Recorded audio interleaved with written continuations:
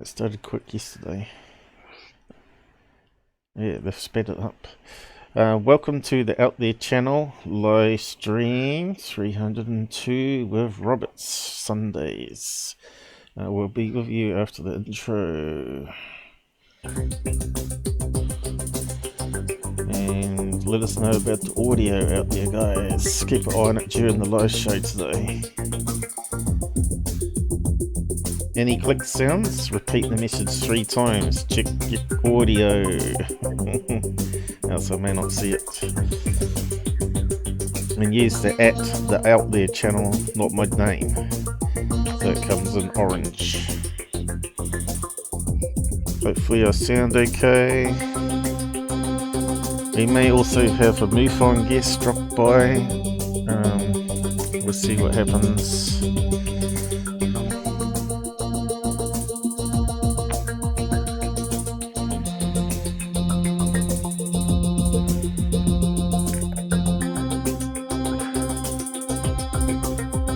We're a wee bit late. Where is everybody today? We got some competitors this morning. This is the only live stream. This is the only live stream that's worth watching, guys, on UFOs. Almost. And if it wasn't my channel, I would be here like everybody else watching. That's the truth. The only reason I started this because we had nothing decent out there. We needed someone to do what I'm doing.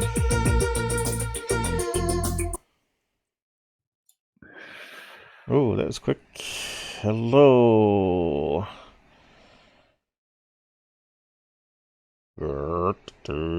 Be back. I'll be back. Okay, no hardcore swearing on the side, no trolling. Respect everybody. And let's have some fun, I guess. And no self-promotions or promoting other fraud channels that we often debunk. Fairly obvious, really. Okay. So what are we doing today, Robert? Are you there? Yes, I am. We're looking at the Tim McMillan interview. Now, it's like a couple of months old, but I really doubt that many people be aware of this interview. So it's saying some interesting stuff. It's Tim McMillan.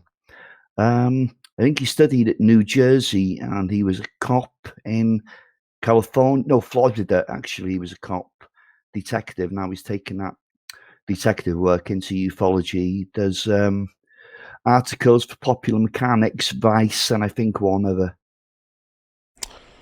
Yep. He's one of the so-called young guns in ufology these days, and he's a good example too. Ooh, Goof on Radio hates the young guns. But we need younger blood that's got some critical thinking. Well, I tell you what, Tim McMillan is a lot more of I'm not going to say anything about Goofon. Let's just leave that. Yes. Okay, so ufology, UFOs or aliens. Yeah, he's an asset to the community, no question. Change reality, etc. Damn eyes, focus. We got there. Who we got with us? JD, all good. Thanks for letting us know. Shelley's with us. Susan, I haven't seen yet. Who else? We've got Ken, was it? I thought I saw Ken. I'm not sure if Ken's about. I don't think he is as yet. No. We got Joe's here. Popped up. Joe's with us too, yeah. And Mr. Wesley Snipes. Oh, here's Ken. Charles, he's late to the party. Too. Run to Charles. We haven't upset him again, have we? Paul's always upsetting people, you know. So we got some links to go for this thing.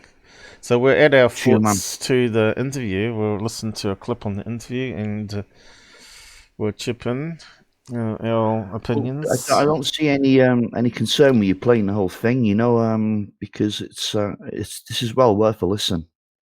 And of course, we do our analysis. Well, we might have to pause it as we go to add opinion. Of course. Which is allowed under fair use, you see. Mm-hmm. I finally got a haircut so that my hair's not in my eyes. Okay, copy. We'll see how it goes. So, looks like it's running good. I'm not seeing any issues. CPU's good. 44% peaking. Oop, what's happened? It's that stupid add-on. I wish there's a way to get around that. I can hardly breathe, okay. Gotta get a dry mouth. There he is.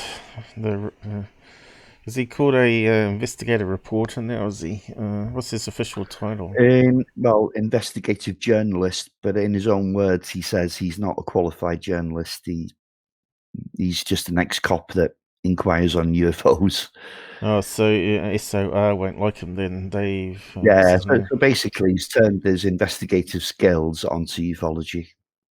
And he's doing a grand job. Fair play. He's an asset.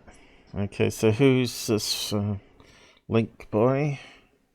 New York Post, is it? New York Post, yeah. Yeah, he's done a lot of interviews with Nick Pope as well. Okay, let's see how they go then. Sure.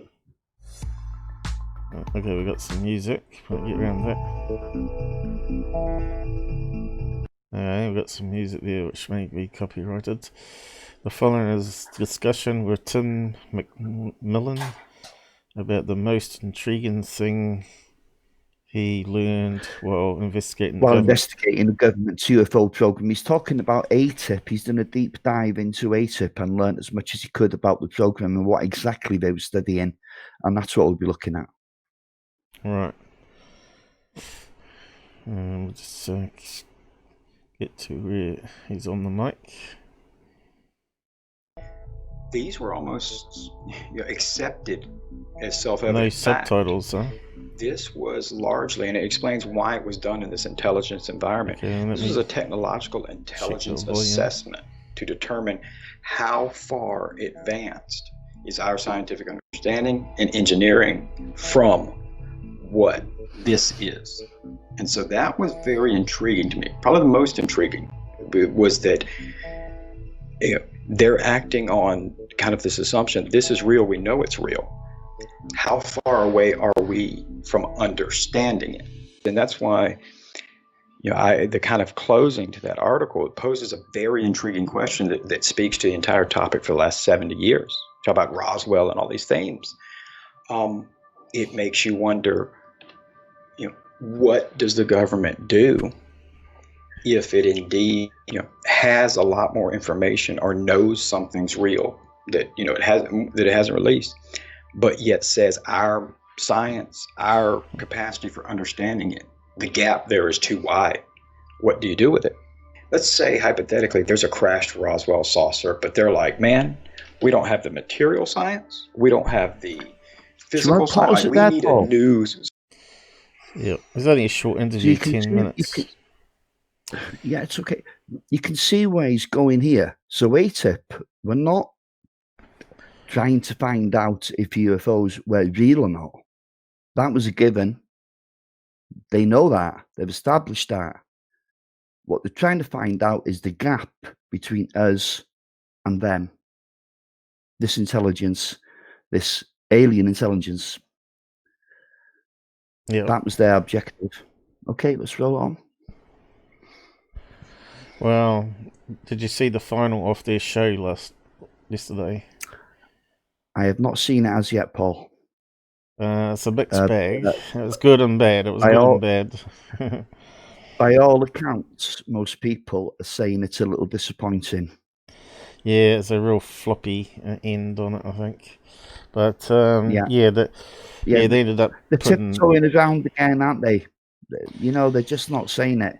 It's Well, like, they put up some obvious skydivers and flares again. It was like watching a Dr. Greer movie, you know. yeah, I know.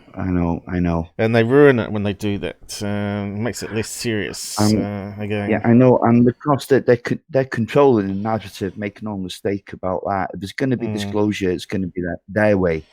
Yeah. But of course, they've brought the subject forward more than any other group in the history of They probably ufology had in such a short time. They had probably 3 good military witnesses, or credible witnesses on it that saw red globes, orbs, and Was that just in that episode, or are you talking about the whole series now? well, the final episode was 2 hours, but they broke it up into regular episodes. Yes, but Okay. yeah, the very last one, it sort of lost its way, and then they brought it back in at the very end. But still, yeah, nothing solved. Right, Yeah, I just know, but I some. think what's happening is there's an internal battle going on here, but they're only allowed to say so much, and it's proper drip, isn't it? Yeah, And the it's only kind one of gone. the only one that seems to have the ball on the ball is the Christopher Mellon. ex-CIA guy. Yeah, the Mellon guy. It seems to be the only one Yeah. that seems to be worth listening to. The And thing is, he's got a whole lot of clout as well. He's a billionaire. The family are billionaires. They made their money from banking. Right. He's less gullible than Elizondo when he sees stuff. I think he's I less don't likely. think Elizondo is gullible. Not for 1 second. He's counterintelligence. I don't know. He looks at videos and he can't see that they're flares. On one particular video, straight away you could see there are flares just by the way they're moving. Yeah. He has to call up an expert. Yeah. And then they get this woman on that says that alien abductions is all sleep paralysis. I can't remember what her name was, but I think when Earl watches that, he'll be saying, no. He's saying that everybody believes they're abducted. Some guy was saying that they saw 5 triangles fly over their house, and the next day their house got lit up and 4 aliens walked through the wall. And she's saying it's sleep paralysis. So when you get to see that part, you'll be going, tut, tut, tut. This is meant to be a serious researcher here. Makes you wonder how long she's been researching it. Louise is acting half the time.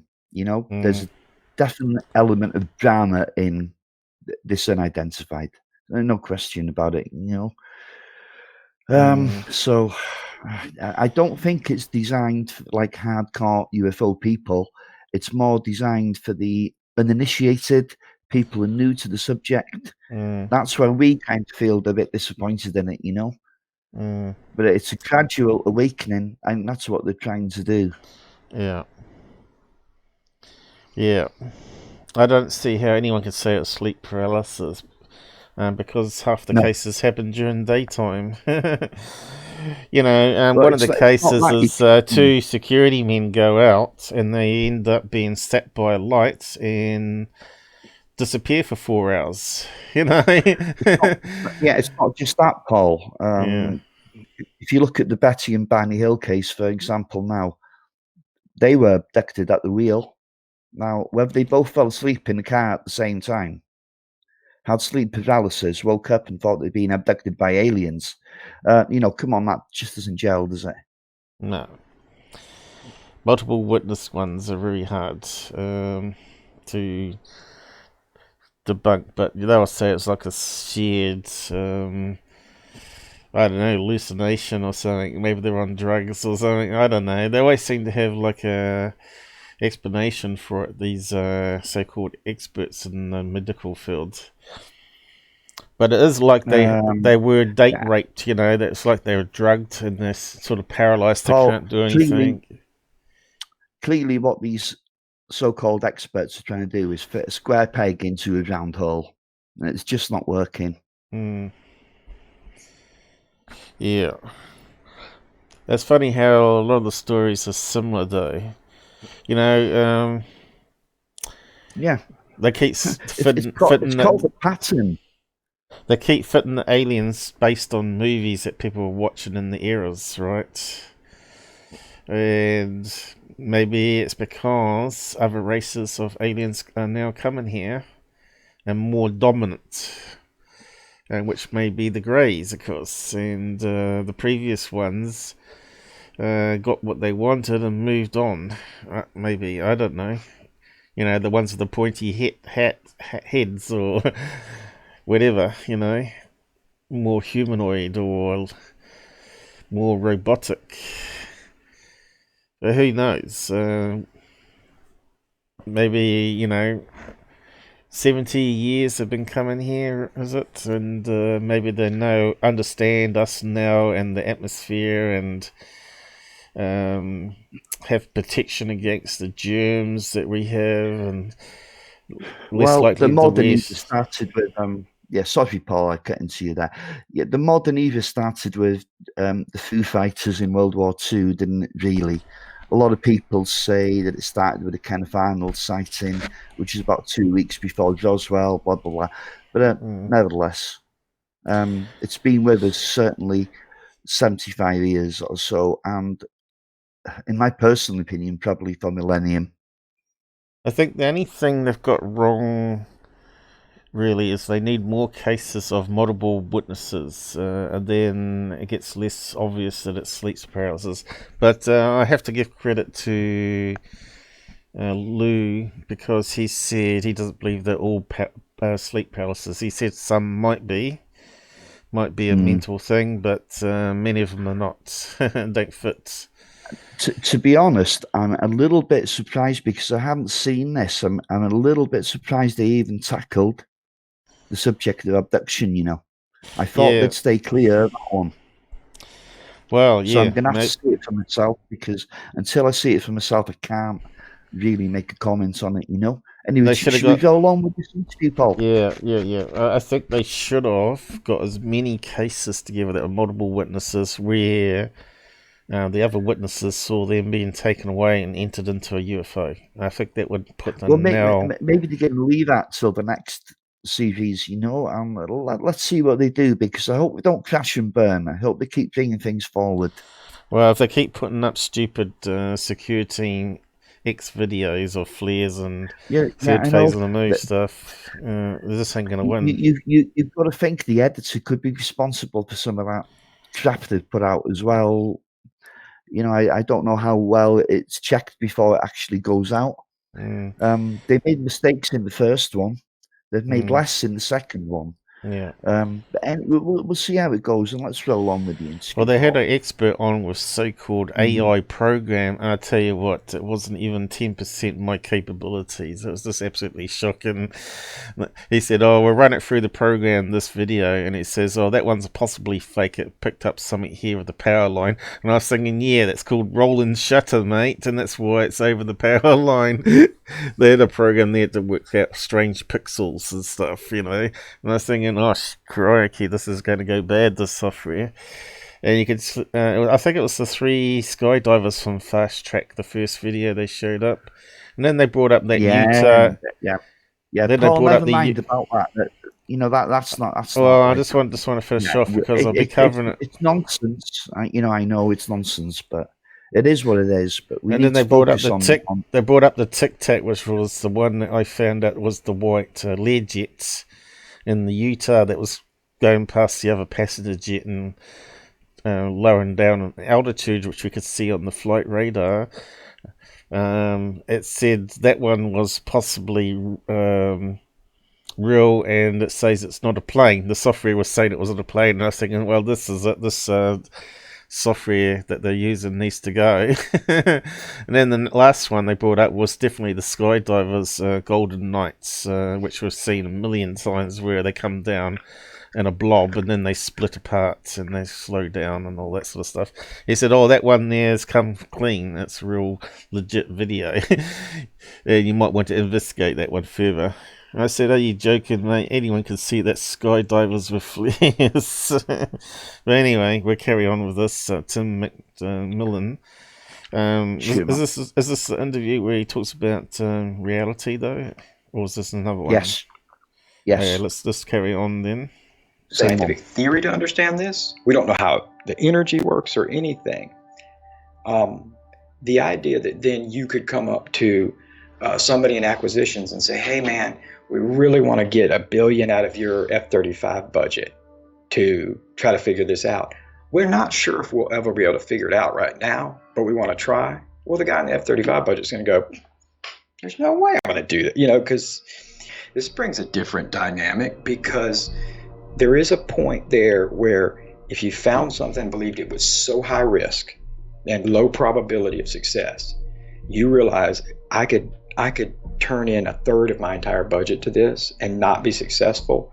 And while I'm doing that, Russia's building planes and they're building bombs, and we're going to be behind geopolitically and militarily.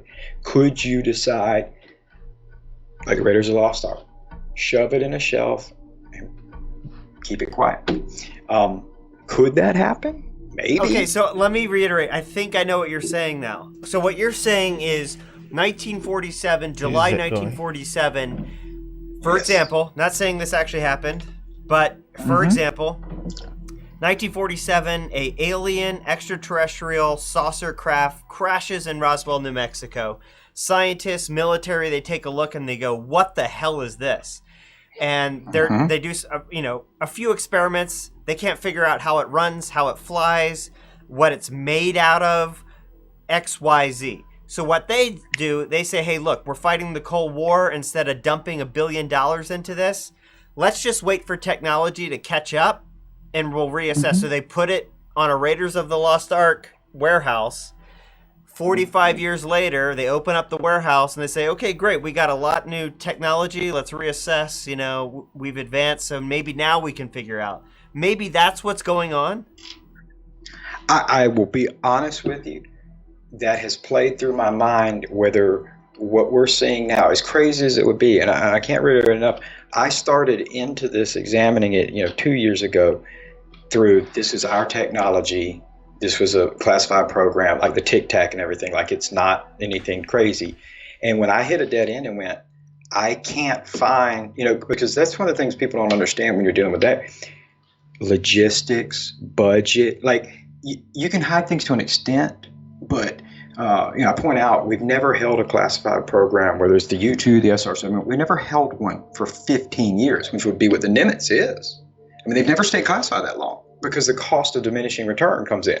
It costs more for you to keep it secret than the program running itself. And so you bring it out. And so I couldn't find any evidence there. So I had to go to the other end. I didn't expect that. But yes, what you just said, it makes you really wonder if there is a, for lack of a better term, a white hat, black hat world going on where you maybe have these individuals. Maybe it is Mr. Elizondo. Maybe it is these others who may still be there, who believe that we do possess enough capability to understand this now, and then you're fighting with some. Again, that is a huge fight, because you could know right now.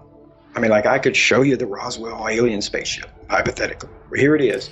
And you're in charge of the Air Force technology budget, and you're going, wow, that's crazy. How will that help me, if something happens with Iran, or if something happens in North Korea? And you're like, well, we don't know yet, because we don't even know how to power it. That person going, well, I know how to power my jets. Sorry, mate. Yeah, cheers. So what he's saying is, possibly they have something that's so far advanced, they can't even comprehend it. So they put it to one side for 10 years, 15 years, 20 years, until we make some more advances in science, and then they reopen it again, take a look at it, trying to figure out how it's working. It's like giving a smartphone to Neanderthal man and saying, Go on, that's yours. Tell me how it works. Make another one. Well, it's not going to happen, is he? He's going to clue. He doesn't know how it's powered. He hasn't got the satellites and receivers to make it work. They're not even around yet. And I think if we're talking about a civilization that's maybe 100 years or maybe even 1,000,000 years more advanced, it's going to be so difficult to glean anything from it, you know? Yeah. And that's what Tim's saying here. So why throw all this money on a project that simply is it's just far too advanced for us to even comprehend? Yeah, they knew It's about what he's silicon talking about. chips even before they could make them. I can't remember hearing the story about it. They needed to create the tools to be able to make the chips the way they wanted it to. So they had to wait for a catch-up in technology. It's like nano machines, right? You got to make the tools to be able to see that small, and you got to invent a new way of looking. This is what I'm talking about now. Just imagine giving someone a Ford Escort, which we take for kind of granted, to someone who lived in 1800. Well, even worse than that. Houston, we got problems. Even worse than that, just take a Mini Cooper, drop it from space, or a Tesla car. You could change it to Tesla car, and it smashes into the ground into mini bits, and you got to reassemble it. Now, where would you begin if it's the first time you've ever seen it? It's going to be an epic fail, isn't it? Yeah, if you take a car even and it breaks into 1,000,000 pieces and some of it burns up or whatever, and you're going to have missing bits and stuff that's not going to work anymore, and you've got to reassemble it and get it working again. I think even giving it to the most experts to be able to reassemble a car that are familiar with it are going to have a challenge, So, yeah, take something that's totally new. Maybe some new Tesla design car which they've never seen, a new battery, and it's all destroyed, and it needs the battery to be able to work properly. And so the power source is key, So he's just repeating stuff at the moment that we've not heard. Repeating the stuff we've heard over and over again over the years of UFOs, though. He's not the first one that said about the smartphone example, right? He's not the first one. It's probably Stanton Friedman that probably said that, probably. Okay, I'll make another example.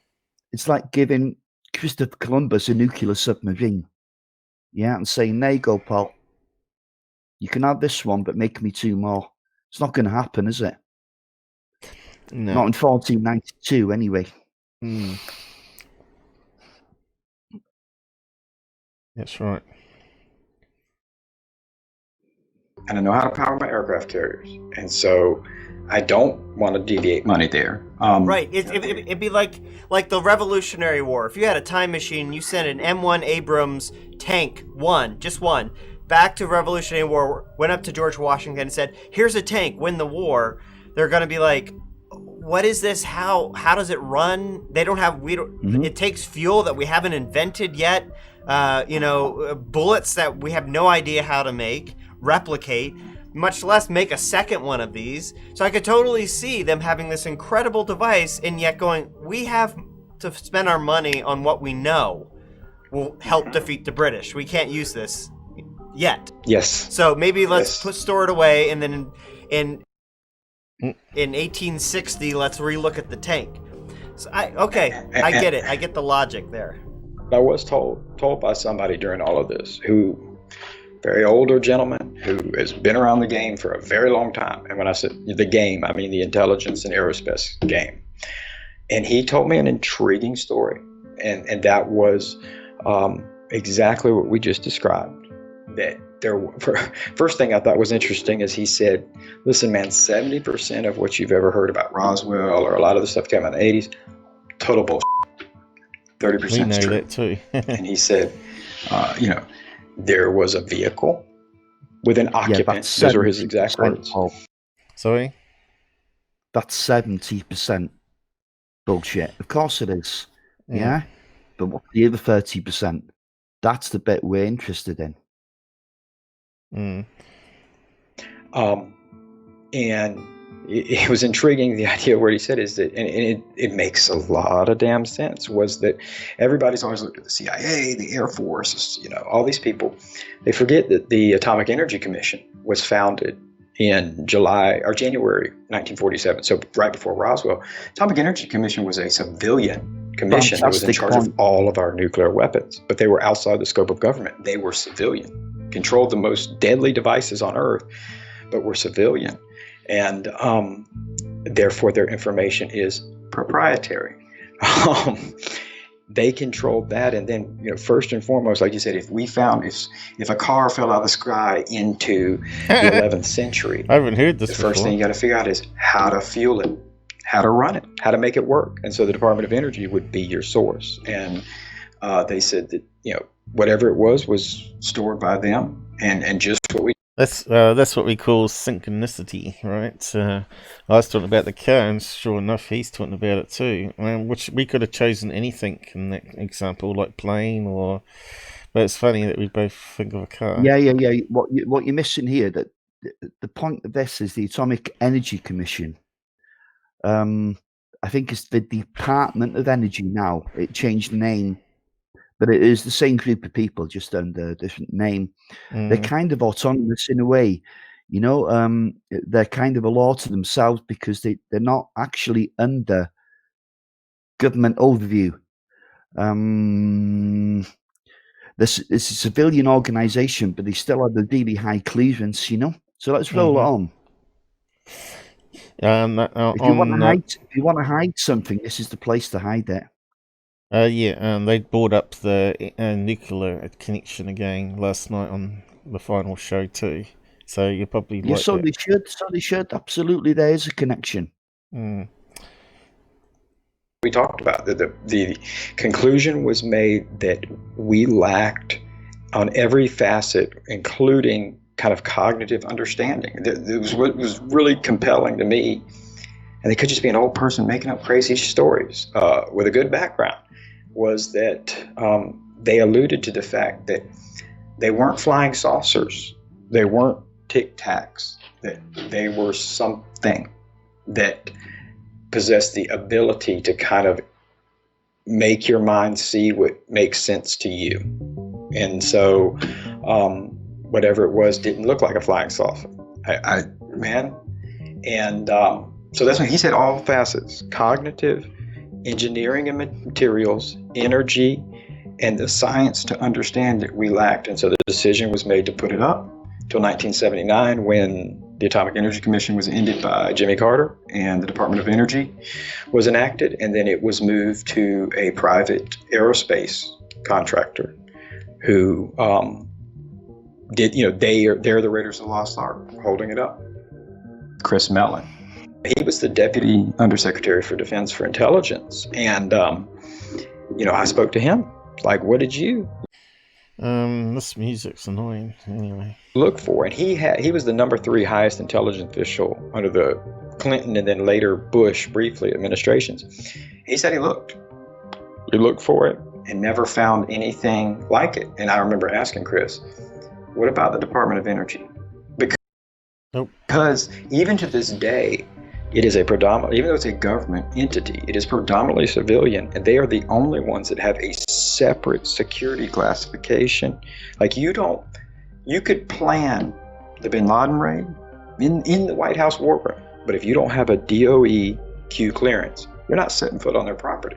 I mean, that's how they're very exclusive. So it's got some music at the end there. So the key point there, he was saying that UFOs or aliens are able to change our perception or reality. Yes. I suppose that connects into screen memory that people keep talking about. Or is it really true?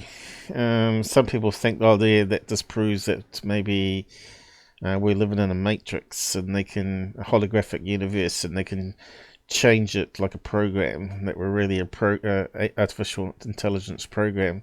But I just think that's all BS myself.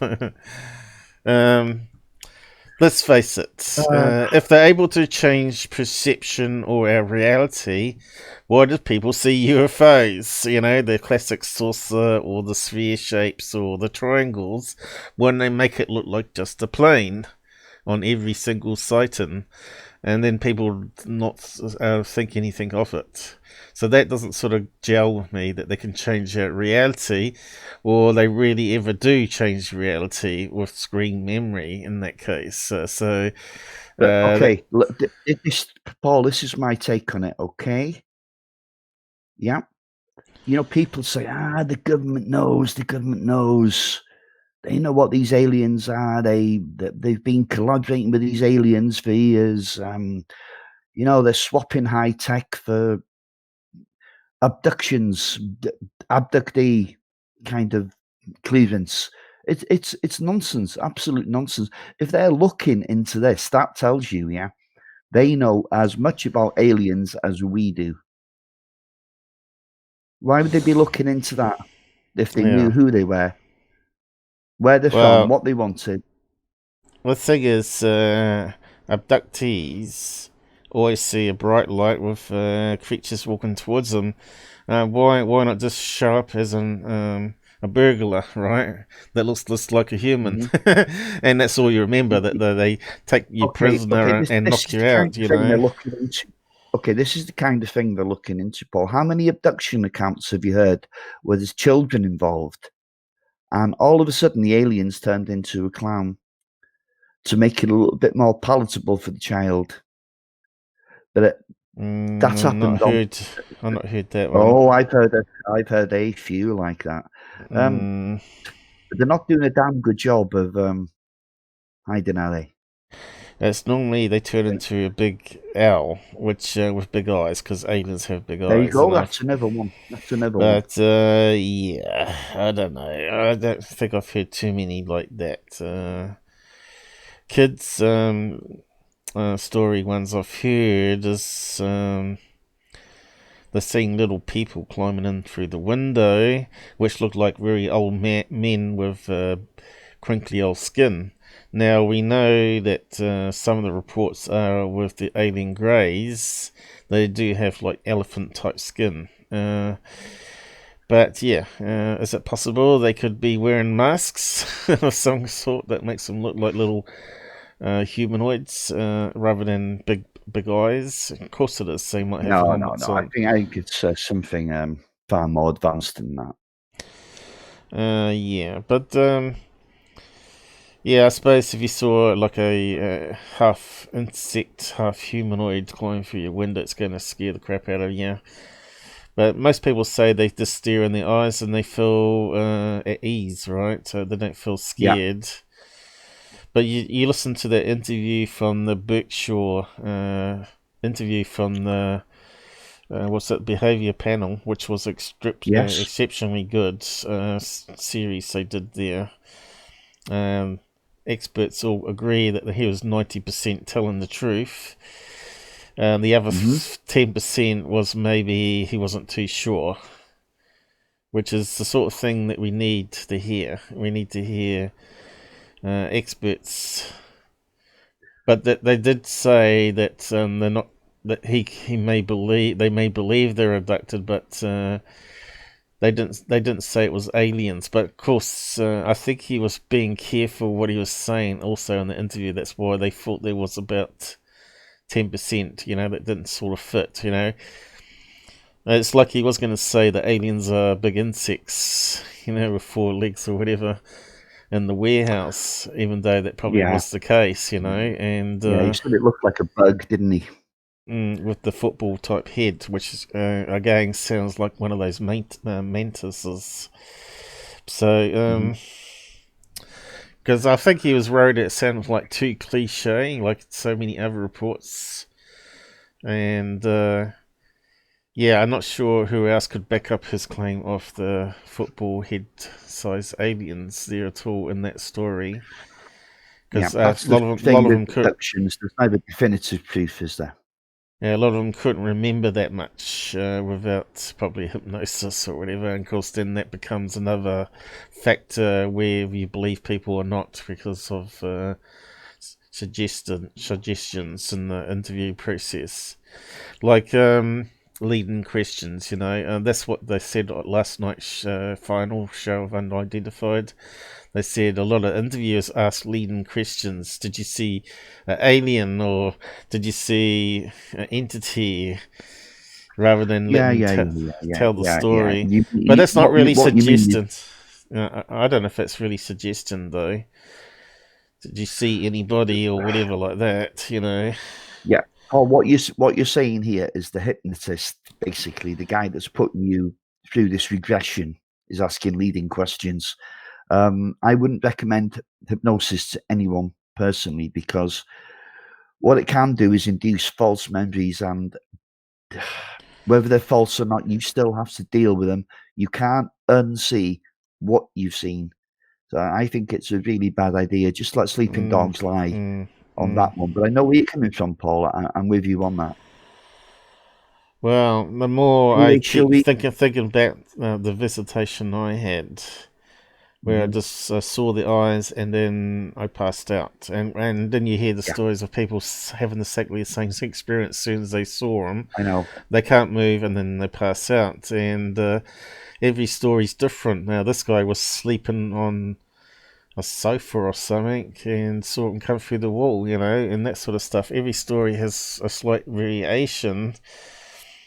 And they have also a variation in the number of aliens they see too. Mine was 2. Yes, it's all variations of the same thing. There's something going on, and it would be folly to ignore.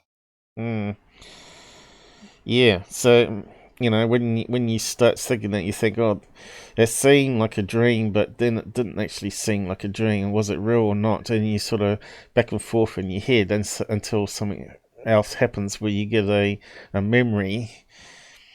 But yeah, it's, like I said, I don't normally have a dream where I'm in utter pain and I'm awake and I can see around the room, and then I see creatures and then pass out. I've never had that dream ever in my life, sort of thing, and never had. Normally, when I get pain with my back and stuff, it wakes you up, right, and you turn around and try and get comfy again, right, or you get up and have a pee, get a drink of water, and then go back to bed. Normally, that's the situation that happens. So you don't sort of wake up, see aliens sticking a needle in you, and then you pass out. It's just not abnormal. So, to me, that sort of happened. It's too crazy to be. Paul, as you know, I had a similar experience, and it only happened after I started looking into the subject to the extent that I have. And I didn't like it. I don't want it to happen again. And I don't know if it was real or not. I mean, they keep telling myself. Well, I think once they've got you once, this is my feeling. Once they've got you once, they're able to control you after that with the implants. Now, I haven't told people this before, but last week I got the ringing in the ear again, and it was only in one ear, which is really strange. And I thought, oh no, I just feel a wee bit creeped out by this buzzing sound in my ear. And the next day it was an utter pain. All my joints were hurting, and I could barely function. And I had to take painkillers. It's the worst I've ever been for a long time. And then the second night, I decided to take a hardcore pill, tramadol, and I slept really solid that night. Totally knocked out, probably because I needed to catch up on sleep too as well. They do have this sleeping pill effect, and the following night I heard the buzzing sound again, because I was saying into my head, please alien, if you turn that off, turn it back on. Give me pain relief again. And sure enough, I heard a buzzing sound that night again. And the next day, I was pain-free. I just couldn't work it out. So Well, this is one. Paul, you were the biggest skeptic and debunker going. I You know, I asked for know, this. I You know, asked for it. I know. I thought I did something wrong, and they turned it off to punish me. And so I was projecting my thoughts out there. It was almost like I felt like I was being observed, and I thought, well, I'll give it a try because people say just think of it in your head like you're communicating with them, and that's what I did. And then they had the buzzing sound again because, as you know, I got tin ear. I got this constant buzz in the ears anyway. This Oh, it's called frequency was. tinnitus, isn't it? Yeah, I call it tin Tinnitus. ear. And Tin ear, yeah, fair enough. this other sound was so much louder and buzzing in one ear, and I thought this is crazy. So I start thinking about some of the stories I've heard, because I'm trying to find proof myself. It's like they're trying to prove to me. Paul, don't try too hard. Just accept it. If you don't accept it, mm, you know, I don't yeah. know what to say to you, Paul, because this is ongoing with you now. Mm, I don't know yeah. what to say for the best. Well, it's quite But interesting because I wouldn't think too much into it. Just let it be whatever it is. It's not hurt you. So No. Well, that disproves me. Maybe there's good aliens, but yeah, or maybe it's just some crazy dream, and it's just ongoing. So I don't know. It's like something's been proven to me. But yeah, like you said, I okay. just have to go with it and see what comes next. I think that's the best. Just roll with it, because it's out of your hands anyway. Yeah. But already I mean, what feel you're gonna that do, the you're gonna phone the cops. no, because Exactly. this all started after I got in contact with the other woman that talked about abductions, Venus Yeah. with William Pullen. Venus is under. Yeah. I'm not sure if you shared that link to her abduction story, but it's extremely good. Do you want me to try and have a quick look for it now and share it with the guys? You can. I'm not sure if I've already shared it or not, but it's Okay, definitely no worth problem. having a listen. And I've put a lot of comments on there. I don't know if they've deleted them or not, or they've vanished. Google's good at doing that. But I said it's amazing. Everything you said here in your life, I've also experienced parts of it as well. Like out of body or dreams that partially come true, which I only had for a short period in my life where that happened. And then strange paranormal stuff, which she experienced, like touching and jumping on the bed and all that sort of stuff. It sort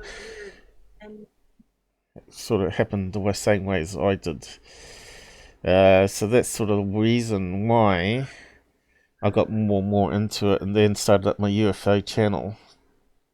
To try and seek some answers and see if we can find people that's had the same stories without all the bullshit and fake UFO stuff that's out there, so we can get to the actual bottom of the real stuff, which is all hidden now, hidden in plain sight through the noise. Guys, sorry, Paul. What I'll do, guys, I'll leave the Venus story here for you now. Yeah. So maybe some of us will get disclosure before we die in this particular personal way with visitations. But don't expect that you'll ever be able to prove it to anybody else, Paul. No, I won't. But we may get to see all the advanced technology and stuff before we die through the process of our community here, is what I'm saying. Yeah. And no one else will know because they didn't connect with the right people. I think the connection of the people that you deal with is crucial. When you get with the right contactees and start comparing notes. But there are a lot of fake contactees out there, I think, as well, and they're embellishing their stories. So this is Venus.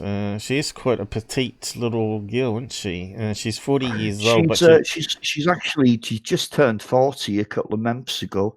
She looks three like children. 20-year-old. Yeah, yeah. she's a young looking 40 for sure. But she is that age, trust me. William would be okay with us playing a clip on this, wouldn't they?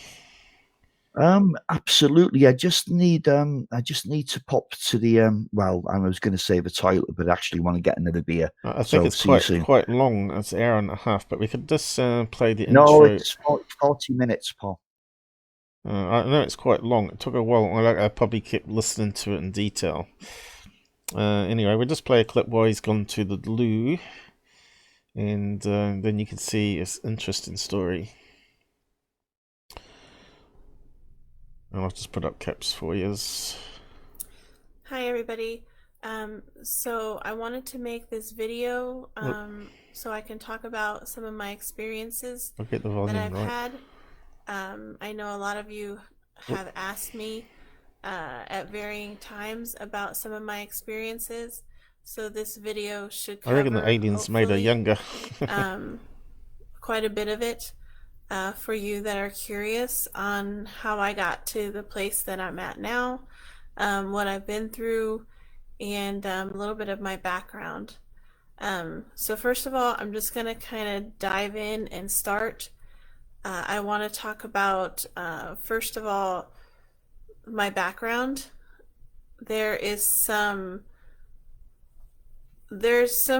people who think that maybe background, ethnicity, blood type, that kind of thing might play a role in abductees, maybe what they might have in common with each other. I don't know specifically what role that plays, but I'm willing to put it out there to let all of you know what my background is, so you are aware.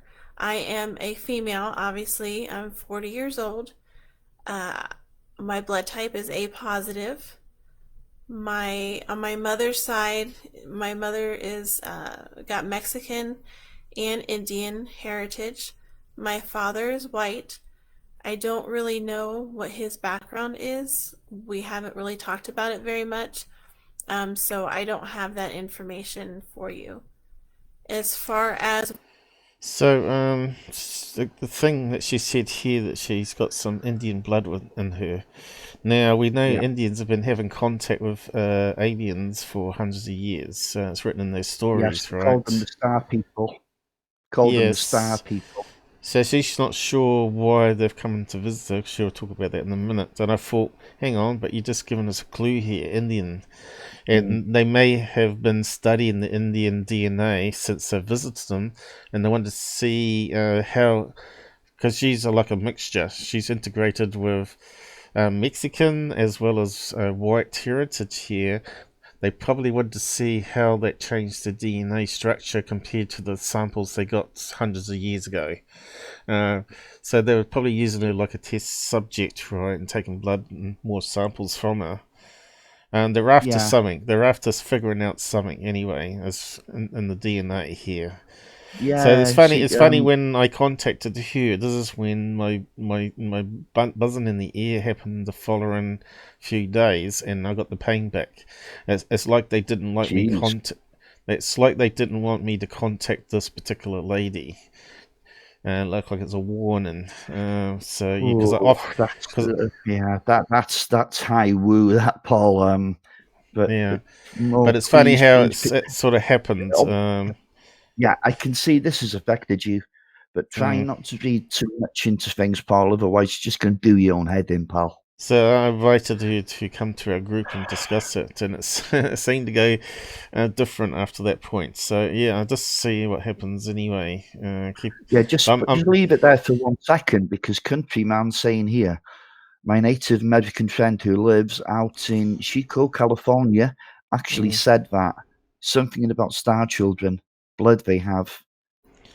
I've heard what she's talking about. There's definitely a connection with the Native American people and this intelligence that we have to deal with. Sure, agreed. Yeah. We'll just keep on listening to her for a wee bit. Yep. She's sort of like an add-in here. Whether or not other people in my family has had experiences with UFOs or encounters or abductions, up until recently, the answer to that was no. I hadn't found anybody in my family that had spoken about having any kind of experiences like that. I did find out maybe a week or so ago that there is possibly an aunt in my family who says that she had an encounter. Bingo. So that would be the only person that I know in my family that has said anything or that has had any kind of experience. So that is my background for anybody that wants to know. Okay, so you might remember also Vern. He married an Indian lady, and he's had lots of alien and UFO presence, especially involving his kids when he's been with the kids. So maybe there's some truth to his story, and the connection of the Indian bloodline here might be the key here. I know a lot of people out there didn't believe his story, and he did go a wee bit crazy when his ex-Indian wife messed around with another guy and took off and all that sort of business. But yeah, he did come back on Twitter and started abusing me. I only tried to help the guy out, and he called me. I know the guy. He had his channel, didn't he? Burn Vision. Yeah. Is that right? He said he was an intelligent guy, but he had like a personality, self-destruction personality. That's what I call it. He couldn't be positive. He couldn't get out the rut he was in. I said, you got to get out that city. You got to do something different. You got to go and find another woman and all this sort of stuff. But he didn't like a man that she set up with. Well, who does? Exes always have that problem with the men that the ex sets up with, because he saw him like being an abuser, and he didn't like the kids being influenced by her saying that he's a horrible man, putting him against her and all that sort of stuff. I said, look, you just got to get away from all that. Because we saw how he was going downhill more and more as the years went on, and he just needed to change his life and just get out and get away from the people that he associated with, because they were bad for him. But I still believe parts of his story, although they were sort of crazy, like UFOs coming in and out of portals and entering the side of mountains and chasing him down the highway while the cop was chasing him and sapping the cop car or whatever it was. Actually, the UFO comes suddenly down and shot a beam at the cop car that was chasing him. So somehow he felt he was being protected or whatnot, and he reckons he recorded them on video, and the videos would get destroyed on his computer and all this sort of stuff. So yeah, it was all sort of crazy. It was crazy. Stan, like he slipped into a deep dark place there. To be honest, Yeah. and he needs to get out of there fast, because if he doesn't, it's just going to go down and down for him. Yeah. So I don't know if Shelley's got any Indian bloodline there, but who knows? It's got to keep these things. More we look at this stuff, the more connections we start to see ourselves, right? So we'll just keep on going. I'll start off when I was a child. When I was little, I used to have a lot of paranormal things happen to me. Paranormal is normal for me, if that makes any sense. I'm used to seeing spirits, seeing ghosts, having dreams, premonition type dreams, hearing things, that kind of stuff. I've grown up that way, so that wasn't abnormal for me at all. It was so normal for me, as a matter of fact, that I didn't realize that everybody else did not have those abilities to do that. To this day, I still do have paranormal occurrences they're not as prevalent as they were when I was a child, but I still do have them in spurts. So for me, that kind of stuff has went on all of my life. As far as the alien, ET, UFO experiences, when I was a child, I can recall having beings come in my room. The beings, I remember, had a light around them. They would speak to me telepathically. They would hold me down, but they wouldn't hold me down with their hands. They would just hold me down. I don't know if they were doing it with their mind. I'm not really sure. But they would hold me down and I would fight them. And they would tell me that if I would stop fighting, they would let me up. But I would never stop fighting them, so they wouldn't let me up. I could see them whether or not I was facing them, which was very, very odd. So if I was facing the opposite direction, I could see them kind of in my mind. I could see them in my head. So I recall that happening quite a bit. I recall waking up a lot with my clothing on backwards, my nightgowns and my nightshirts with the tags in front, turning them around Aliens all the have trouble time. with clothes. For anybody that this means anything, I recall having an owl outside of my window. I don't know what that means, but I know a lot of us that have had experiences with ET beings or ET type beings have that in common as far as having an owl outside of our room. That was a normal occurrence for me. Most of my childhood, there was an owl outside of my window that I can recall. I recall going through windows, going through the ceiling, going through walls, that kind of thing when I was smaller.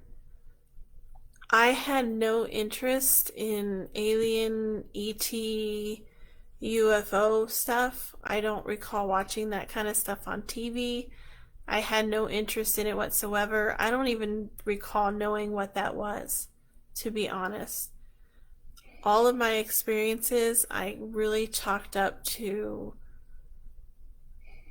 probably being kind of on the paranormal side, or at least that's what I thought it was at that time, because I had so many experiences that were paranormal related that those kind of experiences were not, they were odd, but not that odd to me. So I never spoke about it or anything like that. Now that I've gotten older and I've spoken to other people that have had experiences since they were a child, I realize that I have a lot in common with a lot of them, down to the owl being in my window, to going through the walls, to my clothes being backwards, to beings coming in my room with lights around them, like almost like they're glowing, that kind of thing. I have that in common with. So when I told my story, I said they were like self-illuminated when I saw them, or something they were wearing was illuminating them. So it wasn't like a bright light where the room was filled with light for my particular case. It was like these guys. Are you saying there was some clothing on these?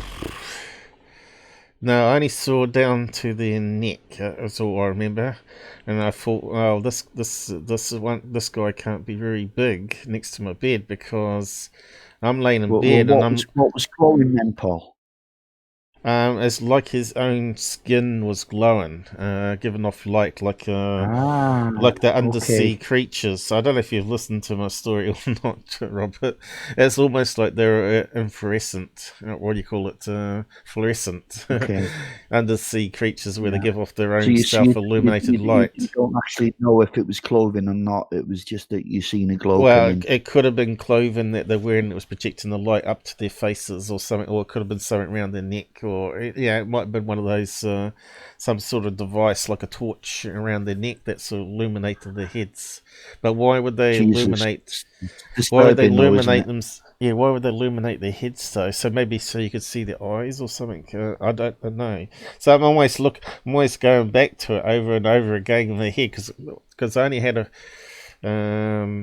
probably a maximum of a minute of seeing this one behind me injecting a needle in me, which is strange because a lot of the stories that they're taken away, she's taken away, but mine was all in the bed, in my own bed, where I couldn't move, and I lifted up, I could only move my hands, and I was trying to fight off the needle guy with one, and I lifted up the cover with the other hand just enough to see this other one, and then it looked at me, and it was sort of glowing, nice sort of grey aqua colour to the skin, and these beautiful big eyes, and I wasn't scared of it at all, and it looked at me, and I just went out like a light into this weird reoccurring dream. It just went round and round in circles in my head, and I thought, this is crazy, a dream of a dream, what's going on? And the next morning, then I don't remember anything after that point, and the next morning I woke up and I was absolutely pain-free. But during that process, I never had so much pain in my life. It's crazy. Because I had gallbladder, and that was extremely painful. This was like another degree higher. So, yeah. But it's funny how she's saying that they seem to be self-illuminated. That's what I've experienced as well. I never really looked deep into all the different cases out there. Now I'm starting to see connections to my crazy dream. How my brain make up such a crazy dream, I don't know. But of course, the strengths would say it's a dream and it's sleep paralysis, of course. A lot of people who believe that they have been either contacted in some way or abducted. So now that I look back on those occurrences, I wonder whether or not they are ET related. Do I know for sure? I don't. But I'm awful suspicious that they are. Skip ahead a little bit to 1994. In 1994, I was 14 years old. During that time, we didn't have cell phones. We didn't carry around cameras in our pockets. So I want to put that out there because my next experience I didn't get a picture of because I didn't have a camera available to me like people do today. I was coming home from I don't know where, and my parents were not home.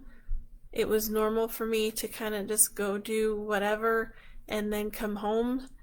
We didn't use the front door at my house. We always went in the side door. It was nighttime, and I walked around to the side door. When I got to the side door, I remember looking up in the sky, and there was a ship in the sky.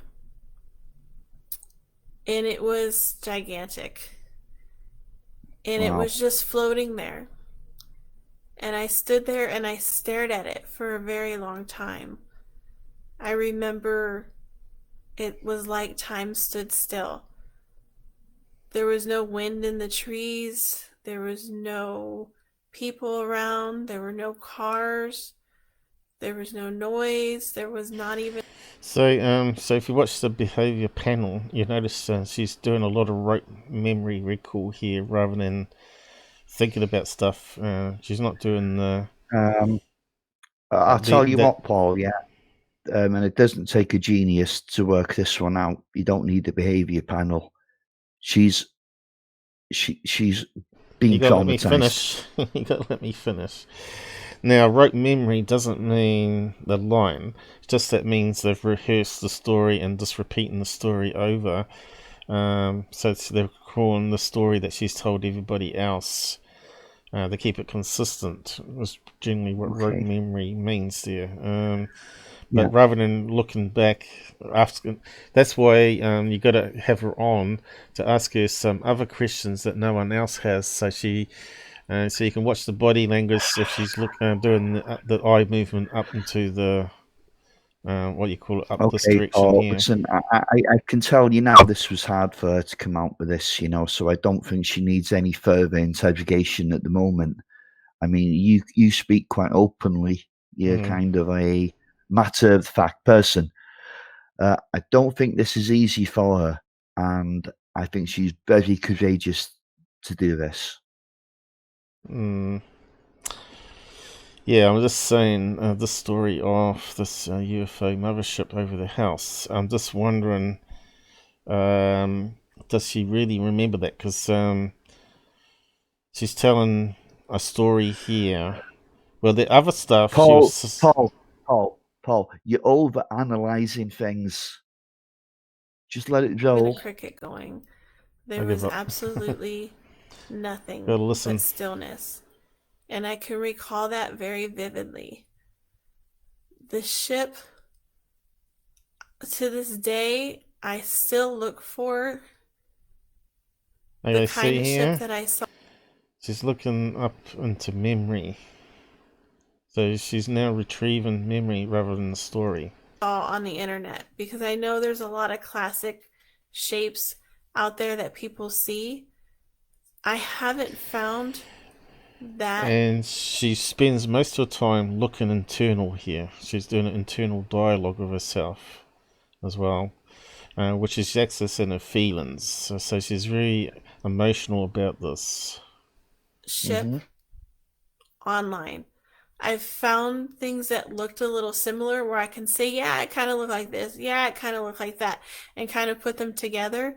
But I haven't really found anything or anybody, for that matter, that has seen this kind of ship. It was the best way I have to describe it is if you see a warship and it's on the water and you were to get underneath it and see it from underneath, that's what the ship looked like. It didn't have any windows. It didn't have a bunch of lights around it. I don't remember seeing occupants, but what I do recall is it hovered with no noise, probably a few hundred Memory feet recall. over the houses behind my house. There was no noise, and there was some kind of iridescent shimmer that kept going around the ship. And on the side that the shimmer was on, that part of the ship you could see through, and you could see the stars behind it. When it came around to the other side, that side of the ship that you could just see through became more solid, and the side that had the shimmer, that side became more see-through, and you could see the stars to the other side of it. That is what I recall on the ship. So knowing myself, not knowing what I was looking at, I decided to go in the house. I went in the house, and there were mirrors by the side door, and I remember looking at myself in the mirror, thinking that I need to pull it together, that what I'm seeing, I'm not really seeing, because I tend to be the biggest critic of myself as far as what I see. I want to know that what I see is really there. So after a few minutes, I went back outside, and the ship was still there. Was it a UFO? Technically, yes, because UFO is an unidentified flying object. Was it ET related? I don't know that. I don't know, because I didn't see any occupants. So I really don't know to this day if it was ET related. But it was unidentified, so I could call it a UFO technically. I stood there for a long time and I stared at it, and it just hovered quietly. And when I was back outside again, I had the same experience where it felt like time was standing still. Again, no wind, no sound, no cars, no people, not a cricket, nothing, no noise whatsoever. I don't know how long I stood out there staring at it, but I didn't want to go inside this time because I wanted to stay out there as long as I could and watch it. And I Yeah, it was coined the Oz factor. I think it was Jenny Randle's UK researcher that coined that term, the Oz factor, when everything just goes quiet and time seems to stand still. And the craft that she was seeing, it's my belief that it was probably only visible to her because she was the focal point of this encounter. Yeah, I'm not too sure how time has sort of been paused. Yeah, but it's almost like a cylinder curtain thing has come down over the house or where she is, where she's walked into it, and maybe it's gone into another dimension at that point, you see, and she's actually seeing the mothership in another world, which has exactly the same sort of people, where they got houses and exactly the same places and everything. But well, maybe it's just like they duplicate what they're used to on their own sort of movie set, so to speak. So she's actually taken, as soon as she enters into that barrier that's around the ship, instantly taken to another universe, which may be like a warehouse or something, but they're projecting her house there still. I mean, Paul, I really don't know. Somehow she stumbled into another reality. Yeah, I don't think it's anything to do with stopping time or anything. I think she's just entered into another dimension at that point, and what she thinks is her house is really them controlling it all. We're not in Kansas anymore, basically. Yeah, because it kind of makes sense why people don't hear people get abducted in the house in a lot of cases. But I must admit, when I try to scream, no sound come out of me. So that somehow they can control that sort of reality of it. That you can't, your voice, they can shut it off and that sort of stuff. They normally can shut off you fighting them as well, but doesn't always go perfect to plan, I think. But yeah, this mothership over the house, I think other people don't see it because it's not there. I think it's in this other dimension. The thing is, yeah. And she's entered into a time, what some people would call a time warp, where they actually pass into another dimension, which looks similar to ours. But you know how people normally walk into a time warp and they're back in the Middle Ages or something crazy like that, or in the future, or some craziness like that, when it's really just a multi-universe and they're just passing through one plane into another for a split second and pass back. I don't know how it works, but I think there's some real science going on there that we yet to understand. And as crazy as it may seem, that seems like the most plausible answer than time travel and being in space and all that sort of stuff. I don't know. Jeez, I think, we're just like two goldfish in a bowl, looking out and trying to understand human civilization. We're clutching at straws, Paul. Anyway, let it roll. I don't know, because when you think about it, when a lot of people get abducted, the cameras go bad. And our MUFON, the cases I've heard from Earl, I'm not sure if he's mentioned publicly, but they've tried to document stuff, and sure enough, the cameras go crazy and you get static on them. And you might remember that show that's just come on recently called Into the Unknown, I mean.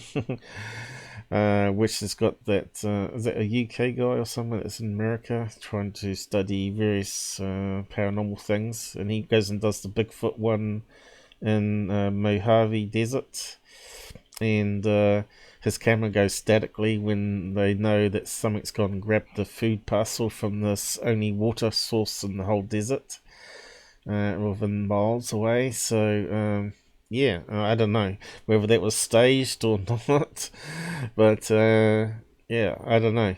Because he tried to capture one before where the camera went crazy too, where he was in a cave. So that seems to be like a common theme, is somehow they can affect the cameras. And the only way to do that would be that it creates a huge EMF field around the person and the objects that it's within, as far as I can see, where again they go into another dimension where electrons don't flow like it does in our world, and so it switches off or whatever. But yeah, I think this is why we need to keep studying and keep listening to cases so we can sort of fit the jigsaw together. And I'm pretty sure all these other researchers, the older ones out there, have all gone through the same process as we have. Of course they have.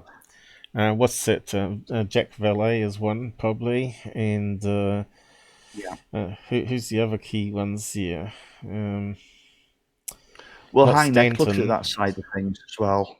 Yeah. No, Stanton Friedman, he looked at everything in kind of black and white terms. He didn't like it if it was beyond his comprehension, you know. He was a nuts and bolts type of guy when it came to UFOs and abductions. I'm just trying to think of some other names where they think about interdimensionalness. But these fakes where they talk about they come from the planets Pleiades or whatever, I think those ones nonsense. Utter complete nonsense. Bollocks. They come from another dimension, or they've got some way of traveling large distances as well in our universe as well. Maybe our universe is unique and their one is void of stuff, and so they're coming into ours and try to take it back to theirs or whatever. It could be there's so many ifs and buts, it's almost pointless. Yeah, a lot of sci-fi stories or movies could be made out of this stuff, right? Hopefully we haven't scared off Ken. Last time we started talking about abduction stories, he broke down in tears and he couldn't resume. Don't say that, Paul. Jesus, man, you don't say that. I'm alive. But this sort of topic does affect certain people out there that have experienced stuff, you know.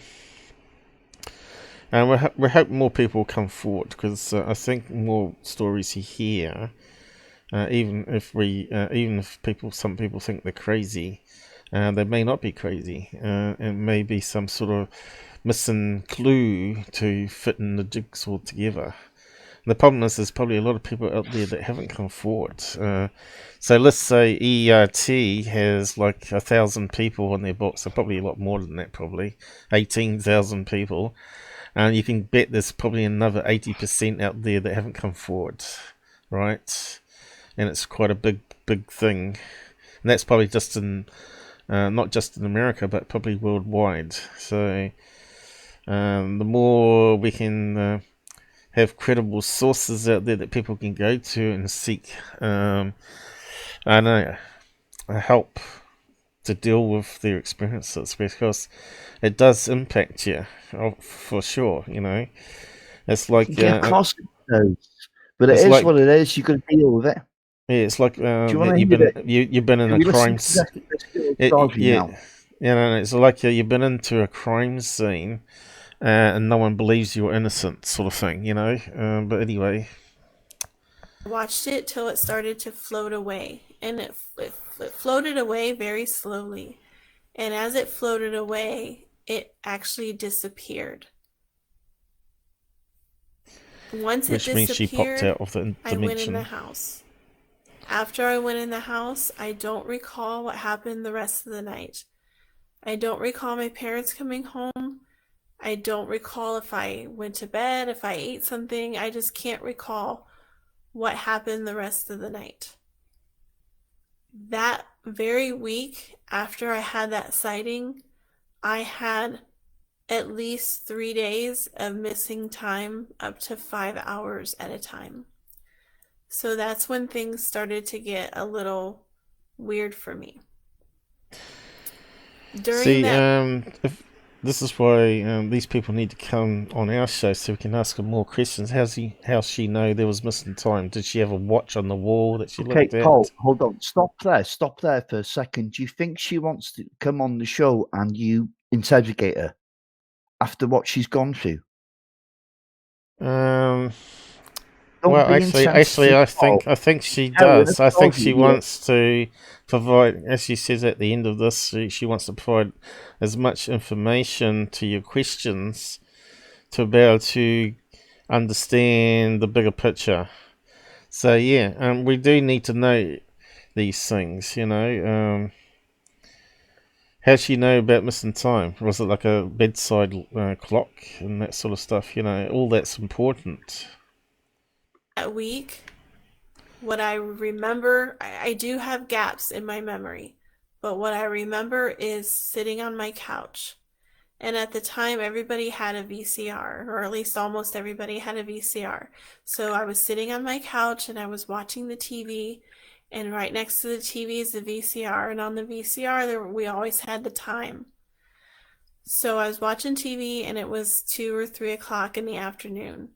And the reason I know that is because the order of occurrence that happened, I was sitting there, I had a buzzing noise. I don't know if it was in my mind Buzzing or noise? in my head or in my ears or both.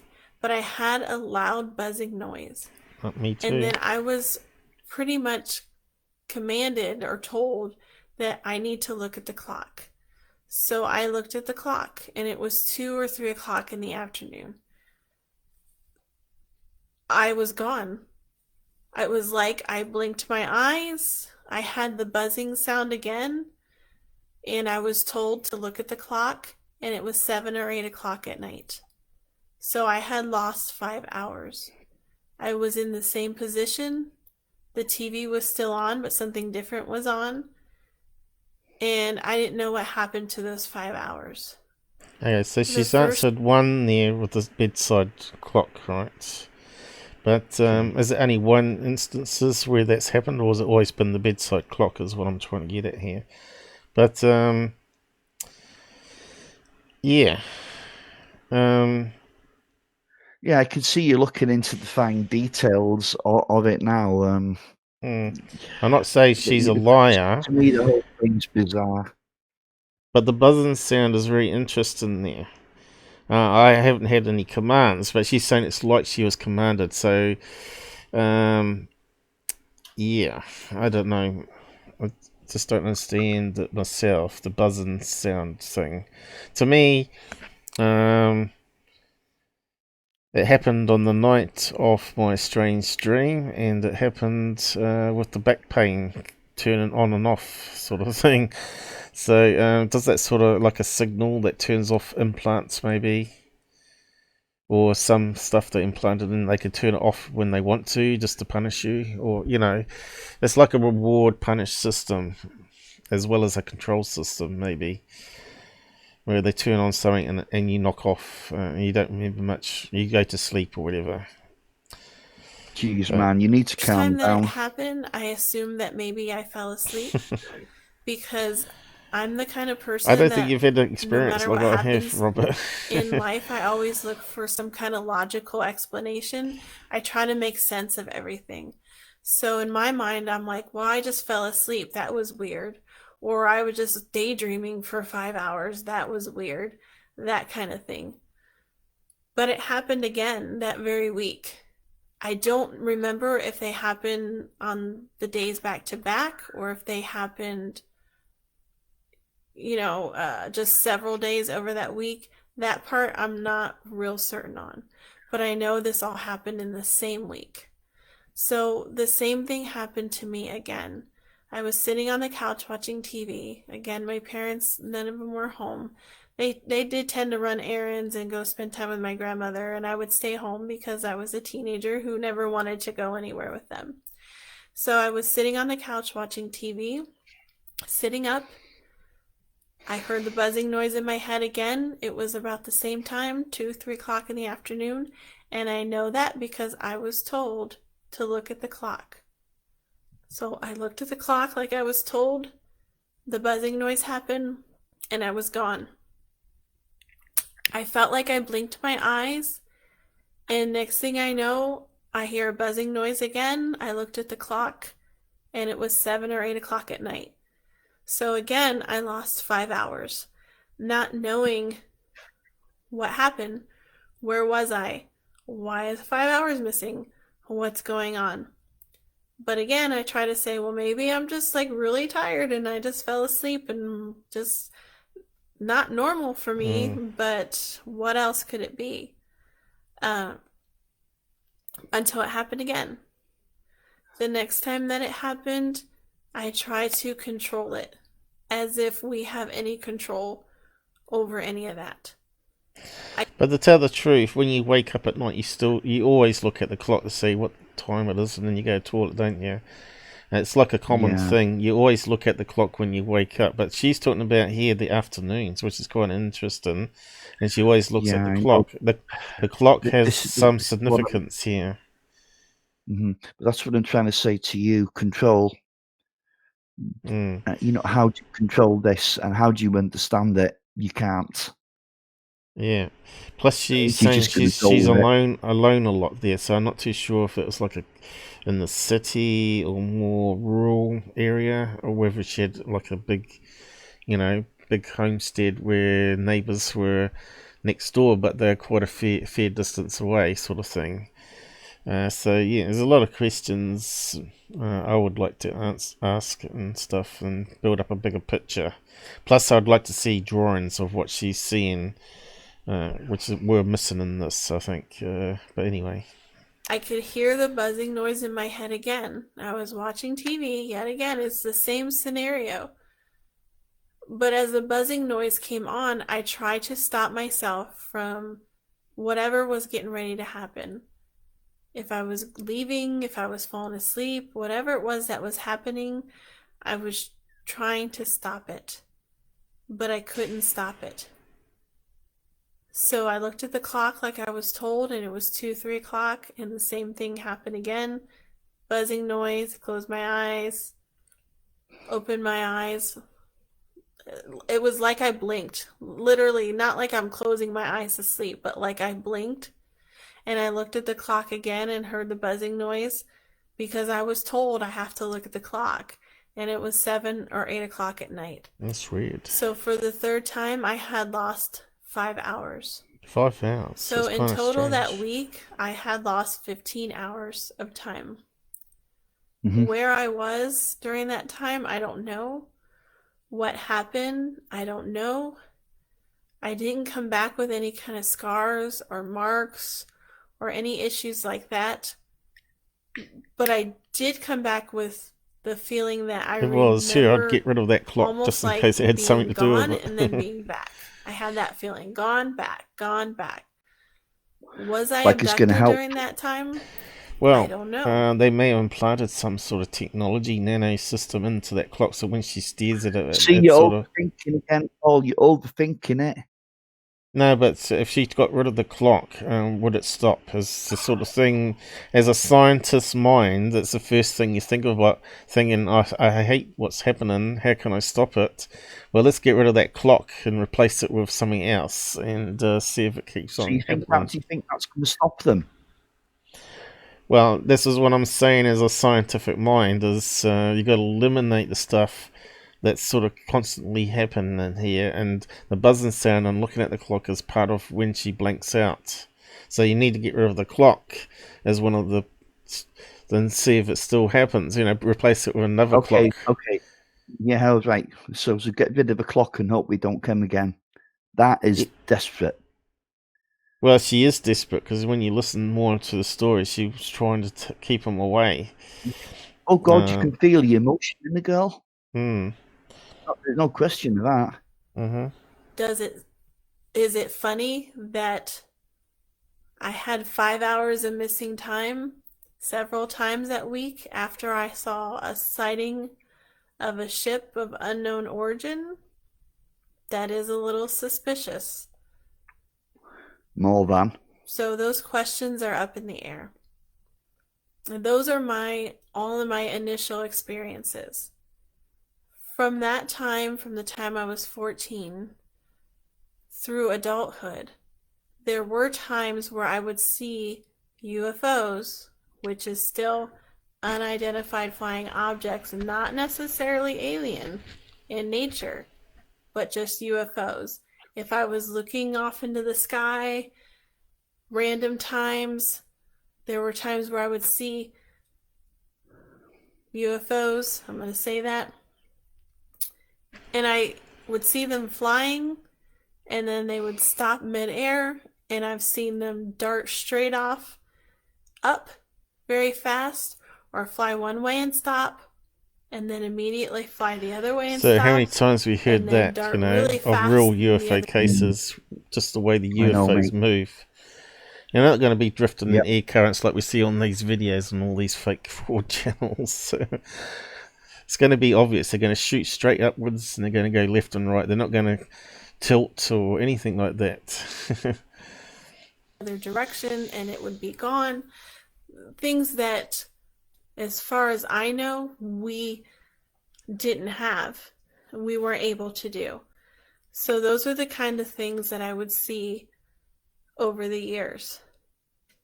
Still experiencing paranormal things as well, and it was just something that I really didn't talk about.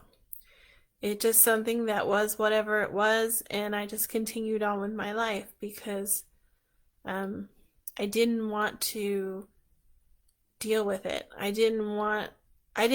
First I didn't even know the paranormal stuff was abnormal. The other stuff was just kind of icing on the cake, and I didn't want to deal with it. So I just chalked it all up as just weird occurrences that happened to me, only me, and I just left it at that. When I got a little older, maybe starting a few years ago, I started to be curious and wonder what happened during those missing time periods. And I started to be curious about the ship that I saw. And so I started researching to see if I can find other people that have seen that same ship. And to date, I still haven't found anybody that has seen the same ship. Okay, this is where she needs drawings, and if she showed me the picture of the ship that she sees in her mind, I look at so many cases in the last 4 years. I may be able to remember a particular case that may be very similar in the shape of the craft that she's talking about, you know. So she needs to get it out there on paper. We could ask him. I could contact William and maybe arrange something to be done like that, you know. But you can see William's influence on her when she's saying UFO as in an identified, not alien spacecraft. You know, William is a good critical thinker. You could possibly argue he lacks a little bit of imagination at times. But it's good to know that his feet are on the ground, and you know he's not a mainstream guy. Nor is this girl Venus either. But I think you know between them they're going to make a good team. And, she's obviously looking. She's looking into her feelings a lot in this interview. She is, yeah. You can see the feelings that she's accessing because she's always looking down and thinking internal dialogue, as they call it. And whatever happened, she believes in it, that's for sure. And it took her a long time to get round to doing this. And once again, I take my hat off her courage. Yeah. So we need more people, obviously, to come out rather than keep it behind closed doors. I think that's what I'm saying. Yeah. But Il obviously gets to hear a lot of these every week, right, with the ERT team cases, and obviously it's still ongoing. It's still big business, as Stanton Friedman would say. UFOs is big business. that saw us. Yeah. It actually took me a long time to find people with missing time. But I did find people. I started to go to local meetings, meeting with people who have had claim they have had alien encounters, abductions, UFO witnesses, people who have experienced paranormal, that kind of thing. I started to go to a bunch of meetings like that. I started to get involved with some of the UFO community, helping out, going to the Wonderland UFO Festival and helping out there, that kind of thing. Very interested for me to know what happened. I actually also reported my sighting and my experience with the missing time to my local MUFON, and it's old, and there's no evidence, so how could you investigate it? But I filled out a form and I wanted to report it. It was really starting to get to me, not knowing what happened, not knowing what it was. It was just something that was bothering me. So that's why I started to get more involved in everything. Now, fast forward a little bit to summer of last year.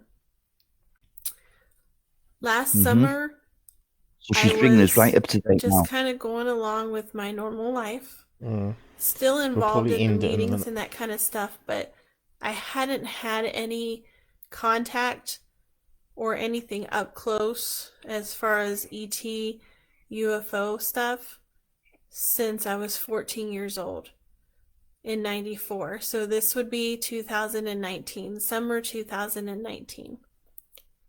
One day I started to get a really anxious feeling, an ominous feeling, a feeling like I was being watched. Almost like I was nauseated, but I wasn't really nauseated. My brain felt really scrambled, like I couldn't think straight. And that's not normal for me. By trade, I'm a nurse, and I can normally think straight, but I just couldn't think correctly. I felt like I was waiting for something. I would pace, get anxious, and the first thing out of my mouth is they're coming. They're coming for me. I had a feeling I was going to have a visitation. And I also had a feeling that that I may be at risk for being abducted. I felt that way. I felt like they wanted to take me. I don't know where that feeling came from. Wow. I hadn't had any experience up close since 94, and now 2019, I'm all of a sudden having these feelings that something is going to happen. It was really weird. And I've spoken to William about this, and the best way that I have to describe this feeling, aside from the other descriptions that I gave you, was if you have a dog and the dog knows their master's coming home, so they start to wait at the door. It felt like I was the dog waiting for my master to come home, and I was waiting at the door. That's what it felt like. I was waiting to have my visitation or my contact or my abduction or whatever was going to happen. I felt like I was going to be taken, really. So you're looking upwards into a memory now. So I was scared. That week, weird stuff started happening around my house. The electronics would go on and off by themselves. The TV, the smoke alarms, which are attached to the electrical system here. That kind of stuff started happening. The TV was most of it, where it would go on and off by itself all the time. I put medication out every night in a container. That used to happen to my sister. By habit, I never TV forgot. Like I said, I'm a nurse, so I don't forget to put medications out. But I would put medication out in a container, and that week that I knew that I was going to have a visitation, that medication was missing out of the container the next morning. Where it went, I don't know. Was it taken? I don't know. I assume so, because I do remember putting that medication in that container and it was gone. I've told this story before and people ask me what kind of medication it was. It was just aspirin, some vitamins, that kind of thing, allergy medicine.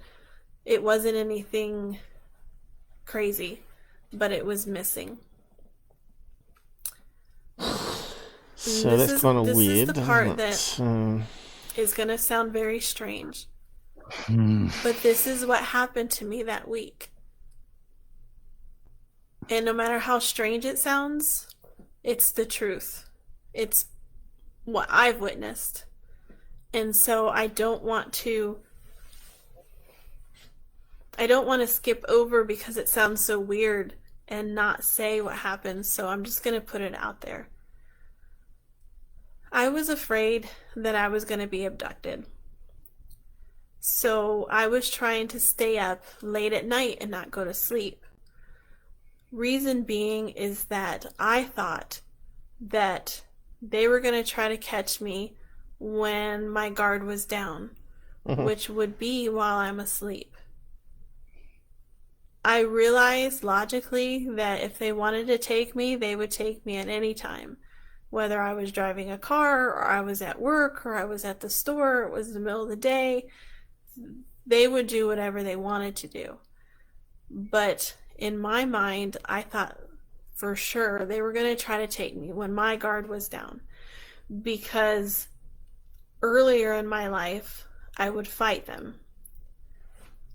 So I just kind of put all that together and said, well, they're not going to want me to fight them, so they're going to do it when my guard's down. So I stayed up late every night that week. And I was sitting up in bed watching TV. Sitting straight up in bed. And as I was watching the television, a shape started appearing in the TV of a being. Of what we would know as a typical alien gray being. Not that anybody's ever really studied one that I know of, but what we see just in depictions on, I guess, on television, or things that people draw, or other people that claim that they see this alien gray. It started to materialize in the television. And I sat there and I stared at it. And I... See, she's saying it appeared in the TV, which is kind of strange. To me, I'm just wondering if she thinks it appeared in TV. It may be that somehow she, you know how she was saying that she feels like she's being watched all the time. It may be that they have some sort of cloaking suit or something where they're sort of invisible, but they're standing there and they're sort of passed in front of the TV and it's sort of decloaked part of them. And she's saying it's in the TV. I'm just wondering if it's really that it was standing there in front of the TV.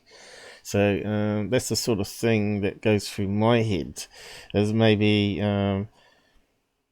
somehow the TV or something near the TV interfered with the cloaking, and it sort of revealed itself to her. Which is that would be really spooky, seeing something in the TV, though.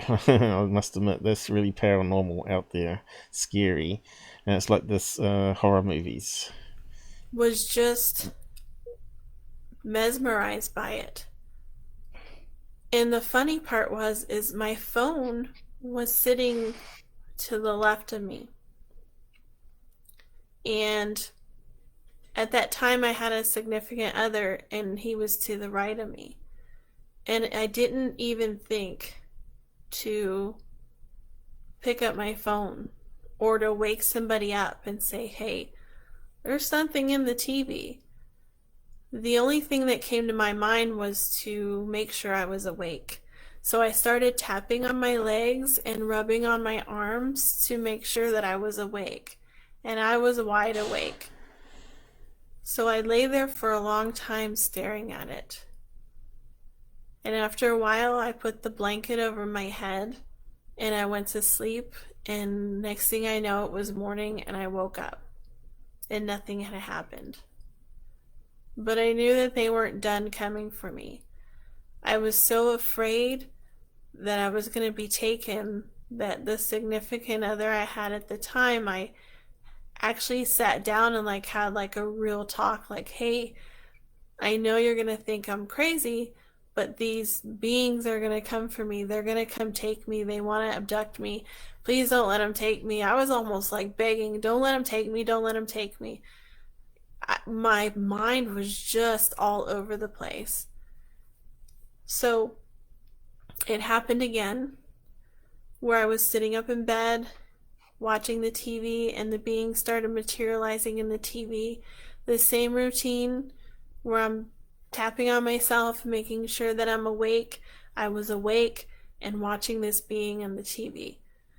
The head was very large and it would blink when it was looking at me. And it turned its head to the side and I could see a bulge at the bottom part of its head. That I recall. Again, I went to sleep. After a while, I put the blanket over my head and I went to sleep. Still not grabbing for my cell phone to take a picture. You could have probably told me, hey, here's your cell phone, take a picture. She needs a permanent camera and set I up, still would have not taken a picture. I would have said, what's a cell phone? I was still in that frame of mind. So I didn't do anything. Again, it happened another night. The very last night that it happened, the same routine happened, and I laid down to go to sleep, thinking that if I go to sleep, if I put the cover over my head and go to sleep, it's going to go away.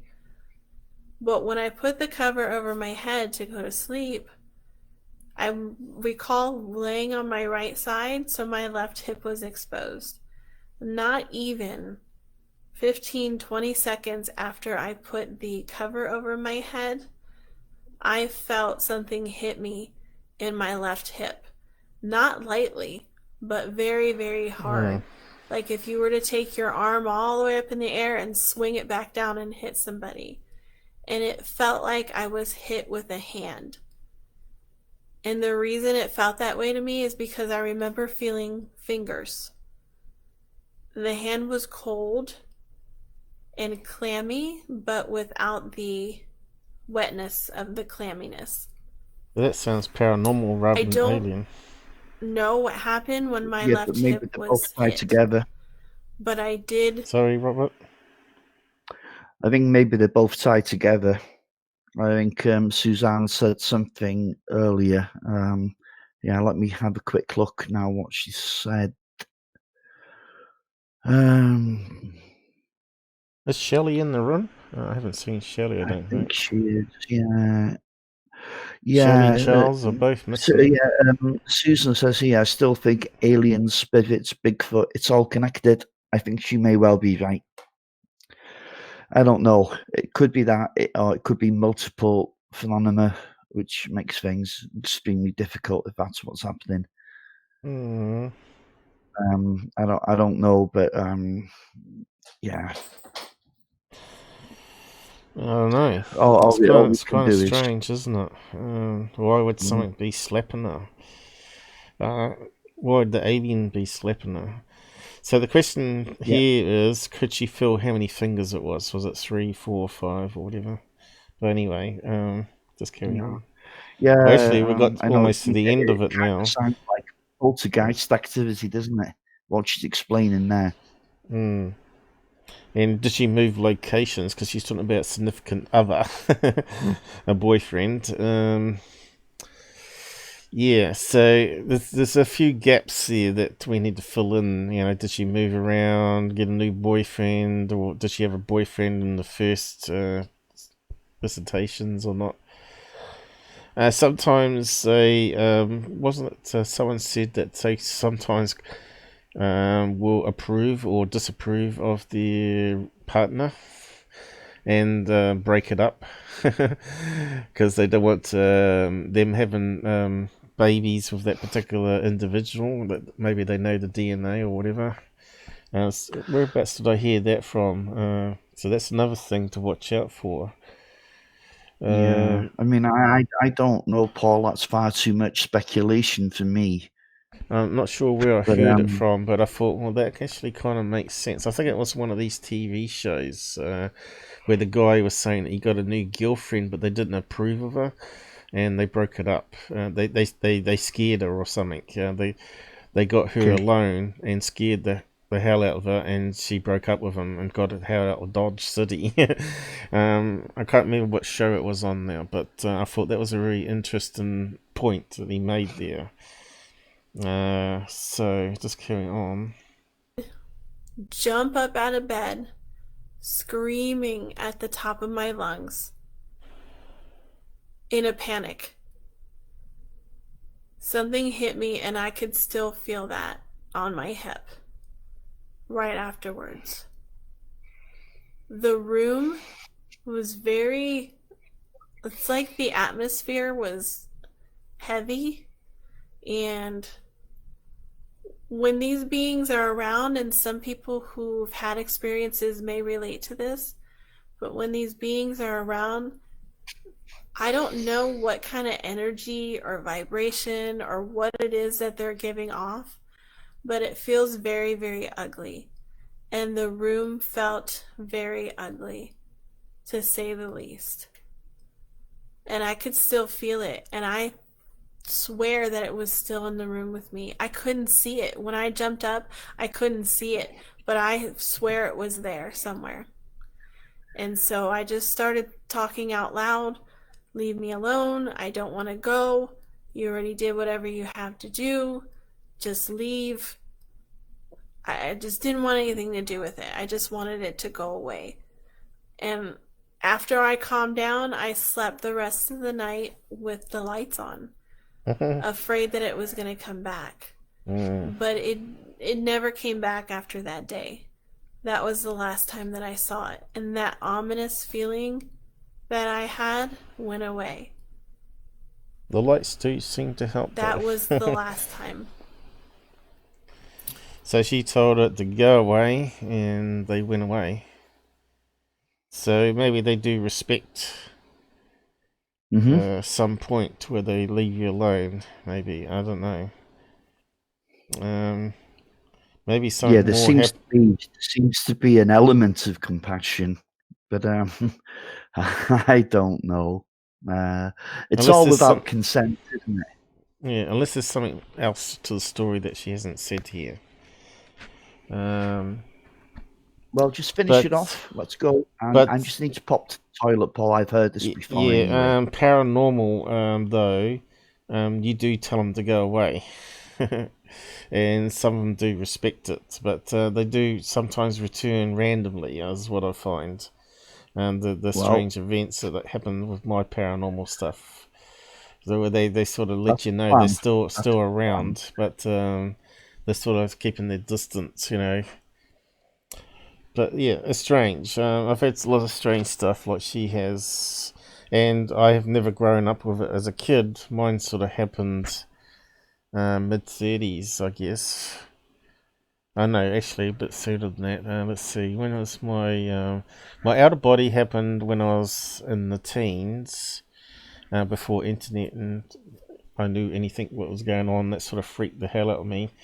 But it was an amazing experience. It was, and it only lasted a few minutes. But after that, there was no paranormal in my life. But I always felt like sometimes there was always stuff watching me. I remember when I was a kid, living in a high-rise in Germany, that I felt there was something outside. And there was shadows moving and that sort of stuff. And later I found out, years later, that the friends that were actually in were friends from my father, the Germans. They had a house up on the hill, and they had a pine forest out the back, and they saw a typical flying saucer lift off and hover over the forest and shoot vertically upwards in a blink of an eye, gone. And both of them saw this on the balcony. and he never told anyone about it apart from us. But I thought that's strange, thinking back to when I was a kid. Something really scared me when I was in the high rise living there. They call it a hock house, I think is the terminology there.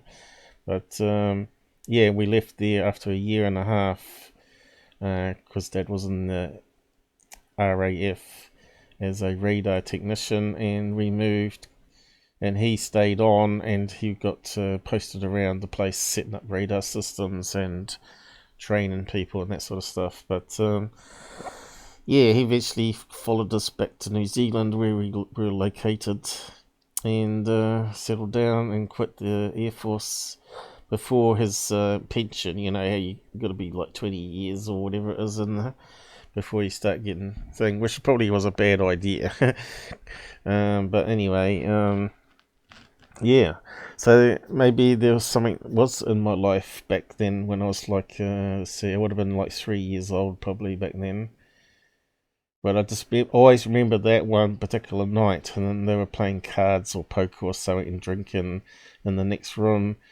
And I kept saying there's something in the room, something doesn't feel right, and Dad would come in and check it. It's funny how you remember that as a 3-year-old. A thing I've never ever forgotten. And the window was open, it was a hot night, I think. But yeah, maybe I did start back then. I've never really thought about it. And of course, a lot of military people, especially my dad, was doing some secret stuff as well. Seem to have these experiences with so-called UFOs, but I haven't really thought about it until now, really, not since this recent experience. And that's all those memories have come back. That's kind of weird. So, yeah, so we come to New Zealand and not really much happened after that. I don't remember it. Had a really good childhood here myself. And paranormal didn't start up really until my sister got involved with a man, and she left her other husband and went to this house and started getting paranormal activity. And eventually she had other relationship problems and ended up back in the house with me and the parents, and then that's when I started experiencing stuff, and I've had it ever since. So it's like they sort of got attached to me. And now I started this UFO channel, and then the UFO stuff has started. Well, the alien stuff has happened. I've yet to see a mothership or UFO though. But maybe that's still yet to come. But yeah, Robert didn't hear what I just said, but you know, I was talking about a past memory that's sort of come back to me about as a 3-year-old when we lived in Germany, that I always remember something in the room seemed to be disturbing me and seeing shadows move and that sort of stuff. And Dad would always come in and say there's nothing there, and lock the window and stuff like that. So eventually I fell asleep though. But it's funny how a 3-year-old, I remember that particular night. Certain things obviously scared me enough to remember that as a memory, because it gets embedded in the memory. But I've never really connected all the dots now, because she's talking about she grew up with paranormal and stuff, and I didn't. But now when I think about it, there were occasions where I thought stuff happened. But it's been like random and intermittent for me over the years until my sister brought paranormal back into our life again. And of course that guy that committed suicide in our upstairs flat, and the Chinese saying that the TV kept turning on by itself. It's very similar to her story here. That would change channels on itself and turn off the TV as well while they're watching it and that sort of stuff. And they said that was haunted upstairs. So there were other people that could back up the claims of what I was experiencing. I could feel cold spots, and it would be like 30 degrees Celsius in the bedroom, and you'd hear this super cold spot would be like 10 degrees, and you could feel it move around as you put your hand into it and stuff like that. But I've talked about it in previous lives, you know. I'm quite open about the stuff I've experienced, and it hasn't been super scary or anything like that. It's like the it's like it's trying to send me a message, or I've got some sort of purpose, and maybe the channel was part of the purpose, because I've had a lot of crap happen in my life, where I've had bosses that have been like psychopaths and ruined my career that I had spent many years learning and being really good at. And eventually I didn't do any more work in the computer field because of it, and then my health started to deteriorate, and while looking for work, and our experiences are all slightly different, but there are some connections, and it's what I'm trying to say here. Anyway, but we'll just finish off with this now, I suppose. We got almost to the end. Hopefully she won't mind. But you can see how her body language changed in more recent years. She was doing a lot more memory recall there, and her eyes were moving a bit more different around. So I think that's the stuff she really has impacted her. Is that 14? Was it from 14 years or 14? It hits her like a ton of shit. There's no question about that. But anyway, we'll just finish it off, and we'll move on to the next topic. I know we spent a lot on this, which was like an add-in. It's okay. It's all good. For anybody who hasn't experienced that kind of invasion in your life, I want to tell you that you don't want that. There's no control. Your head is scrambled. Things are happening that you don't know what's going on. It feels ugly. So I don't wish that upon anybody. I know there are people out there that wish that an alien would visit them or come take them or whatever. And I'm telling you, careful what you wish for. I could do without it. I could really, really do without it. It's the most horrible feeling in the world, and it's very traumatic. And I could really, really care less if I ever experience that again. My hope is that I'm already at an age that they're not going to be visiting me anymore. I had that visitation when I was 39, so I'm 40 now. So maybe, hopefully, now that I'm older, cross my fingers, I won't have that happen again. In the meantime, what I do is I journal. I have this book. Inside of this book is all my experiences that I can recall from the time that I was a child. And that's important, record everything. Because as experiencers, but I tend to tell mine on the live shows now. We're human beings, so our memories tend to fade. They tend to add things and forget things. And so as soon as I experience forget things, I put it in my journal. I put it in my book. So that's where everything is. And I've had to go back and review it because I've forgotten some things. And I'm glad that I have it. So I encourage people who are not writing things down, that are experiencing paranormal, alien, UFO related things, to write everything down. I also encourage people who've had these experiences to talk about it, to report it. I know it's hard, and I know that there's a lot of ridicule out there. But for all the ridicule that's out there, there are people like me who support and believe you. And the only way for us to come out and be strong is to be strong together. We shouldn't have to run and hide and cower in a corner because we've had these experiences. Most of us did not choose this to happen. So I, for one, am not going to hide myself away and be quiet and go away. I'm just not. Can I say 100% my experiences were alien? No, I can't. Because until I meet one and shake its hand and study everything about it and go to its planet and study an actual alien craft up close, who am I to say? I don't know.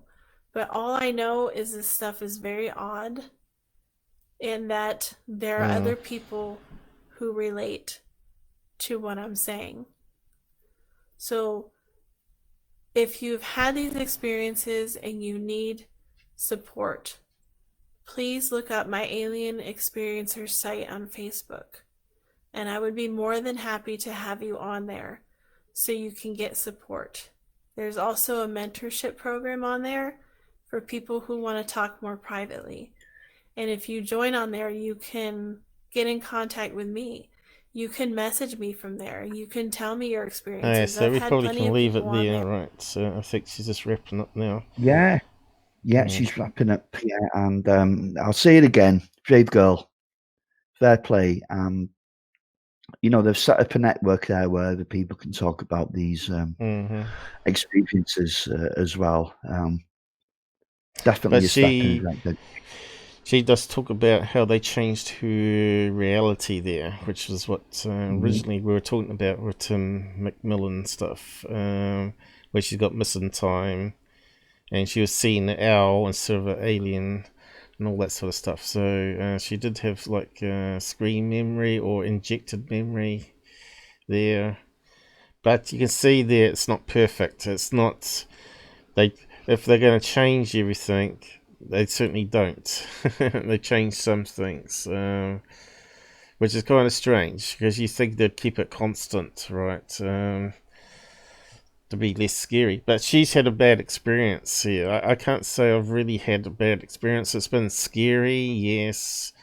Breaks your sort of worldview, of course, when it happens to you and you want answers. Try and figure out whether it's a mind thing, or is it something to do with earthquakes and infrasound that's sort of making images in your head or some crazy stuff. I don't believe it's all that, of course, but some of it might be.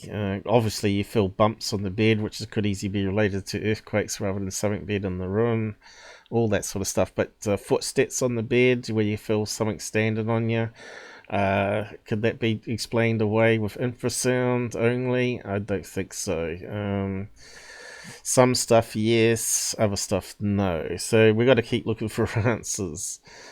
So yeah, I think you need scientists. You need more scientists in this field, and I wish more people would experience something paranormal because it does change your worldview instantly. You've heard these stories on TV where people say they never even had an interest in UFOs, and then something happens, and it upsets their life completely from that point onwards. Some people don't experience it for some reason. I don't know why. Some people, like Mick West, had never had anything obviously happen. He was interested in it and other people's stories, and then decided it was all baloney, and I'd pay for him to get a visit. I really would. Yeah. I'd sign a deal with the aliens. You want him dragged off into a warehouse with a big insectoid. Oh yeah, anal probing, the whole lot. It's gonna be the worst experience ever, Mick. That's gonna happen. But if people out there that's got this locked up inside their own experiences, right, paranormal or whatever, I think it's really bad for you to keep it locked in. I think it's better to bring it out, and I think the more you hear these people that are brave, that are coming out to tell the stories, even though people might think they're crazy, or may lose their job over it or whatever, I think that's what I said years ago. As I said, this more contactees that come to our show and come out will help others. You can't phone the police. No. You know who you're going to call? Ghostbusters?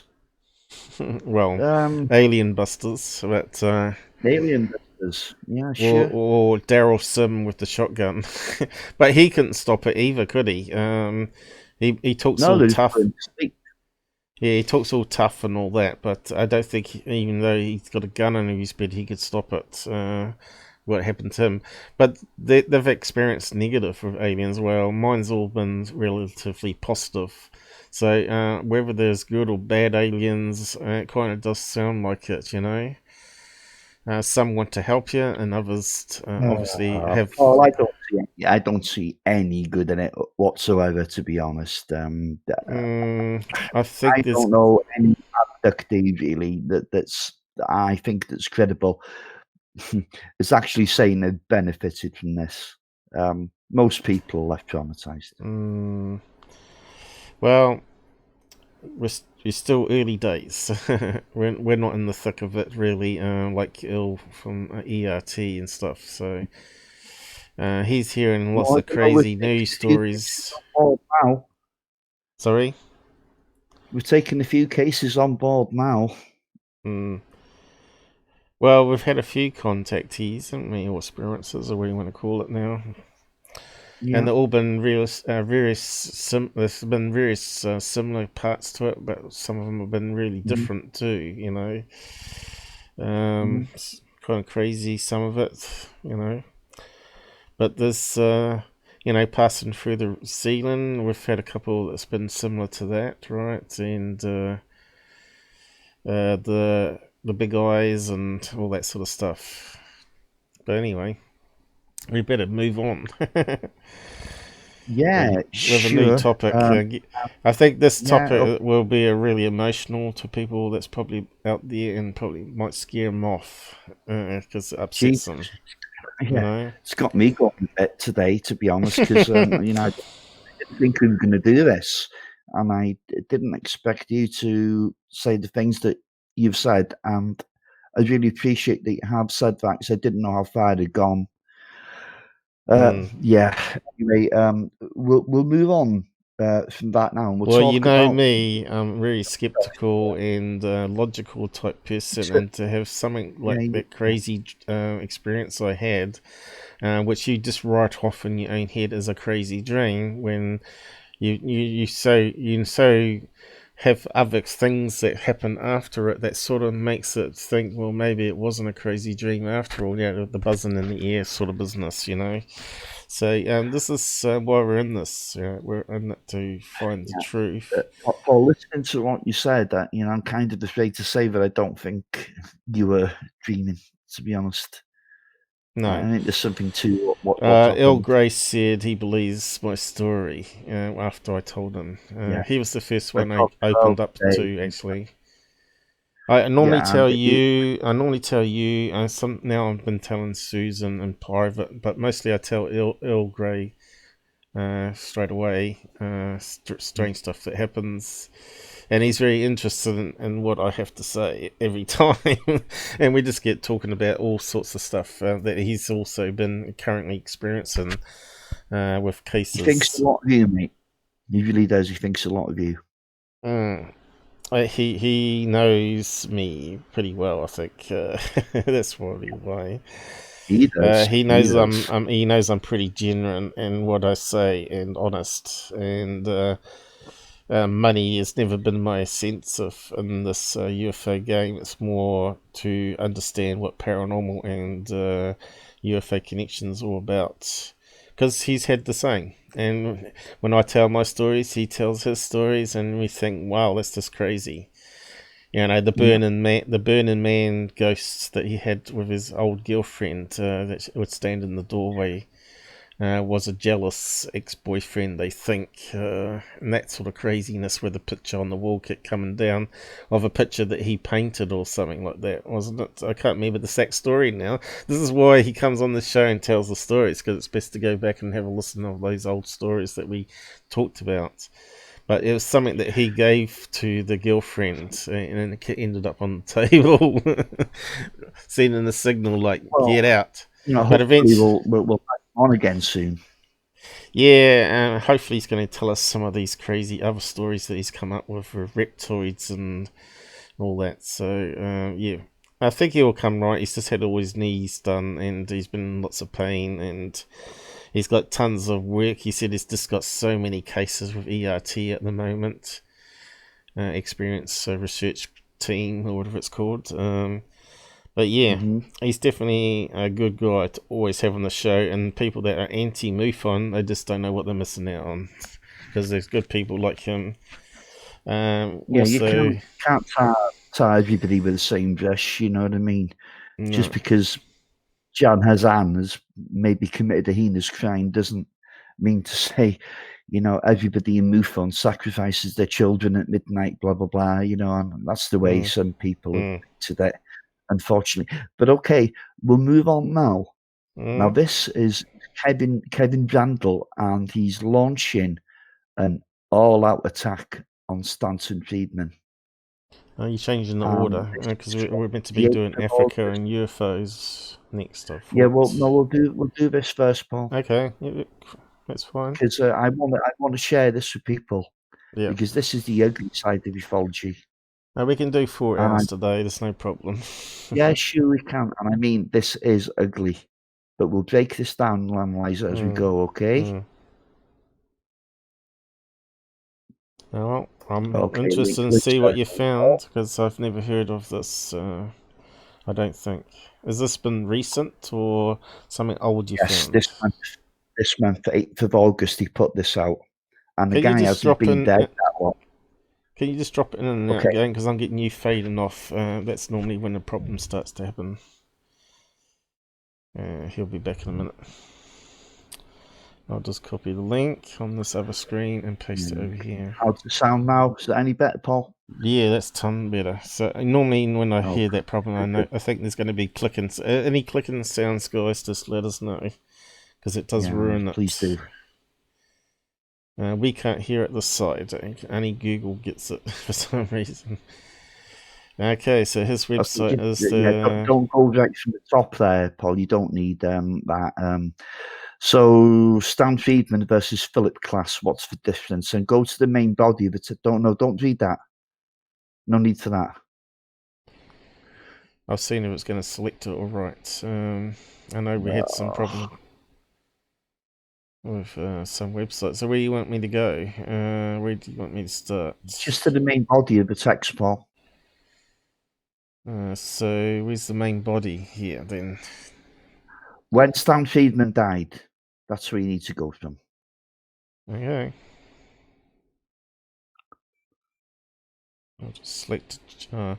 Looks like it's selected in the side bit there for some reason, is it? Yeah, you don't need all that shit on the side. It's just going to screw things up.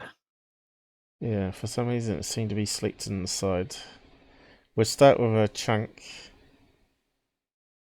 Yeah, it's more than enough. Yeah, go there. To that picture of entrance, so just remember that in case it screws up. When Stan Friedman died, I had thought that it was inappropriate to mention many of the stunts that he had pulled during his UFO career. I thought that I might do something later, but as time passed, it seemed that the motivation had passed.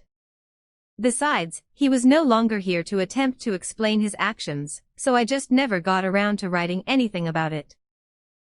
All that changed when I listened to Richard Dolan and Kathleen Martin trash Philip. Philip Klass with rumors and half-truths.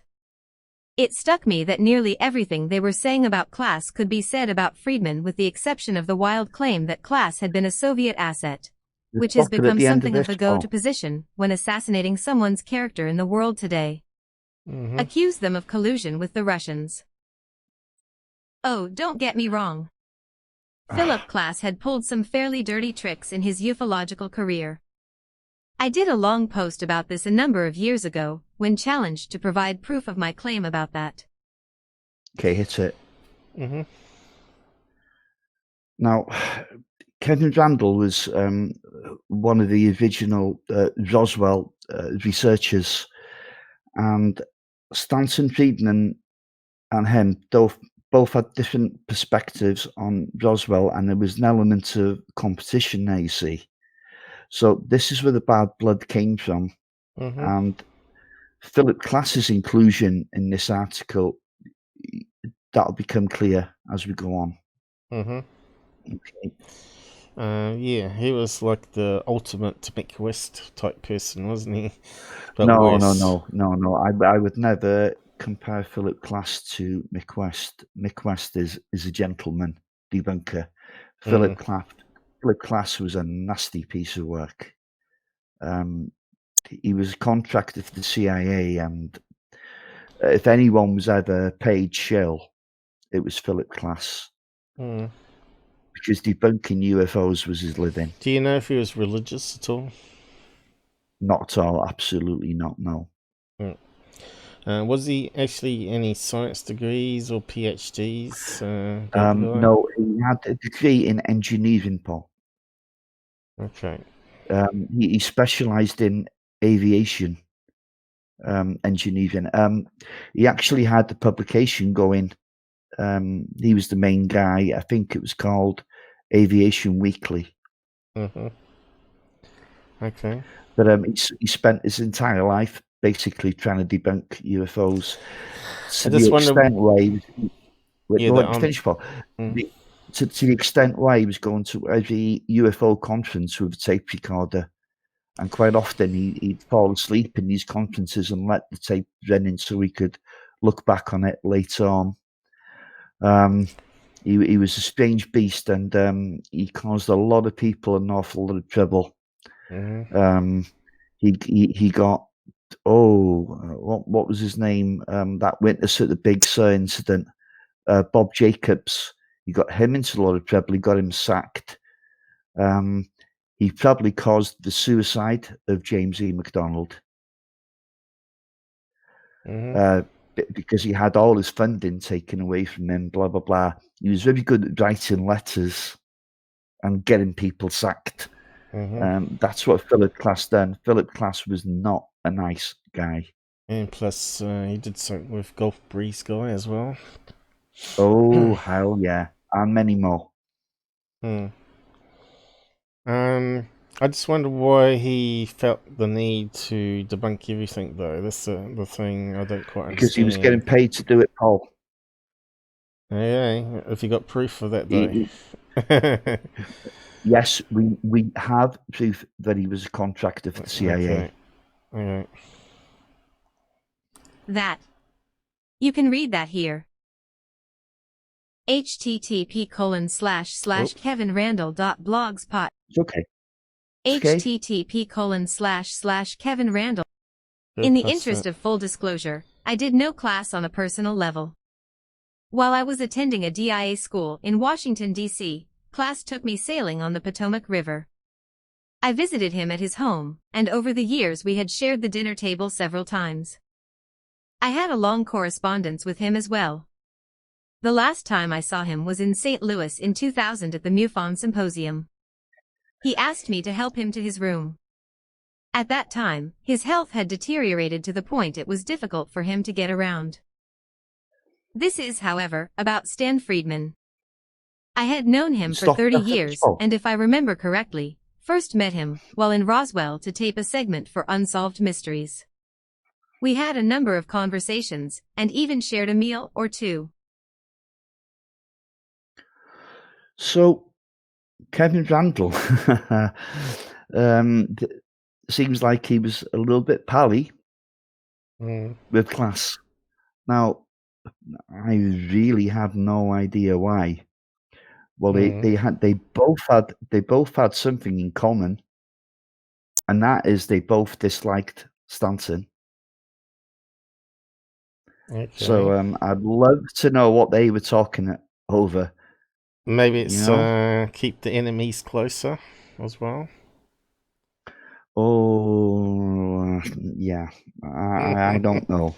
But personally, the only way I'd have dinner with Philip Klass is if I'd poisoned that dinner for him. That's how much I dislike that man. Well, if he's Kevin balanced, Randle seemed fit to have a meal with him on multiple occasions. Yeah, so but Randle doesn't say. Doesn't say a lot of good about him. But if Randle was balanced right, he would be wanting to see everybody's perspective equally, right? And yes, and sort of find the middle ground. But listen, Paul, he knew exactly what Philip Klass was. I sort of do that, sometimes I agree with the bunkers, quite a lot of times I don't, and it's like Mick West, he does seem to ignore the major witnesses on a particular video, and I think that might be and what people are picking up on, that they're sort of ignoring. I mean, Philip Glass got a lot of things, because like, he was bang on to Travis Walton. What was he I mean, suspicious of him? No. They say he offered $10,000 to one of the witnesses to say, Oh, that was Glass, but I'm talking about Randle. Does just Randle tell believe everyone it's a hoax. What does Randle believe on the Walton one? I think he's skeptical.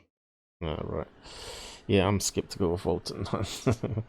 Travis one. But anyway, we'll carry on. 2. There. Stan Friedman was no air of competition then. That would come later. The animosity probably began when we met, along with Don Schmidt, in Illinois. I had approached Avon Books with a proposal to write a book about the Roswell case. An offer had been extended, and it wasn't much of a secret. Friedman suggested that we all work together.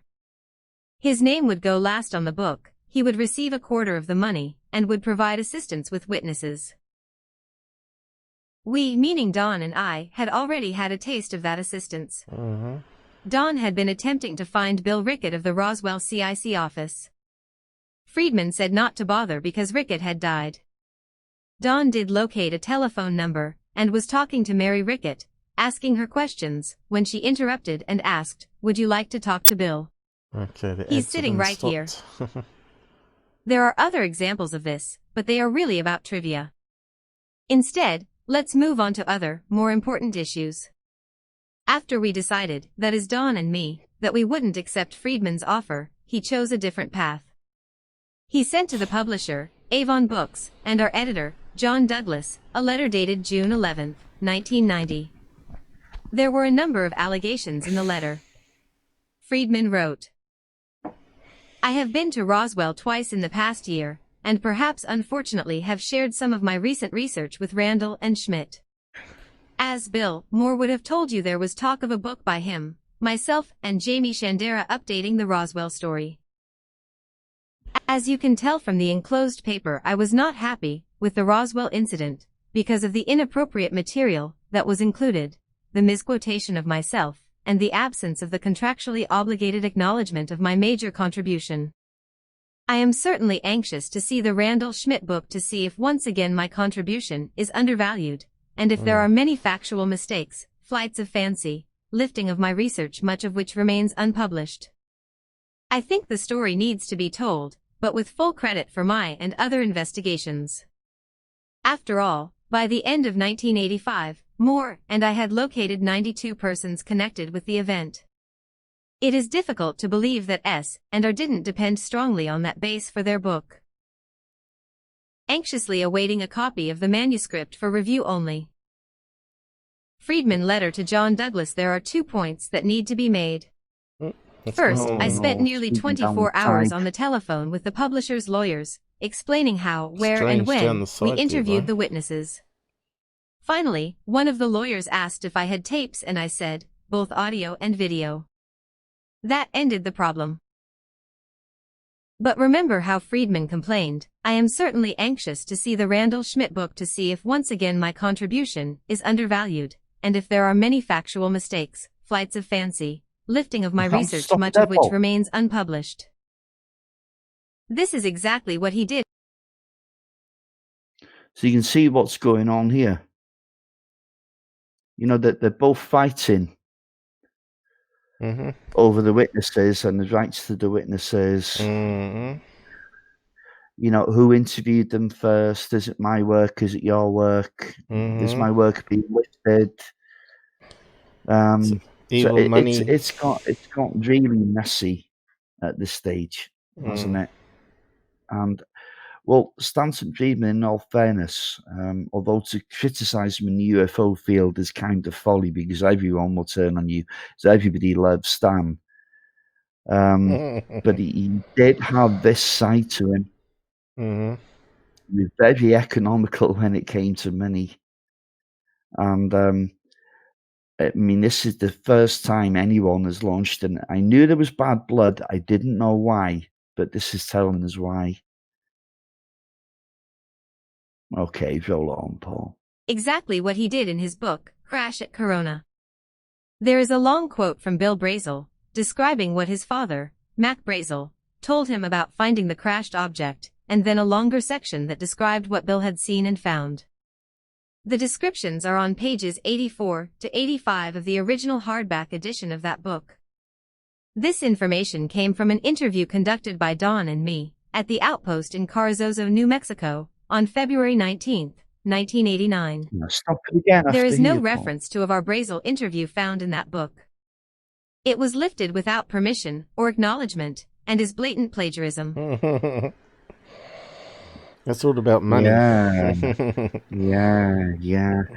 But like the guy that was always working with Ken Randle at the time was Donald Smith. Now, Donald Smith was responsible for the Roswell slides. I mean, God, what a nonsense that was. It made an absolute fool out of the whole UFO community. That stupid thing they said was an alien. And so that all was it was Schmidt, was a child. That was Donald Schmidt, yes. I thought it He's come also from the guy. Jaime Maussan or someone like that. No. It was Donald Schmidt and Tom Kerry. That was their brainchild. Stupid flaming thing it was.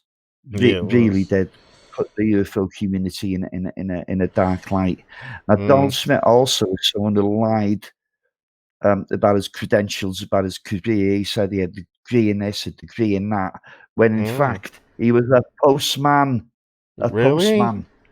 Yes. He's got no qualifications. Donald Smith. He did not have the qualifications that he said he had. He worked in his early days with Alan Hynek. He was like an understudy to him, and he'd done some research on his behalf. That's how he broke into the UFO community, you see. But he broke in on the back of a ton of lies.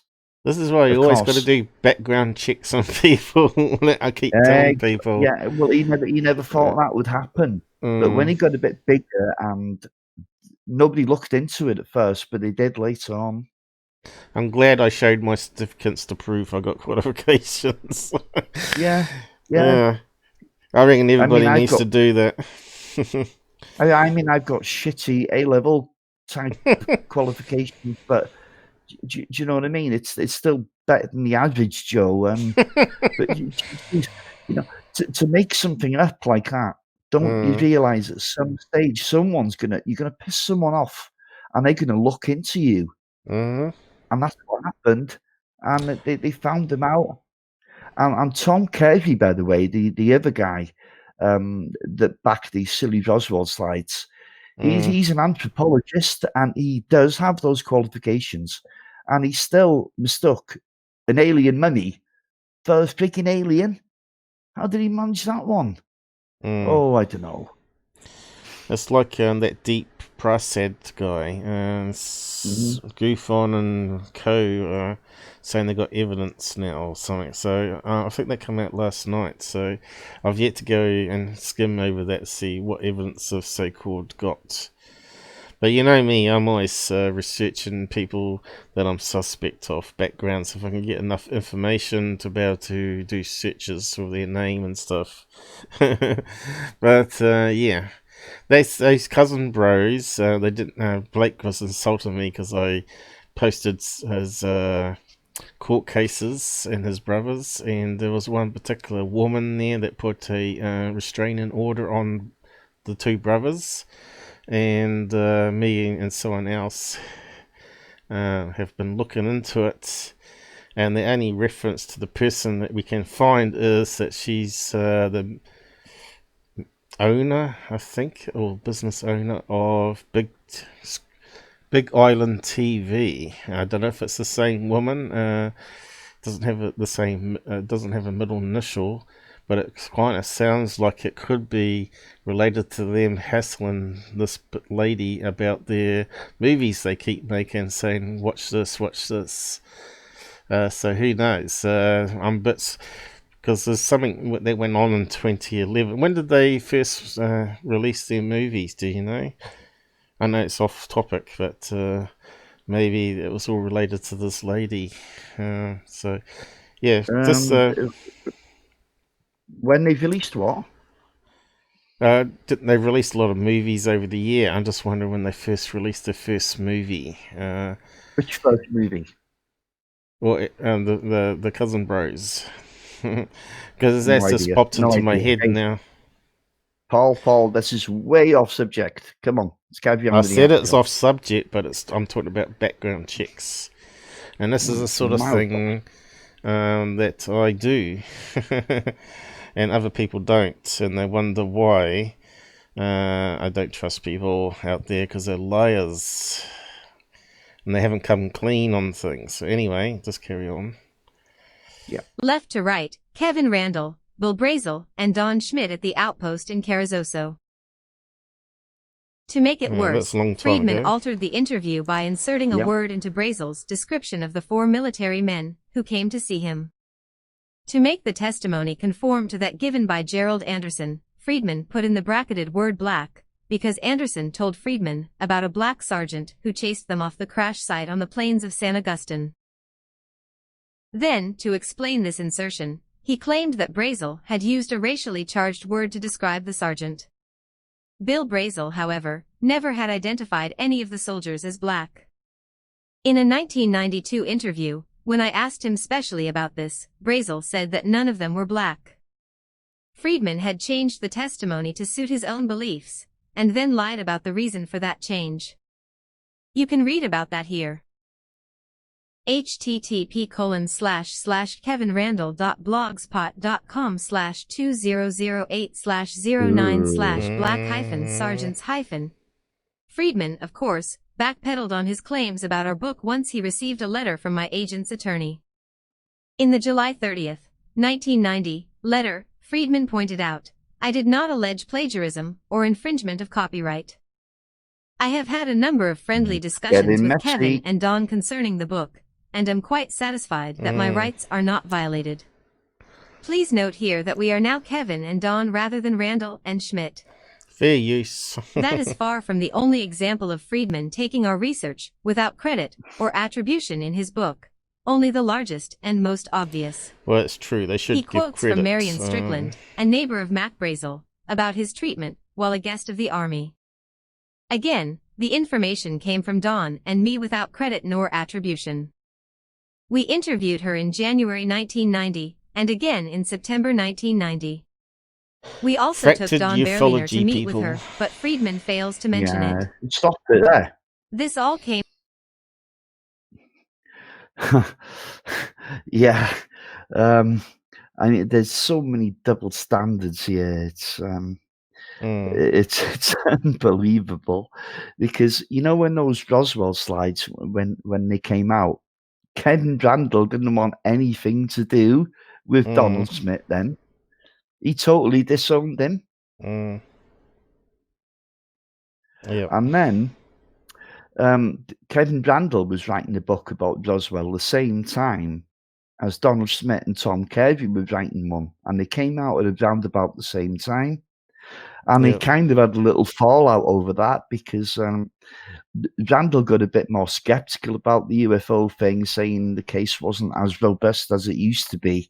And the same time, Donald Smith and Tom were making it out to be, absolutely 1,000,000% alien, blah, blah. So the whole thing is getting laughable at this stage, but yeah, it's kind of. Now, speaking of the final of Unidentified, Lewis goes out to meet Robert Hastings, and the guy looks like he looks like he lives in a house that's sort of got no one within 100 miles of the location. So that's very interesting there. Yeah. But he tells his abduction story for the first time on TV, which I found was very interesting.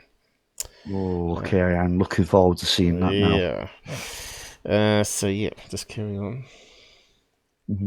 Came to a head in 1993 when Dick Hall, of the Fund for UFO Research, got involved. He asked for evidence of my allegations, and published his results in the May/June 1993 issue of the International UFO Report.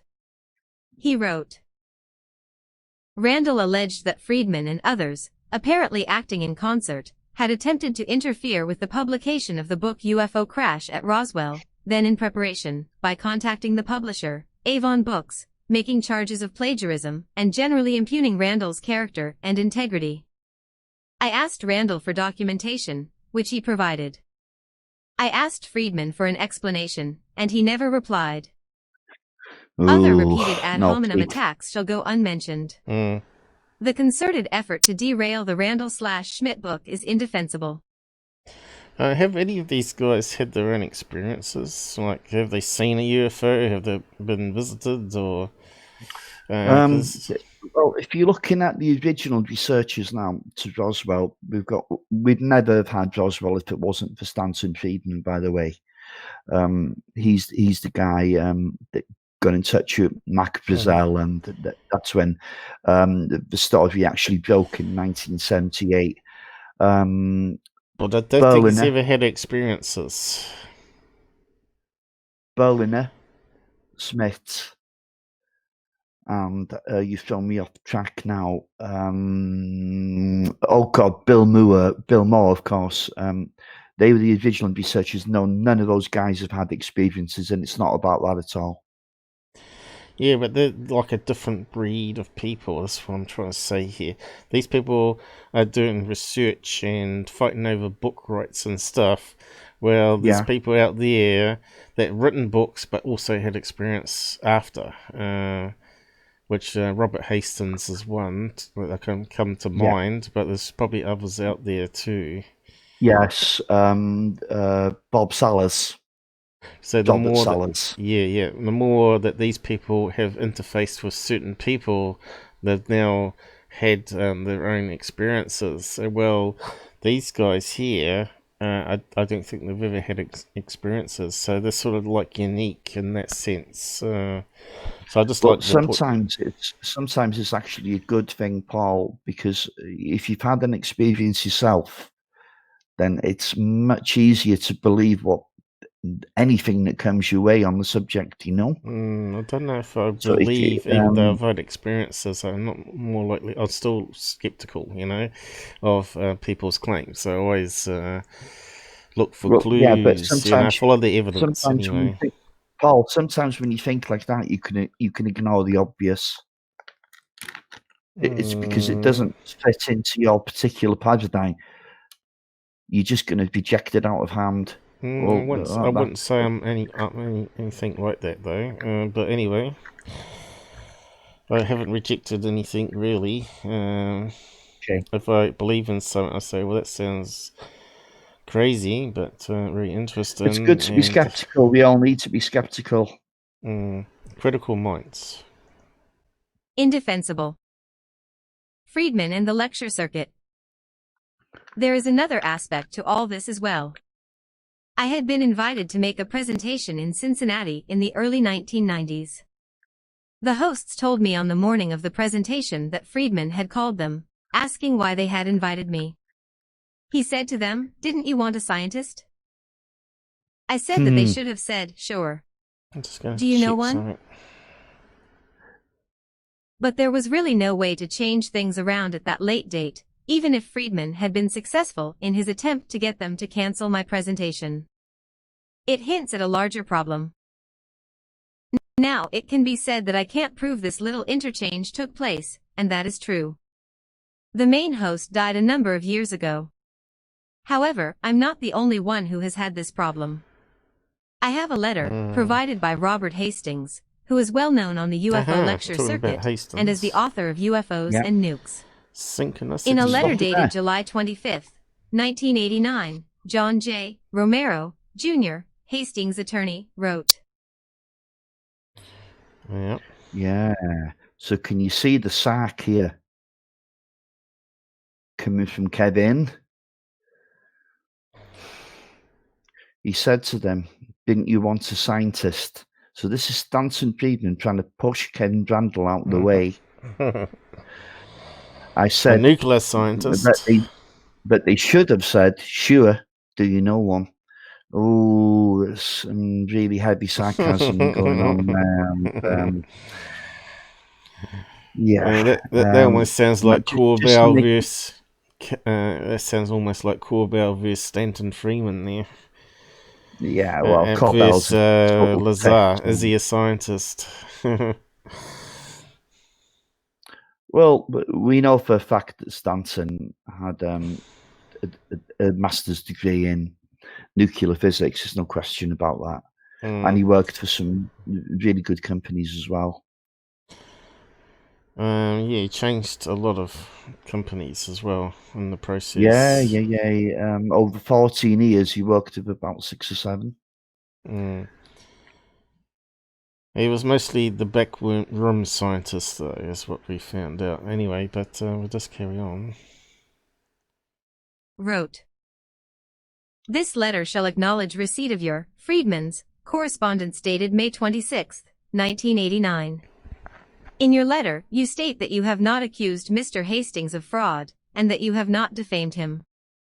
You further stated that you have no intention of defaming him in the future. In your letter of May 26th, you suggest that our concern may be without merit.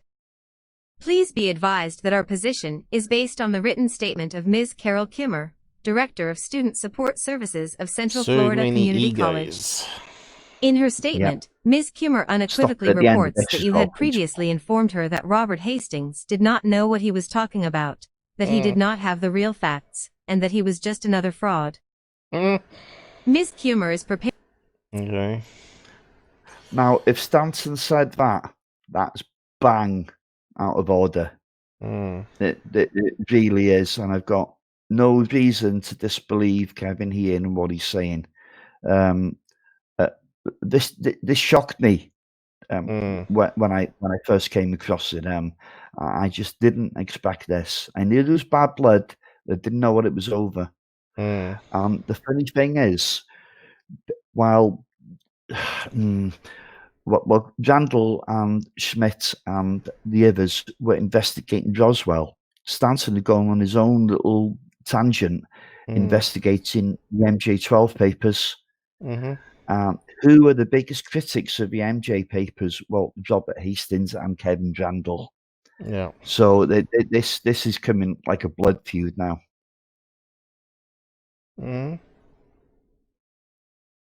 Yes. Go.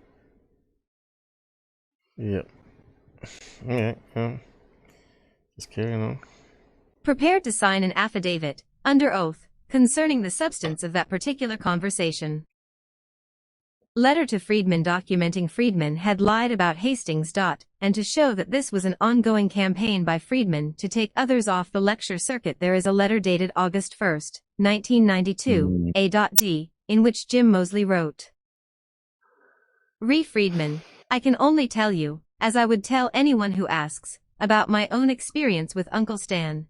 Back in 1966, the marsh gas flap in Michigan indirectly propelled me to stardom in the UFO field, and I ended up lecturing to over 100 colleges around the country, on the lucrative college circuit. Then, around 1970, Stan started to appear on the circuit. He was indeed better qualified than I was, and I was getting tired of the thing anyhow, so I didn't mind being squeezed out, but I did mind his method. Several colleges told me that after I was already booked, he would call more than once and plead that they cancel me and put him on instead. Dirty pool, I say. When I finally dropped off the college circuit in 1974, Stan once said to me on the phone, I don't have to think of you as a rival anymore. Letter from Moseley documenting that Friedman attempted to get Moseley's bookings cancelled. The Gerald Anderson fiasco. Okay. Gerald Anderson was one of the Roswell witnesses, or so he claimed. He was 5 years old, and he claimed to be at the plains of San Augusta, where he came across aliens and a crash spaceship. And he turned out to be just completely full of shit, as we'll see. But Stanton still used him as a witness because it fitted his narrative. Go. Those of you who have visited here, or read any number of my books on the Roswell case, know that Don and I never accepted the Gerald Anderson tale of seeing a crashed saucer on the plains of San Augustine. We had caught Gerald Anderson, one of Friedman's primary witnesses, in a number of lies, changes of his testimony, and one of those flights of fancy that Friedman had been so worried about. I was the first to interview Anderson when he returned my telephone call, and because he claimed to be a first-hand witness to both the craft and the bodies, he could be important. That he was 5 at the time of the crash was problematic, and that he claimed the object crashed on the plains was another worrisome fact. Almost as soon as I had gotten off the telephone, I sent an email to Friedman about Anderson and his claims. Because of what Anderson had told me, I knew that Friedman would want to know about it. This just proves that cooperation with Stan was always a one-way street. I'd sent him information, but never got any of it back. Friedman, in his first telephone conversation with Anderson, told him not work with me, that I was former Air Force intelligence, and that I wrote romances. He said to just work with him, cutting me out of the conversations and the investigations. In fact, according to Anderson, we'd only spoken for 26 minutes, and the conversation wasn't all that friendly, so this wasn't a problem for him. I countered the claim saying that my tape of the interview ran to more than 50 minutes, and was, in fact, quite friendly. John Carpenter, brought in by Friedman to conduct part of the Anderson investigation, suggested that my tape was running slow. To prove the point, Carpenter sent me a copy of Anderson's telephone bill showing a call lasting only 26 minutes. Hey, where you going, This was Robert? one of the biggest mistakes that Anderson made during his UFO period. Friedman, of course, attacked me for calling Anderson a liar, and suggested that I was nothing more than an anti-abduction You propagandist. dropped off there, Robert. I'm not sure what Yeah, my I know. opinions on alien abduction had to do Stop with the after case this, at hand, but I suppose any mud that you can sling is better than no mud at all. So what happened? Why'd you drop off? Yeah, no, Cam was saying here, the sound was getting a little bit dodgy, so I just dropped in and out. Yeah, let me just reset the mixer then, just in that case. Okay. Sounds perfect this side. Are we back? Let's reset. Is that better in chemical? Yeah, any thanks any for crack letting any us know, crackling by the way. any crackling, just let us know. Use Okay, the Susan apps saying there's a little bit of crackling going on now. going Oh, on dear. now. I just reset it too. Let me just reset it again then. Doesn't.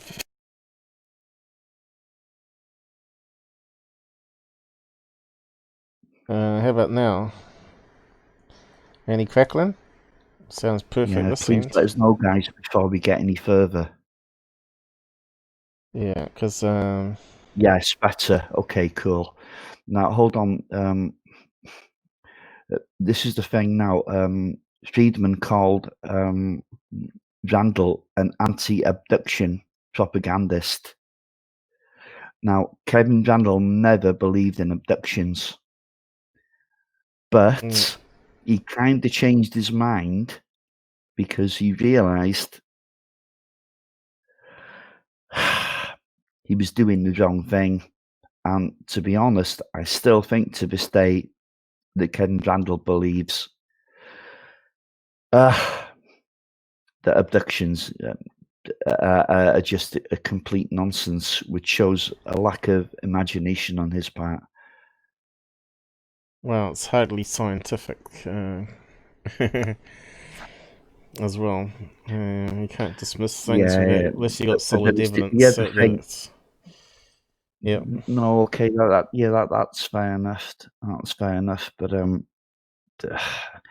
why did he change his mind and suddenly say, "Okay, now I believe in abductions," when he doesn't really? You know, that's false to me.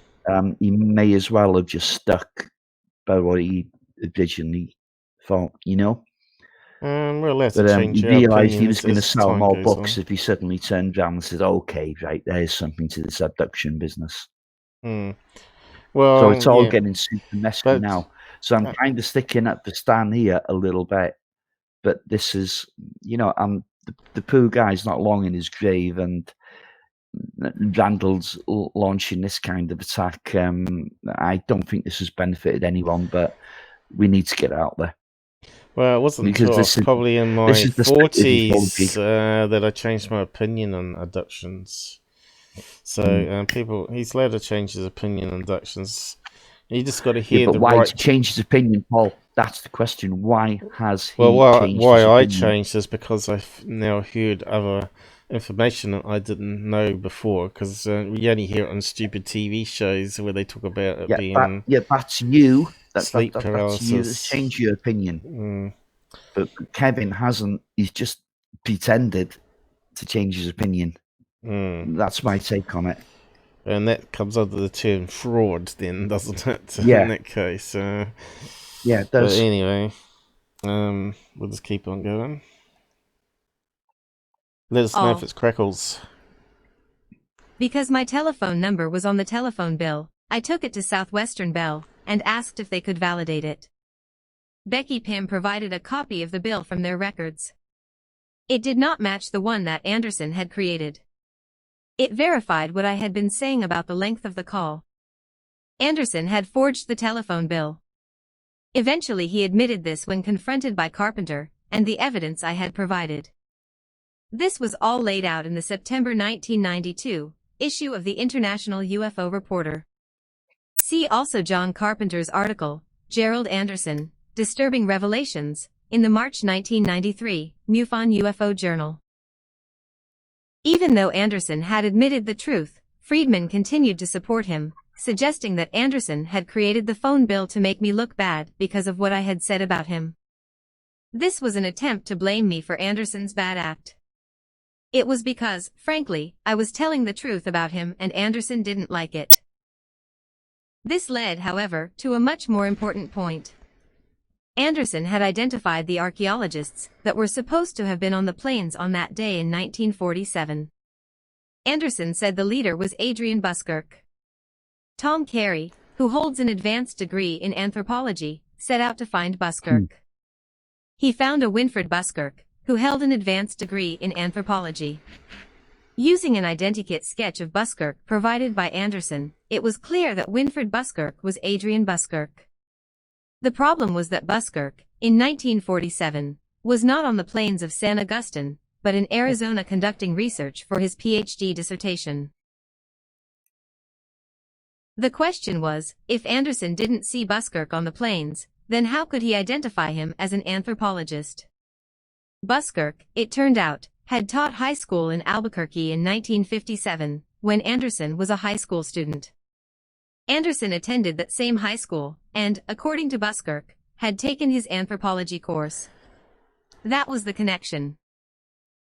Buskirk had been as curious as we were about the connection, and called friends in Albuquerque, who were able to check Anderson's high school transcripts. Although Buskirk didn't remember Anderson, the transcripts proved the connection. Anderson, according to the documentation, had taken the anthropology course. We'd not only put Anderson in the same high school as Buskirk, we'd put him in the same classroom. Buskirk provided the names of several officials in case I wanted to verify the information about Anderson taking his, Buskirk's anthropology class, which was the only anthropology course offered. I talked with those officials, who were looking at the transcripts as I spoke with them on the telephone.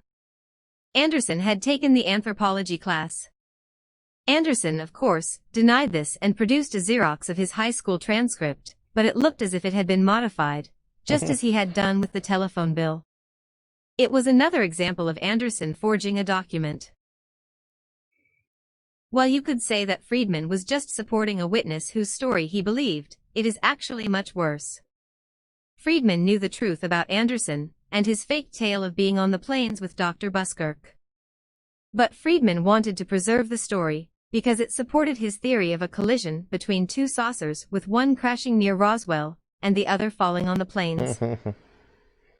In a letter dated August 19, 1991, and apparently written at 9 a.m. Buskirk provided the last bit of evidence proving this. He wrote, Mrs. Robert Clicker just called me from Albuquerque. She had received a call from Jim Holzman, There is a who had problem checked with the this, school though. records for us. Apparently Dr. Go on. Friedman had previously made inquiries of Holzman. Yeah, pause it. There's a problem. Stan's not around to defend himself now on this article. And Paul, I think he was still warm in that grave. And did you notice how at the beginning of the article he used Richard Dolan and Kathleen Marden as an excuse to write this? So obviously he's not a big fan of those two either. Yeah. He just needed to get this off his chest, didn't he? But I would have appreciated Kevin so much more if he'd done this while Stanton was alive. Because this is just shit. I don't like it. I really don't like it, and I don't see who gains from it either. But this shows there's still divisions in the UFO community. There always will be. And of course, always connection of money and fraud always seems to come up. But yeah, sometimes it makes you wonder if people should just have a main job and do UFOs as a interest, and that way it takes away the money component completely, and the book writing and all that. With Ken Randle, he's probably offered maybe 20 books on ufology, some on sci-fi, some on romance. That's how he makes his money. So it makes it difficult to figure. So I mean, an author is constantly looking for new material to talk about. If not all the facts and the information is there, do you fill in the gaps with a bit of bullshit and what have you? It's like Nick Redfern, for example. He's offered over 100 books now, so he's constantly looking to find something new. So if there's nothing there, maybe it just pays to make the rest up. That's troubling. Yep. So, how much of this article we're going to read out? It's nearly done. All right. There's a lot of dross underneath it, Holzman. Anderson had called Holzman to tell him that he did not want Holzman or the school to divulge any information about him. The conversation was, apparently, friendly, but Holzman felt he, and perhaps Mrs. Clicker too, had been threatened with a possible lawsuit. So, while Friedman was calling me names and defending Anderson as a credible source, he knew the truth. Anderson had identified his high school anthropology instructor as the man on the plains, regardless of the evidence against that claim. Buskirk letter showing Friedman knew the truth about Anderson. To make this worse, in a June 20, 1991, letter to George Eberhardt, Friedman wrote, "It is probably right that Winfred Buskirk is the man in the Identikit sketch, who would therefore be lying about where he was in July 1947. Coincidence? Note that Friedman is quick to label Buskirk a liar without a shred of evidence that Buskirk was in New Mexico or lying. All the available documentation places him in Arizona on the critical days in 1947. Tom Carey left and Stan Friedman in Roswell. Tom Carey took some flack for his role in exposing the truth about Anderson. In a letter dated August 3, 1992, Dick Hall wrote, "I also have to say that your paper titled Propagandist of the Year, January 19, 92, in which you call Thomas J. Carey a propagandist, and make other insinuations, is just the sort of accusatory, unscientific, and unprofessional paper that is doing so much harm. Of course, many of your arguments are cogent and important to anyone trying to obtain a clear picture, but the tone is insulting and the tactics, propagandistic. The cogency of some of your arguments gets lost in the gratuitous personal put-downs. And there is irony in your accusation that UFOs engages in ad hominem attacks. You must have a very foggy mirror. I have now read the UFOs FUFOR conference paper, and I have to say that Gerald Anderson's credibility is severely damaged thereby, not by ad hominem attacks, but by documented facts, and also your and Don's, Berliner, integrity if the UFOs remarks about your failing to live up to the terms of the conference are accurate. For those who wish to delve into this episode a little more deeply, and see the manipulation of the data about Anderson, including Anderson's lie about being a Navy SEAL C. http://www.roswellfiles.com/witnesses/anderson.htm. Brigadier General Arthur Exon. There are almost endless examples of Friedman's attacks, but there is space for one more. Brigadier General Arthur Exon had been the base commander at Wright-Patterson Air Force Base in the 1960s. He had inside knowledge on some of the BG Arthur Exon workings of the official UFO investigation, and provided information about it. What's up? No, you see, now, I think Arthur Exon is probably one of the best Roswell witnesses. Guy was a brigadier general. He worked at Wright-Pat, and I think he was the guy that mentioned the Unholy 13. Now Stanton didn't like that because he was already onto the MJ12 thing. See, so he kind of rejected his testimony because it didn't fit in with what he was trying to, well, maybe manufacture, I'm afraid to say. Go.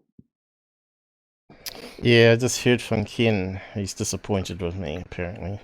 But anyway, just Paul, on Discord. Yeah, Paul, you spoke out of turn there. Apologise to the guy. What? I didn't say anything, though. I just said I hope he's not upset with today's show. It's not that. Doesn't say anything, does it? You know what you've done? You mentioned him in an abduction experience. Well, I didn't really. I just said his experiences. I didn't say abduction, did I? You've now said that. Anyway. No, Paul. You said that loud and clear. No, I didn't. I did not say that. I said his experiences. Pal, you'll have to listen back on what you said. Anyway, come on, let's forget that now. Just apologise to the guy. That information was in conflict with Friedman's belief in the mythical MJ12. Since what Exon said tended to discredit MJ12, that could not be tolerated by Friedman. To fix this, Friedman said that he had called Exon after the publication of UFO crash at Roswell, read him the sections attributed to him, and then began saying that we had misquoted Exon. I wrote to Friedman and told him we had the quotes on tape. He might not like the quotes, but they were accurate. Friedman responded on October 31st, 1991, writing, I will continue to say you misquoted Exon since that is what he told me. After all the misrepresentations about what Anderson said both in your transcription and in your article, even misquoting your own transcription, another allegation that is unproved, as pointed out by John Carpenter, why should I believe anything you say about what you have on tape? I sent a copy of the book and a copy of the tape to Exon. On November 24th, 1991, he responded. He wrote, I'm sorry that a portion of my interview has given you trouble. I will acknowledge that the quick quotes does have me saying that my flights later, much later verified the direction of possible flight of the object. Although I believe you did quote me accurately, I do believe that in your writings you gave more credence and impression of personal and direct knowledge that my recordings would indication, their own. Exon letter confirming the accuracy of the quotes. This is much longer than I intended and seems to have focused on the early 1990s. I have other letters, other quotes that are in the same vein. Allegations that he has invented, sometimes out of whole cloth. In the 1995 MUFON Symposium proceedings, Friedman published 38 false claims by Kevin Randle and Don Schmitt. Eventually, I inherited them all because Don's name was later dropped. As but a single example of this, Friedman wrote that St. Friedman knew all about an R.S. Randle/Schmitt alien tissue sample. To this day, I don't know what that means, and I never said anything of the kind. Friedman made this up. The point here is that nearly everything said by Dolan and Martin in their discussion about Philip Klass can be said about Friedman. Both Klass and Friedman used the same tactics, wrote the same sort of letters, and accused those with whom they disagreed of nefarious ideas and deeds. Klass said that we were anti-American for challenging the government, and, ironically, Friedman accused us, at one point, of being government agents. Friedman, at his lectures, often pointed out that I was only in it for the money, and I, as a fiction writer, I could create imaginative scenarios. Yeah, so Ken Randle, he was captain in the Navy, he was helicopter pilot amongst other things, but he was also involved in intelligence, so Stanton's used that against him. Oh, is there any end to this? Go on.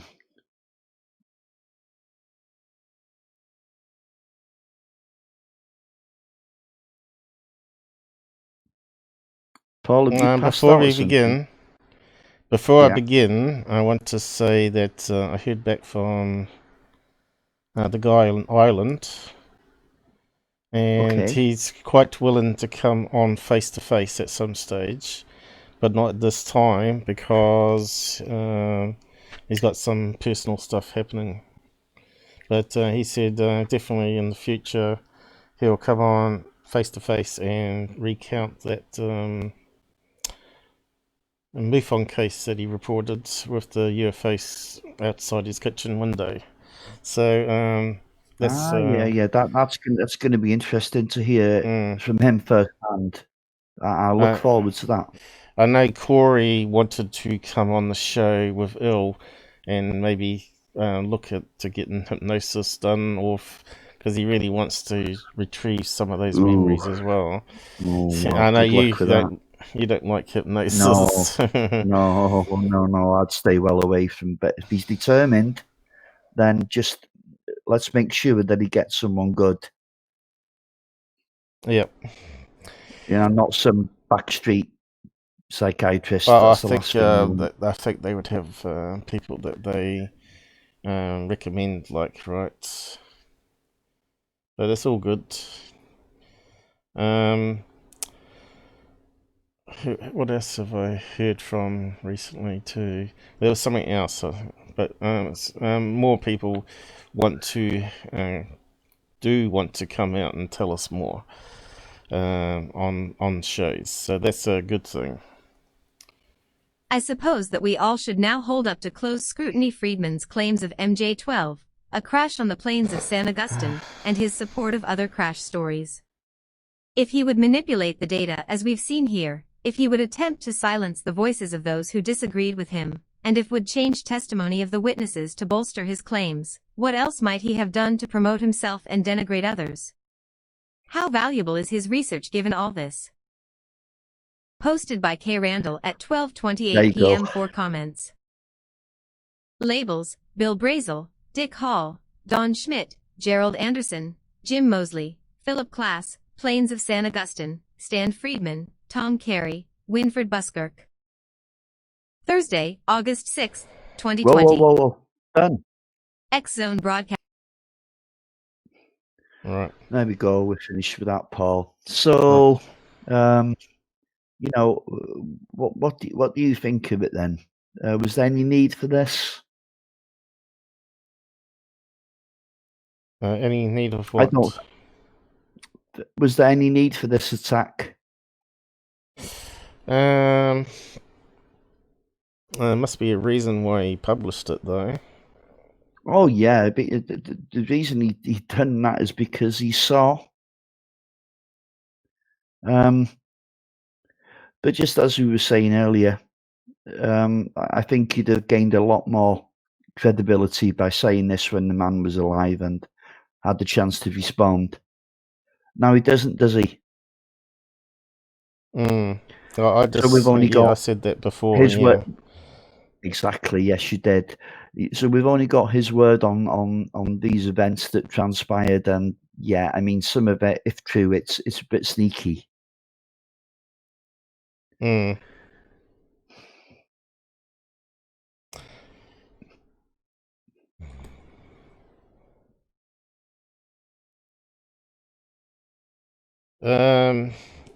What's the next topic after this then? Well, I'll tell you what, we could actually start with a case, a UFO case. It's been different today, I must say. Well, we've got Been half good, an though. hour we can wrap up on. See how it goes. Okay.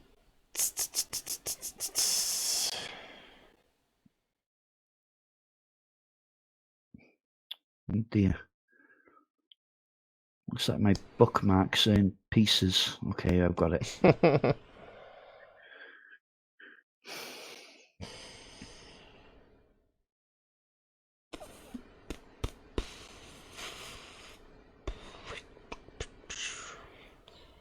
Well, watch out for it to pop up here anyway.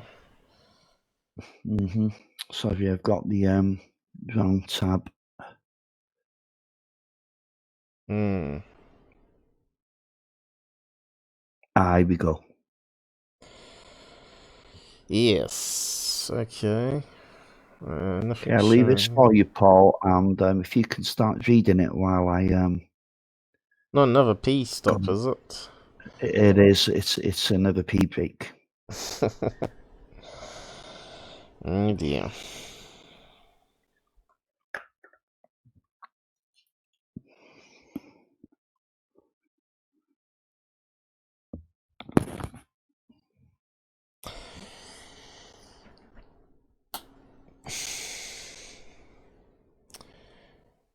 Must be almost lunchtime. Sandwich time. I'm actually not too hungry. So we'll be going to Africa. Kalahari. Looks very much Mojave hotness there, right? So what have we got? Table contents on this one. So it's one of these ones that have to select a certain amount down to there. Yes. Lots of interesting stuff here. Probably. I'll read out that. We've not had too many African cases, apart from the school one, right, so far.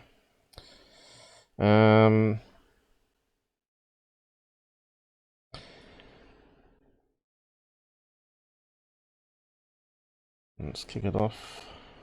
The Kalahari Incident, a bizarre truth from forged documents.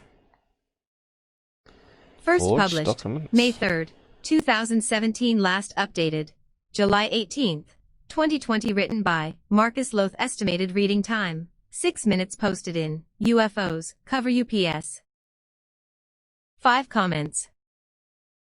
According to the late Tony Dodd, for a long time the UK's leading UFO researcher and investigator, the Kalahari incident of 1989 is as important as the Roswell crash that happened 40 years previously to it. What is even more bizarre about the incident, or more to the point, how knowledge of it came to the public, is that the initial documents were very obviously forgeries. Something would make Dodd look into the alleged incident, however, despite this. This would prove to be a decision that would change his life, not always for the better. Artist's impression of a UFO over the South African landscape. According to the leaked documents, a craft, shot down by the South African Air Force, crash-landed in the Kalahari Desert. The wreckage would be subject to a swift recovery mission, as would the occupants of it, each still alive. When Dodd did basic checks on the information with intelligence contacts, all would state the incident to be completely true. What follows is largely based on an excerpt from Dodd's book Alien Investigator. This book is essential reading for UFO enthusiasts and skeptics alike. Before we look into the Kalahari incident, however, check out the video below. It is a look at Tony Dodd and how he became involved in UFO research. He passed away in 2009. Okay, you back with us? Are you there? Yes, I'm indeed, Paul.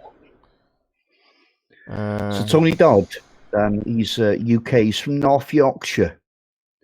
And he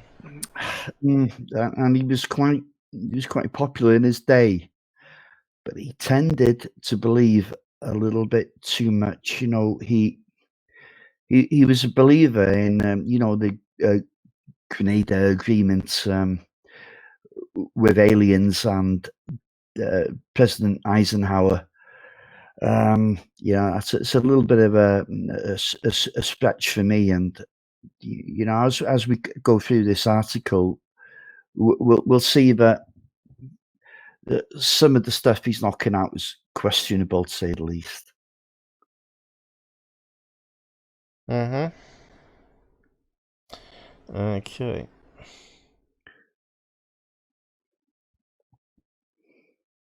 I need to sleep the rest of it here. Yeah. See, these documents are almost certainly hoaxed. I was just saying we don't hear too many stories from Africa apart from the school encounter that happened. Yeah, well, the MUFON only had one investigator to cover the whole of Africa. Now, we all know that Africa's a big place, and that researcher, she's passed away now, I think, Cynthia Hind.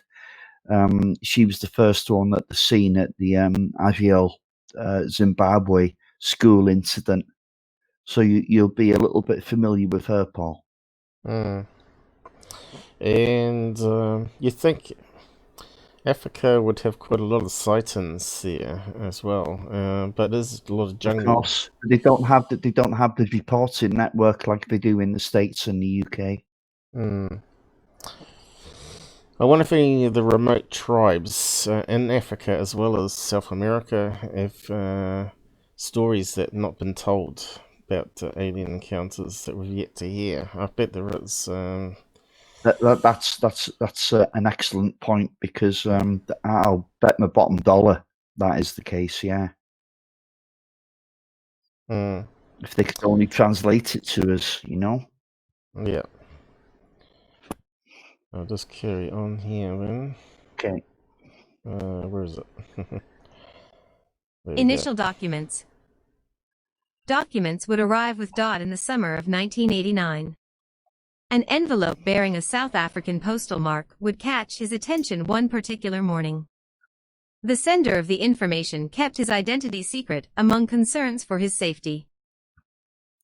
Dodd immediately suspected strongly that the documents were not official and likely fakes. Aside from their appearance, incorrect spellings were in abundance. However, for reasons he couldn't explain, he read them in full. The amount of detail proved to be startling, certainly not the usual attention to detail in other fake documents. In short, the documents provided information on the craft, its material, and what would appear to be two pilots. Dodd would use contacts, particularly in South Africa and the United States, to check the authenticity of the report. All reports came back to him confirming the incident to be true. Okay, stop that, It Paul. would puzzle Dodd as to why someone would send him authentic and correct information as fake documents. Even more so when the sender eventually revealed his name as James Van Grunen and agreed to come to England to further the investigation. Dodd would be witness to several threatening phone calls to him from the South African embassy. It would puzzle Dodd as to why someone would send him authentic. Did you want me to stop it there or after this paragraph? No, that's fine now. I'll repeat. So, hold on a minute. Let's just think about this now. He's gone to South Africa. He's a Yorkshire cop. So where has he made these so-called contacts? I'd really like to know that. Something's not adding up to me with this case here. He reckons these contacts are military. Well, why are they going to trust him? Yeah, why are they going to tell him something that's maybe above top secret? I just don't get this. And he's not dropping any names. He's keeping it all to himself, which kind of makes me feel that he hasn't talked to anybody. Yeah. Let's throw it on. I could be way out.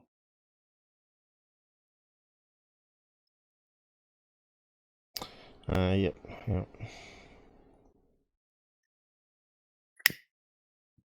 Authentic and correct information, as fake documents. Even more so when the sender eventually revealed his name as James Van Grunen and agreed to come to England to further the investigation. Dodd would be witness to several threatening phone calls to him from the South African embassy. He would record these calls and later use them as evidence. Dodd was also aware of people following his guest immediately upon his arrival. These actions only further confirmed that the account was true in Dodd's mind. Essentially, the vast majority of what we know about this incident is largely down to Van Grunen's fake documents. We look shortly at why Van Grunen did this, but first, what actually happened? The incident. On May 7, 1989, a report of a strange, unknown craft entering South African airspace resulted in Mirage fighter jets taking to the skies to intercept. They received orders to engage, which they did, firing at the craft. It came to a stop in the Kalahari Desert, around 80 miles from the border of South Africa and Botswana. The South African military would be on the scene within minutes. The fighter jet had continued to circle the crash site until they arrived. The area around the object was evidently so hot that sand and rocks had fused together. Radioactivity was also so high in the crash site that many of the military's electronic equipment failed to work. A Dassault Mirage fighter jet, the type of military aircraft that was scrambled. The strange craft was a polished, smooth silver material, seemingly hard, but with no visible seams anywhere. Sorry? What appeared to be portholes were present. Yeah, do you want to get a map up of the Kalahari Desert? I think it's got borders with Botswana, Namibia, and, well, of course, Zimbabwe, and I think there's one other as well. So we can get a rough idea where this is supposed to have happened. You're normally pretty good at looking for maps, aren't you? Yeah, just hang on for a minute. Oh, we've got a bit of crackling in the audio again. I'll drop in and out. Do you want to reset the mixer?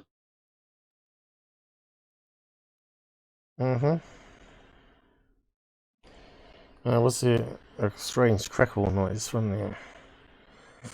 Let me just... Is it still crackling? We seem to be having a few technical... But we have gone on longer than we normally should do, I suppose. Is it back going? It's overheating. It's overheating.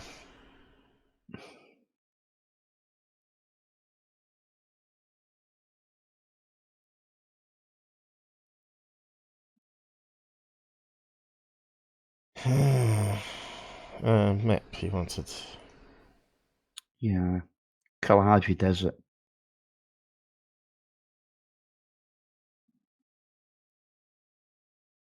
Let's see if I'm going to spell that. Okay, it's on the screen up there. K-A-L. No, I got it on the screen. Hurry. A-H. No. Go back. There we go. Why does it not come up? Yeah, so most of the desert is in Botswana there. Right. Goes over a little to Namibia and on the border there, the Botswana border with South Africa. I thought it would have gone straight to the desert though, or the area. But you can see here, this is all desert here, right? It all is here on two borders or whatever. So yeah, what do you want me to go to here? Just to show where it is. I'd like you to give people an idea of what happened. Alright. So we stuff it up here, but we'll just carry on. Well, let us know if it's crackling. Present on the craft, these were unevenly spaced. Also, what the military assumed was landing gear was visible. This suggested that the craft was attempting to land as opposed to falling from the sky out of control. The retrieval team would force a hatch open, and 2 crew members removed from the craft, both still alive. Each dressed in tight-fitting gray suits, with an estimated height of around 4 to 5 feet tall. Their heads were much larger than their bodies, and their eyes were equally out of proportion. The report basically describes what most people would call a gray alien. Under the suits, their abdomens also had a ribbed, scaled appearance. The craft safely retrieved and on its way to an unknown South African military base, with dirt and sand covering any evidence of the incident. From there, the object went on a one-way passage to Wright-Patterson Air Force Base in the United States. Further information. As Dodd began to investigate further, utilizing contacts in various places, as well as contacting military bases using secret codes and document names to gain trust as an internal employee, some of the information he revealed was startling. Even more so when separate sources began to corroborate each other. Reports suggested that the South African government had traded the wreckage for nuclear technology, something international law prevented them owning. It had also been the Americans who had alerted the South Africans to an object entering the Earth's atmosphere that would be in their airspace. Furthermore, while 2 of the aliens did indeed make the trip to Wright-Patterson in America, a third alien, according to a source in the South African military, would stay at the base in South Africa, and was unknown to the Americans. Many reports state that a facility referred to as Camp 13 is the base in question. Incidentally, Camp 13 apparently resides near the Kalahari Desert. Whether or not the alien is still in South Africa's possession, or is even still alive, remains unknown. Stop it there, Paul. Nor is the fate of the 2 extra... You know what? There's so much bullshit. In this case, it's unbelievable. So basically, we're relying on one witness for the whole of this. Tony Dodd, an over-enthusiastic so-called UFO investigator. Do you know what? I've had enough of this case, Paul, but I needed to put that out there because some people still think this is real and it's not. It's an absolute shower of shit. There's no other way to put it. There's no evidence of anything. There's no evidence of absolutely anything. And do you want to move on to a much better case? If you want, it's up to you. Yeah, definitely. I've had enough of this. It just doesn't persuade me at all. Robert the Skeptic, how about that, folks?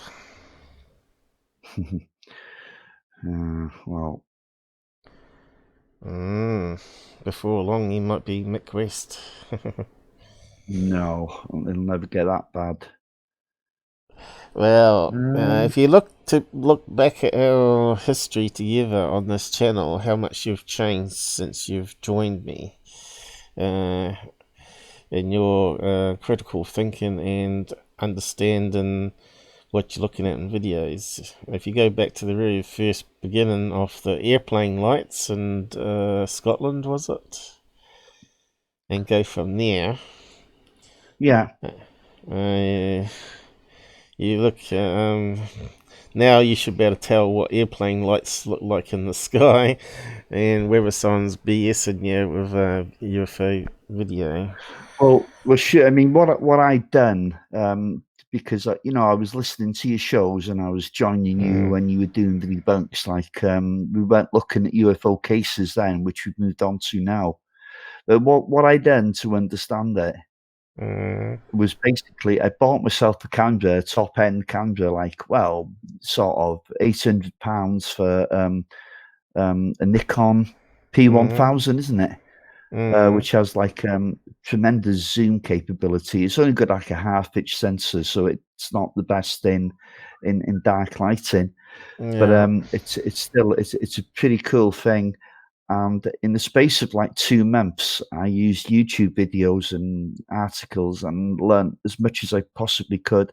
And within a couple of months, I learned every setting on that camera, every damn one, you know. And I actually deliberately took pictures of moving cars with a slow shutter speed and a quick shutter speed. I quickly realized that how people could mistake things, in the sky, blah, blah, blah. Yes, I think that's the only way you can learn anything is to actually put your hands on it and try it out for yourself. Because, the information you were giving me was great, but I wasn't experiencing it myself, and that's what I had to do to get where I am today. Yes. So sure, now when I look at most YouTube videos of UFOs, blah blah, if I see an unusual one like I did the other day, and you covered it last night in your live, and you did a damn good job on it as well. I'll send it to you because I've got someone to go to that has that much more understanding than I have, and of course I've got a couple of other people out there as well, like Scott Brown, and there's always Scott Brando and what have you, like, so, I like to throw it to a few people and see what and Bruce Maccabee, of course, but it's quite difficult to get in touch with him these days. But I'll leave you the link now for this case, Paul. This is a good one. This is one I believe to be genuine, not like that bullshit we've just heard. Yeah. Okay. Let me just see. I'll get it off the other screen. Hang on. I haven't got it up at the moment.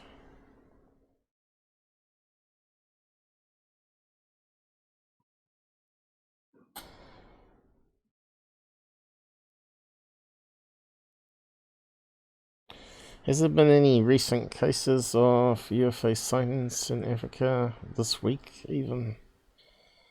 That's a good question.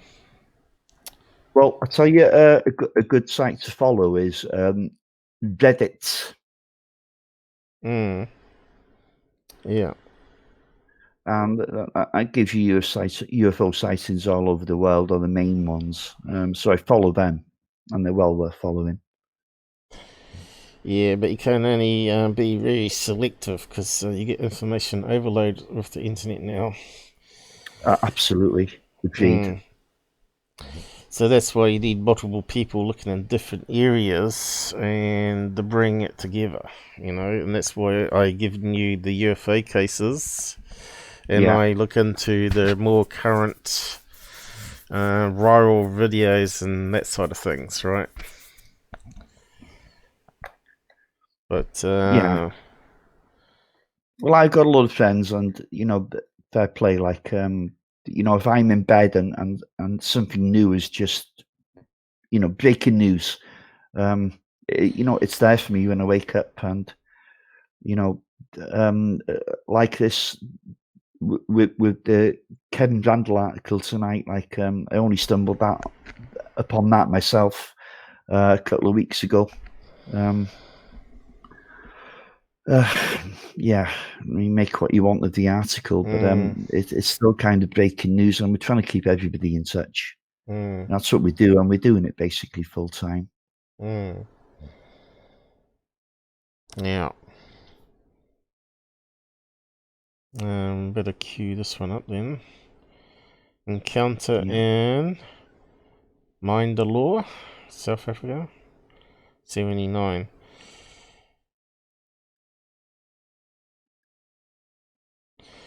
We do hear a lot about South Africa, but it's the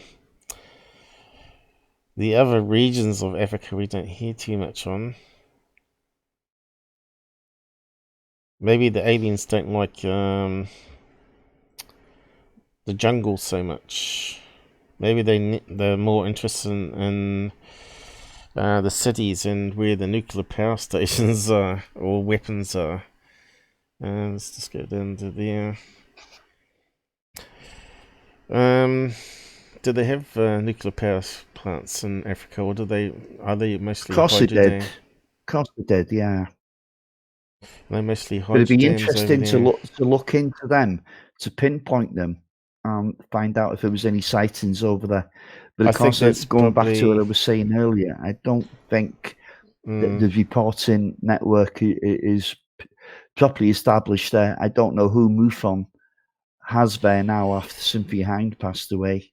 Yeah, I think maybe Robert Hastings probably got all the details on the nuclear stuff there, and countries and whereabouts it is, and where the sightings occurred, and stuff that probably is not searchable on the web you at the can find this moment. documentary, Robert Hastings, UFO and Nukes. Just type it into YouTube, and you'll find a 45-minute documentary on UFOs, and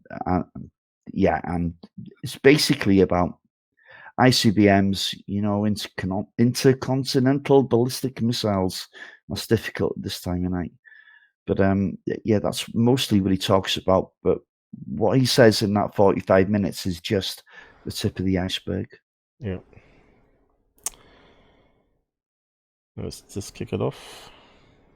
Encounter in Mindalore, South Africa, in January 1979. We better wrap up on this one. Details. Yeah. Written by Albert Rosales. Category: Contact Cases. Published July 22nd, 2013. Hits 6,548. CE3. RSA. 1979. Location: Mindalore, Krugersdorp, South Africa. Date: January 3, 1979. Time: 23:50 MRS. Megan Quizette, a housewife in her 30s, was sitting in the lounge finishing off a book she had been reading. She remembers looking at the clock and noting that it was 10 minutes to midnight.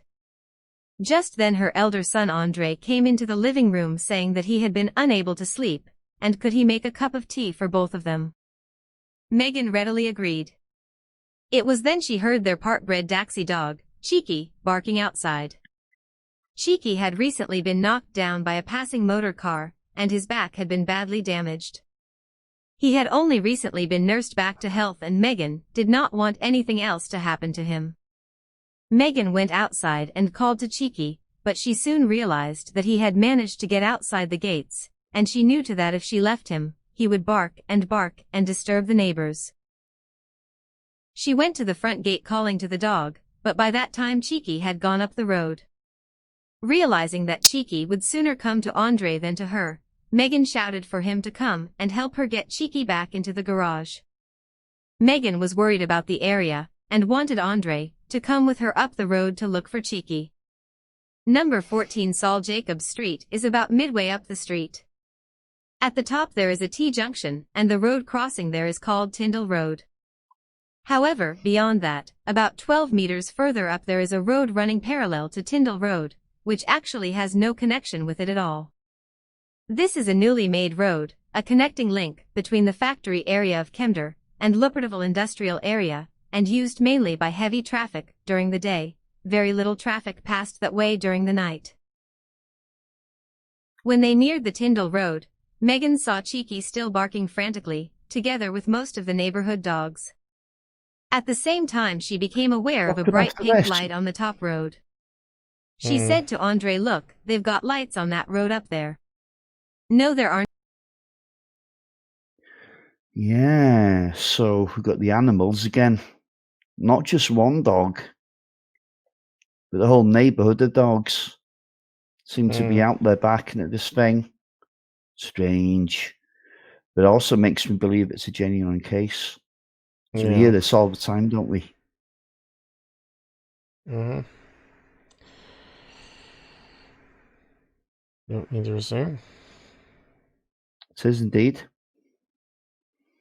"There aren't any lights up there, Mom," he replied. "Well then, what's that very odd-looking thing there?"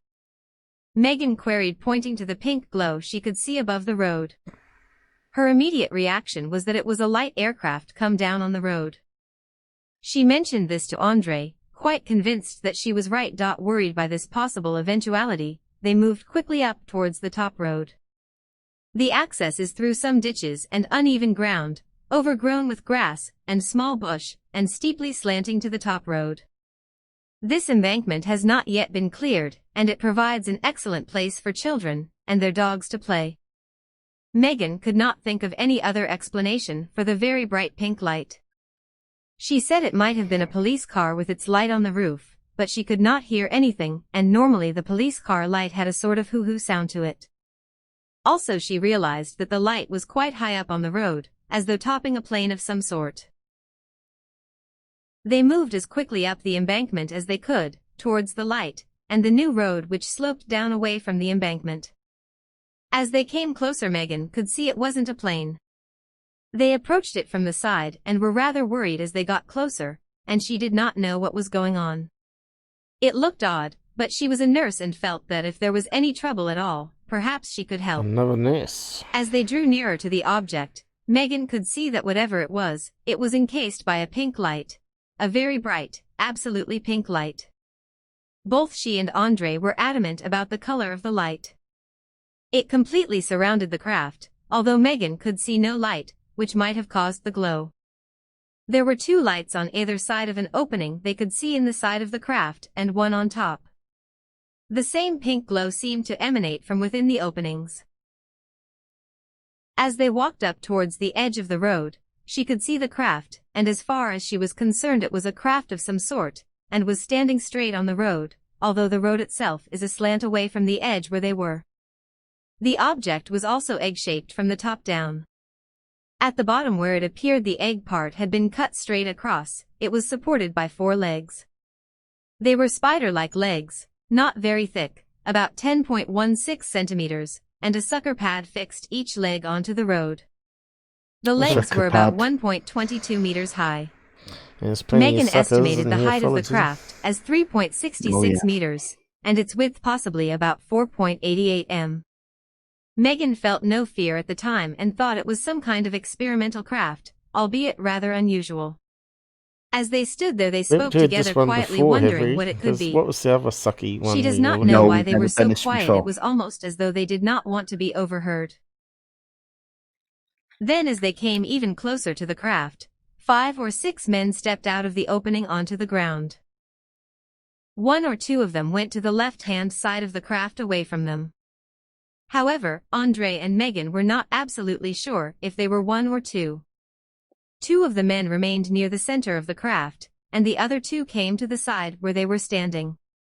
One of the 2 near to them was talking quite a lot, and the other was answering in monosyllables.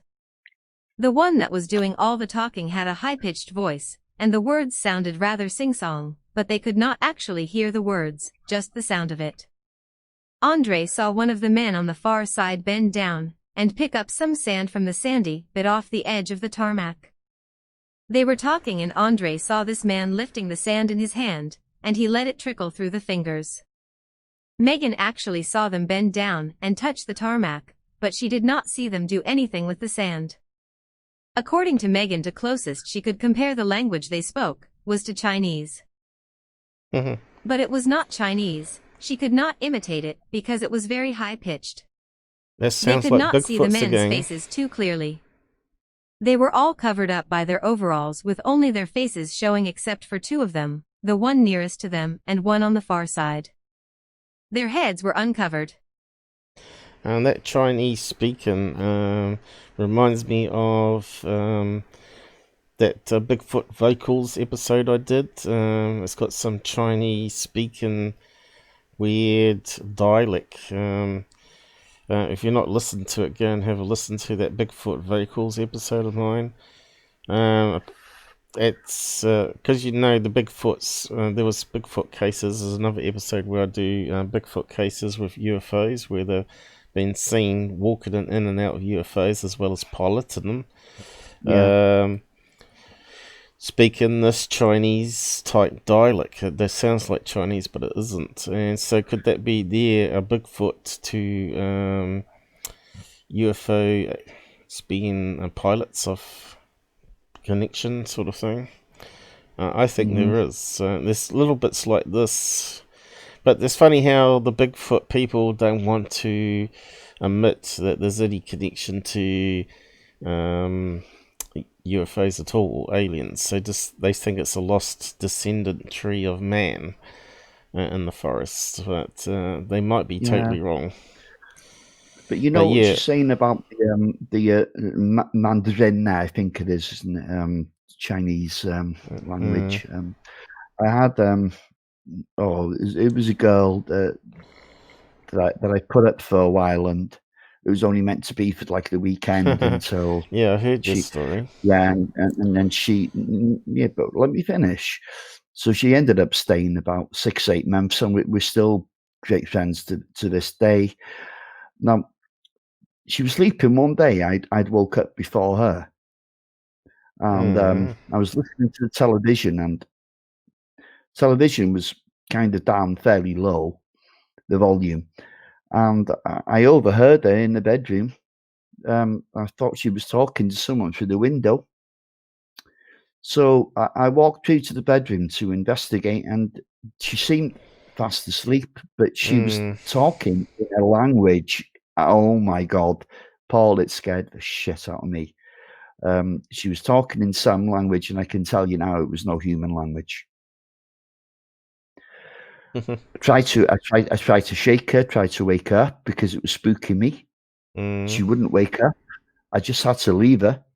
And I came back into the room, and I was proper spooked now. And I turned the volume up on the TV so I couldn't hear it anymore, and closed Shame the you door. didn't record it so we could have a listen. Damn it, Paul! I so regret that but I was kind of in a little bit of a state of shock. So anyway, she came round after a couple Can more I ask you hours. what year was this? How many years ago? I can easily put that together. Let me think. It was the back end of 2018. 2018. And 18, yeah. That wasn't long ago. No. And was that before or after your paranormal and possibly alien visitation experiences? It was just before. Maybe they were using her to communicate with you, but that's kind of weird. You know, like how they use ghost boxes to communicate, right? Maybe they were trying to. I don't understand Mandarin. I don't understand Hindu. Yeah, but if you recorded the message, right, they may have. Now, yeah, all I'm saying is, Paul, that language was not human. There's lots of syllables, but the syllables are banged out in a fraction of a second. I didn't like it. It was woo. It was too much, and you could see her lips moving. And when I told her, when she woke up, it spooked her just as much as it spooked me. And whereabouts did you meet this girl? Oh, she's a Holyhead girl. She's from my area. I'd known her for years, but not as well as we, as we do now. If you see what I mean, we're good friends. And when now. was that sighting on the water again? What year did that happen? That would have been the late 90s, Paul. I'd say 98, 99, just before the millennia. So I knew Rachel at that time, but I didn't know her well. And has she ever had any paranormal and UFO experiences herself? Did she ever say? No. The only thing she told me is that the parents told her that she was talking in her sleep, and it wasn't a recognizable language. So it wasn't the first time that happened, and I suggested something a bit alien, and it totally freaked out. So I just left it at there. I didn't want to push it any further. Well, how they talk about. I felt like I was upsetting her. How they say that they communicate through your dreams, because it's like your logical brain disconnects, because you go into this sort of like a reset mode, right? So maybe they were trying to communicate to you, and once you actually write it down or something. So maybe there was some sort of message that they wanted to get to you. Do you know, all I had to do was hit record on my phone, and leave it on the bedside. And I could have played it back to her, but would that have done any good? That, I could have made her feel really insecure, so I didn't think that was a good idea. But at the time, I didn't even think of it.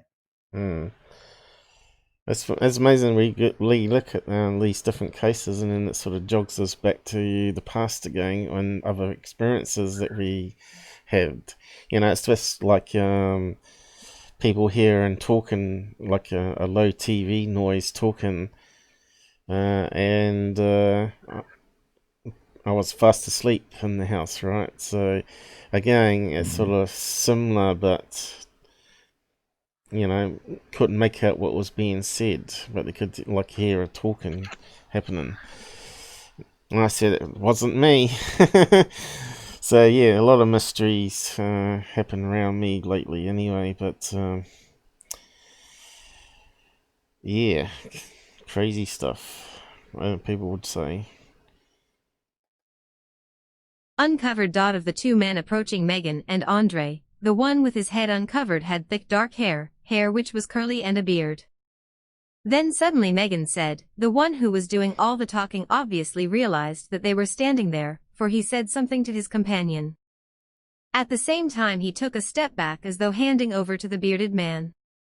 They were standing at the top of the embankment on a level with the men, and she had the impression of looking slightly down at them.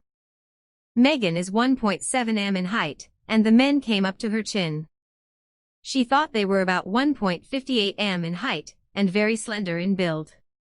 Megan said their suits covered them completely so that one could not see any muscles, or anything like that. Except for the two individuals mentioned, the suit went over their feet and right up to their heads, leaving only the faces visible.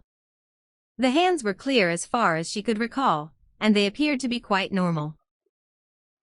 Megan thought that the colors of their suits was white, but Andre thought it was pink, but Megan thought it was just a pinkish effect from the light. The craft was metallic lead in color. It had no contours to it, no fins or anything like that, just smooth. Megan then noticed that the bearded man was looking at her all the time. Still looking at her, he bowed low to the waist and said something. Megan thought it was a greeting of some sort. All this time his eyes never left hers. Andre said, the man said something with 3 syllables in it. I heard it quite clearly. Sheepishly Megan said, hello, and laughed nervously. The man with the beard, whom she presumed was in charge, had ordinary black hair. But his skin was dark, like the Middle Eastern people, a sort of olive. But he wasn't black. Megan felt herself drawn to the man with the beard. She could not see the color of their eyes, but the bearded man's eyes were quite normal, like an ordinary person's eyes. Megan had the impression that the bearded man's eyes were quite translucent, as though she could look through his eyes. While the man greeted her and bowed, Megan just stared at him. Then suddenly, for the first time since the sighting, she had a feeling that something was not quite right. Something was not quite normal. Andre was standing slightly behind her, and to her left. She said to him, Andre, go and get Daddy, and run, please run. Andre ran straight away, frightened. He had not expected to see anything like this. The men spoke to each other in short monosyllables, as Megan stared at them. But the next thing she knew, they had jumped back into the craft. They seemed to have not made any effort in jumping back into the opening of the craft, they just sort of stepped up. One moment the door was open, and the next moment it was closed. She did not see the door close.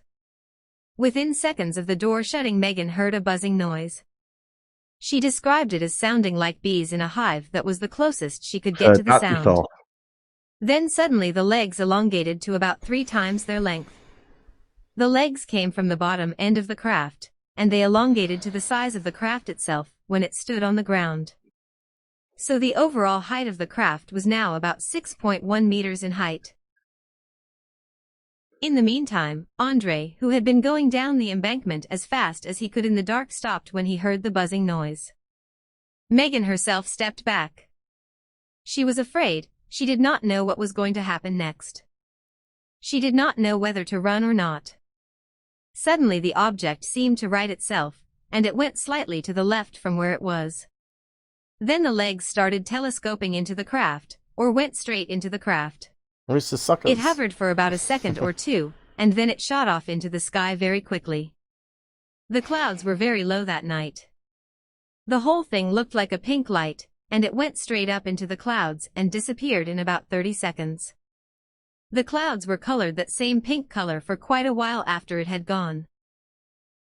Megan thought the whole episode lasted about 10 minutes, but it seemed much longer. At this point Andre had returned to the site, and both stood there for a moment or so, quite flabbergasted. Then they walked quickly down the hill to their house.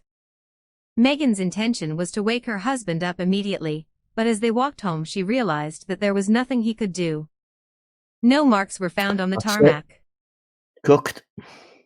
You got to the end? Source, Cynthia Hind. Mistreatment in the law, MUFON 1979. I mean, that's a really good case. I believe that she did see what she did. What it was, I don't know. I'd love to know. Like we all would. But it's another interesting case. Yep. So we're going to wrap it up there, are we? Yeah, we can do, Paul. I'm a bit tired. I'm not sure about yourself. I know you had a bit of dog trouble last night. My escapologist of a dog and managed to do the Great Escape again. And that was like at about 4 a.m. just when I was going to bed. And of course, when you got a missing dog on your hands, there's no way you're going to sleep, is there? So I put a message out on Facebook with a picture of him and gave him my phone number and address and what have you. And I eventually got him back then at around about, I think it was about 10, 11 a.m. That mate brought him back because he always goes back to the pack, you see, the guy I got him from, James, good friend of mine. And yeah, so he brought him back, and his sister was on heat, you see. And he don't care about incest. He don't even know what that word means. Do you know what I mean? He just wanted to do the business, and his big red thing was bulging out, and he was he was humping away, and he didn't have a flaming clue what he was doing with it either. He got the wrong end of the dog first. They all do that, mate. They go crazy. It was absolutely laughable. Do you know, I need to do, speak to him in some doggy language about the birds and the bees, because that guy is clueless. He really is clueless. But what do you do? Let him learn the hard way, I suppose. But this bitch's sister was biting chunks out of him, but he wasn't having any of that. He thought that was foreplay. What a muppet of a dog! Dogs are aliens. He is embarrassing. And then, of course, my friend, I haven't seen him for like 8-10 months, something like that. So, like, he wanted to talk then, because he hasn't seen me for a while. And so in the end, I got to bed at like about 2:00 in the bloody afternoon, right? So then my alarm set for like 8:00 because I know I've got to do the live, and absolute fun and games. So I'm kind of running on fumes at the moment, and it's amazing what you hear on the LB channel. Oh well, no, I don't think I've upset too many people. Hey, we're always upsetting people, mate. It wouldn't be UFOs. Yeah. Well, down the park, you're not allowed to have a female on heat because it just goes crazy down there if it does. But sometimes Charlie will pick up the scent and he goes a bit crazy too. It's amazing, really. Just a scent that we can't smell just makes him go berserko, and it doesn't matter which direction they're going in. There's like a pile up at the park one day. 4 dogs connected on each other. Oh no! Yeah. Oh God! I'll just tell you a quick story now. From this is not like mythology, a fairy tale. This happened, right? There's a sea cadets place around here. It's about maybe half a mile from where I live. And on the grounds of this sea cadet place, they had a goat. It was the sea cadets mascot. So anyway, a bunch of very strange people from this town abducted the goat, took him onto the breakwater, not realizing there was only one way on and one way off, and decided they'd have a little chain gang with this poor goat. So you had 9, shall we say, strange people. Yeah. So the leading guy was up the goat. All the others were up the other. Make of that what you want, pal. That's a true story. You can actually find it in the Daily Post. And of course, we've got the Coast Guard office, which has a big spotlight, and they spotted what they were doing. Phoned the police, and of course, only one way off as well. So they were all caught. And they all had to take, shall we say, therapeutic courses to correct their slightly unusual ways. I think I've Susan reckons all his... Susan's saying all his are neutered, but that doesn't stop them. They still get the scent. They still carry on as normal. Yeah.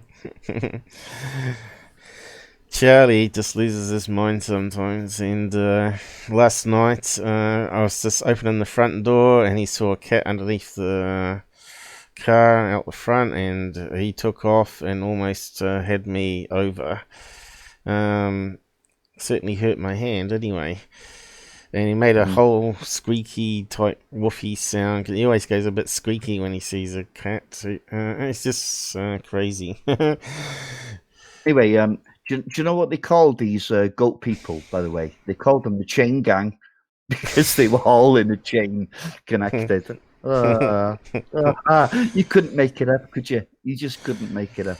Wales is full of goats. It's full of sheep, but they chose a goat. Yeah. I wonder what aliens make of all that sort of business. Yeah.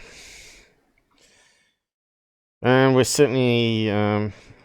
humans are sort of crazy people to understand, let alone dogs. Unless you own dogs, I suppose you wouldn't understand dog mentality. But they do make you laugh. I'll give them one thing. So if you're down, dogs will always make you laugh. And their strange behaviour. So it's like today I started the show. Charlie was there with his sock ball, trying to get a few kicks of it. He sort of hides it around the table, and he goes to the other side of the table and he's sort of laying on the ground, staring at the ball, waiting for it to suddenly move. He's hilarious. You've probably seen it on some of the videos that I've put up. But yeah, probably not seen him crouching down. So he likes to pretend it's a cat, I suppose. Yeah, they got imaginations, dogs, for sure. Perhaps we can give him to JD. JD likes him so much. But man, he's since the lockdown, he just won't stop eating. And he's put on a wee bit of weight too. He's getting really chunky. People keep feeding him in the house. Kids, yeah. Plus, I think he's going a bit senile. People say, go and see Paul for a chunk of chicken, right? And he goes to the wrong person. That's kind of strange. Yeah. He's acting strange. I think he's got hearing problem too. I know he's got a bit of an ear problem that keeps getting infected. He keeps shaking his head. There's nothing wrong with his sense of smell if he keeps making his way to your KFC. when you're making love to it. Well, any chicken, not just KFC, yeah, but yeah, he just loves chicken and steak as his main ones anyway.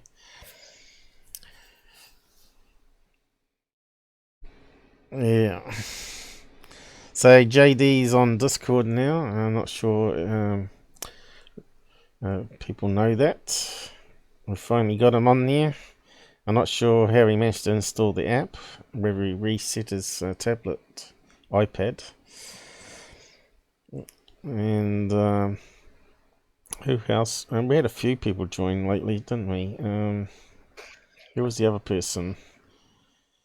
And also now we've got a music channel on Discord, and I've made so I believe. Oh dear, Paul and his gadgets, eh? Paul loves his gadgets. Countryman, he's into his music, and I said, look, you can be the DJ of the channel if you want to go into the music room and just queue up UFO and alien type music. It's all yours. But I've never seen him in there DJing yet. You know, a bit like Geekcraft.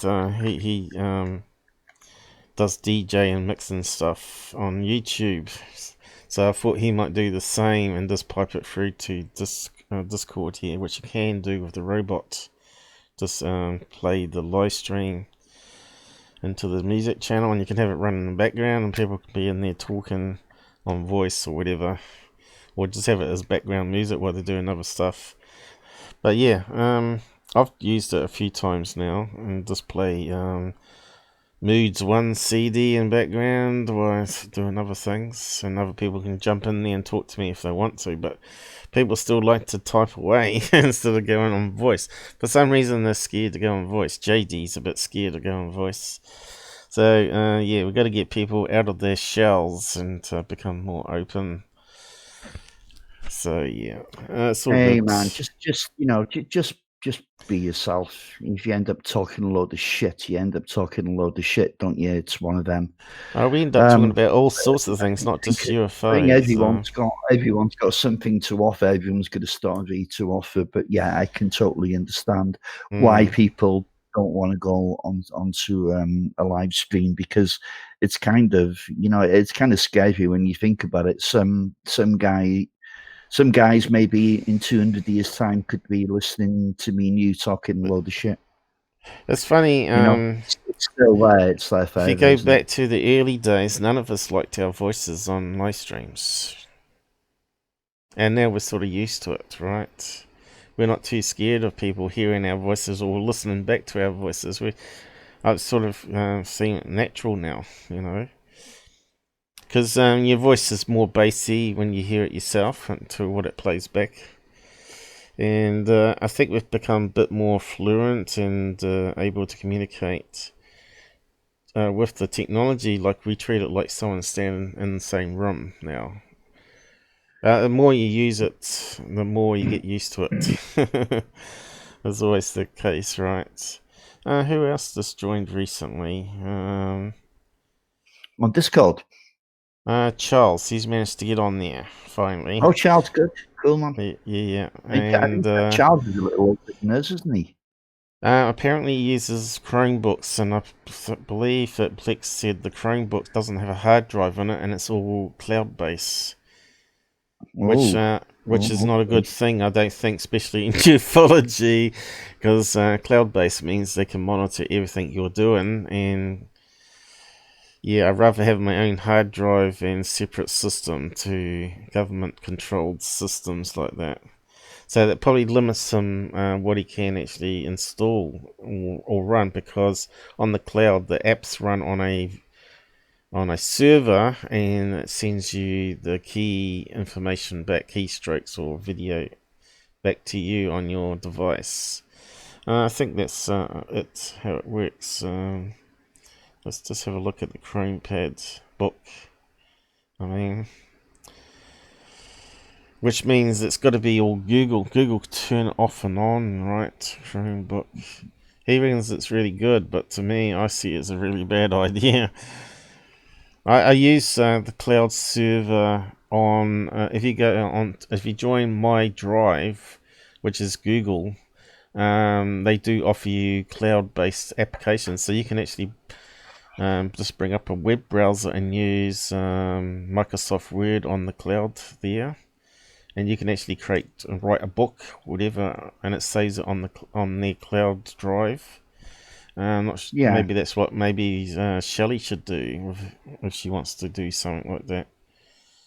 Yeah, but, just stop it there, Paul. Wes is saying you wouldn't understand me. Probably I'm from Black Country, Yam land, lol.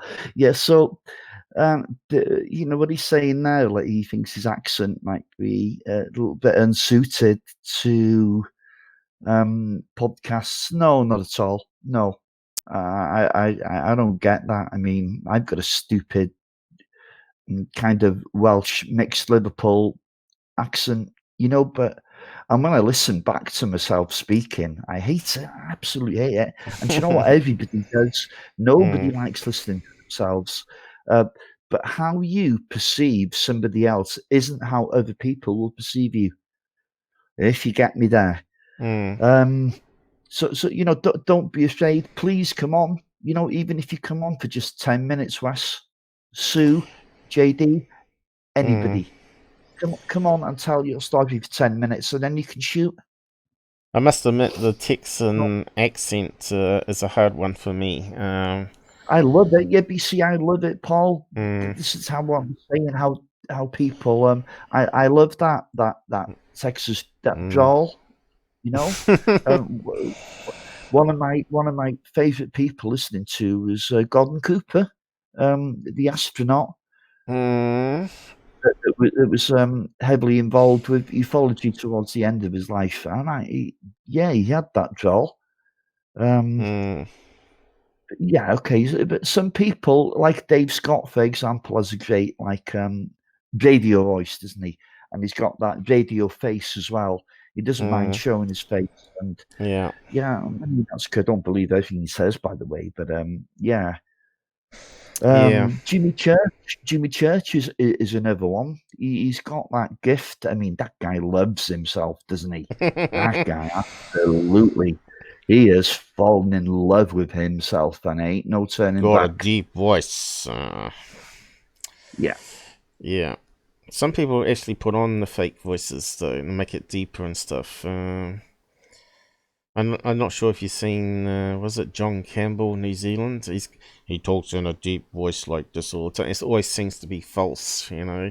And I think he's just got used to doing that. I don't really think his voice is really like that. It looks forced to me. Anyway, you have to see John Campbell on a news clip. But yeah, I find a lot of Americans, cable news hosts, really hard voices to deal with. Like Carson Tucker voice is a wee bit squeaky, and when he gets excited it's really squeaky, but he does some good work. He does some good articles and stuff, and he speaks his mind, which is good. But the other newscasters, what's that female co-host that he works with, her voice is just too hard for me to listen to it for too long. But yeah, the Irish accent is another one that gets me. It's very similar to American, but it's a lot thicker. Oh, yeah, but hold on a minute. It depends where you come from. Yeah, true. The Dublin accent compared to the Belfast accent is so unbelievably different. Watered down. If you go to like the southwest of Ireland, it's different again. They're more country, you know. They're more hickey. Yeah, that's right. Coming on voice, eventually, people adjust to it. You know, the more you listen to other people's accents, eventually you get used to it, and it's sort of like your brain sort of adapts. And in the end, you just don't see it. You know, it's like if you move country. If you come to New Zealand, eventually you may pick up some Kiwi accent there, right? Or Australia is another example. JD's saying here, compare an accent from Newcastle to Dover. Good God. Do you know, going back to medieval times, because we all needed supplies, and the North used to supply the South with some things. and South used to supply the North with some things. Well, they couldn't understand each other. They needed people from the Midlands to translate for them. Yeah. That's how crazy it was. But of course, now with the media and such, we're used to those the North and South and everything that's in between. But it's fulfilling, and it's I think the it's internet, diverse. It's good. It's all good. I think the internet and web has made it more like that, because with voice chats and stuff. Well, television made it more like that. To be honest, that came before. It's like Earl Grey's American accent. To me, of course. It's just so easy. He's so easy to listen to. I find. Who's that now? Oh, Earl Grey. Yeah. Oh yeah, definitely. He's a pleasure to listen to. So some voices are just easy to just get with, you know. He likes Australians and Kiwis anyway. He always has. I think he had a girlfriend that was Australian at one stage too, or a friend at least. Earl's been married at least 4 times, I think. So, what's he now? He must be getting up there in age, a bit older than us, of course. So yeah, he's got grandkids and all that sort of business. So yeah. He's an interesting character, old Earl Grey, isn't he? Certainly is. He's certainly talented as well. Yeah. So yeah. Oh God, yeah. His music is pretty good. Yeah, Seven's sister is actually quite good. I like it. He's an absolute fountain of knowledge when it comes to the music, the thing, you know. Yeah. Does he play bass guitar? Does he? I think he does. I'm not sure. And there's a bit of vocals as well. I think he plays guitar, but I'm not sure what else he does. But you'll find there's a lot of talented people like this in ufology. They all have their sort of like niches, but yeah, a big community altogether is a good one. You know, like I've done a bit of music myself, and you know, I didn't want to release me singing some lyrics that I had written on a song, but I did anyway, and I sort of got used to it now. I may be sucky at singing, but still, I gave it a go. Jeez. Oh, I'd love to hear you sing. That will be a laugh. Well, it's been on YouTube for a few years now, so I thought you would. Right, I can look for it. Right, give me the link. Send me the link. We're all going to have a laugh at your expense now. Well, I've got a playlist called Paul's Music anyway, so you can find it there.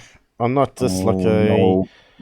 I can feel a bad nightmare coming on here.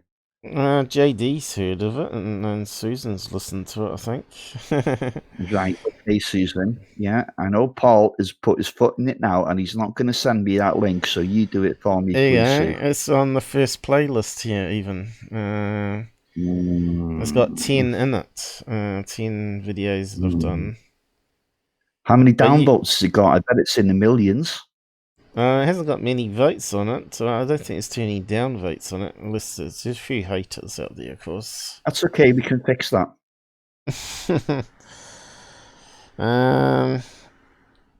Yeah, a lot of my stuff is obviously synthesizers. JD's also been into music, aren't you? Written some music. We talk about the old equipment that we grew up with, pre-MIDI even. So, yeah.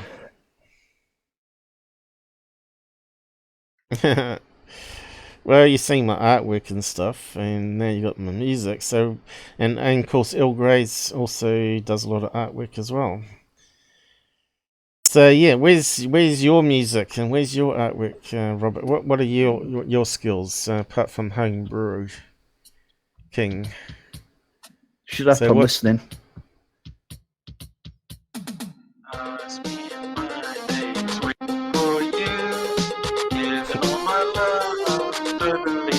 I didn't have an auto tune. I think he wants to try and embarrass me. Jesus Christ, Paul. What the F is that? Paul, You what gotta were you listen to doing? it. What were you thinking of, lad? It's a good song. Have a follow it along. I love it. You're never going to live this one down. Like Oh I my said, it's best to get it out there. Never mind the aliens. This is seriously scary. Oh, okay. Now, fair play. Fair play to you. I'm going to go to sleep to that. Laughing. I tell you what, you listen to it a few times, you'll start singing it. I guarantee it. Okay. Mm. I believe you. Millions wouldn't, but I believe you. Well, let's see you sing, Rob. Is it when you're drunk? Is it?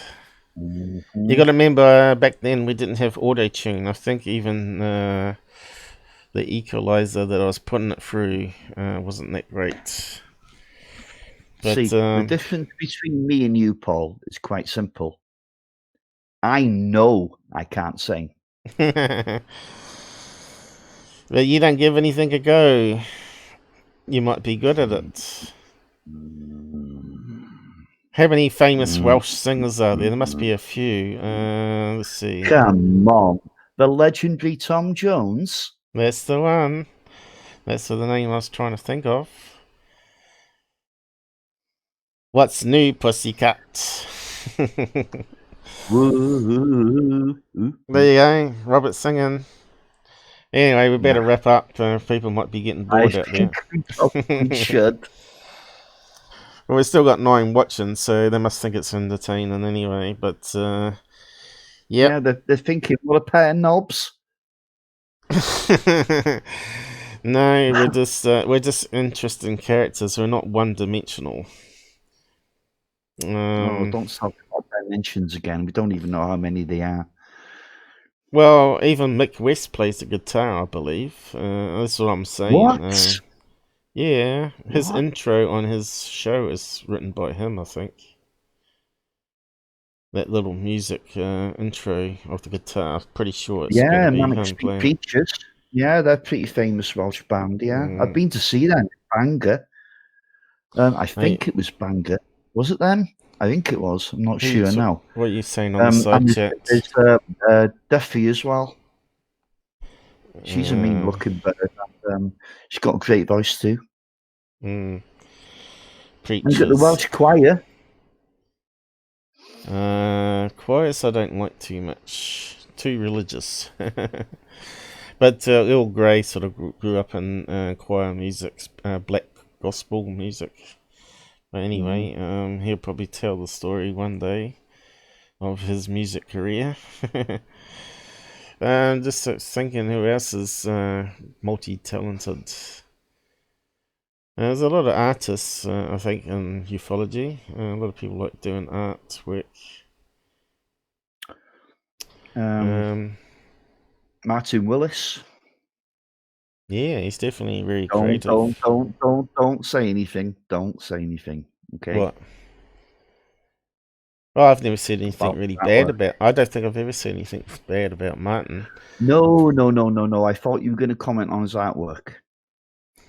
No, I kind of like his artwork. It's simple, some of it, and abstract-y, some of it. But yeah, I kind of like it. I kind of like the way Martin has actually grown into this UFO subject. I mean, just going back 3 or 4 years ago, like he didn't seem to be too knowledgeable at all. But now you see him with Alessandro Rojas on the Rojas Report, and yeah, he's starting to sound like he really knows his onions. So fair play One to him. thing with Martin, I find he finds it hard to get the words out. He sort of stumbles over his tongue a lot and trying to get something out. I find him better on 1.25 speed. But yeah, I think I think what he's doing there, Paul, is very careful in what he says. yeah, He maybe, doesn't blurt maybe. things out too quickly. Like he's quite measured in what he says, and obviously Yeah. that's going to affect the way you talk. They don't like talking about fraud UFO channels too much, do they? And then they're very careful No. what words they use there because they don't want to upset Yeah, the paying there are also customers. things that need to be addressed, which you know, he doesn't agree with that side of it. Well, But we're never anyways, all going to agree, are we? We're always going to be fighting each other.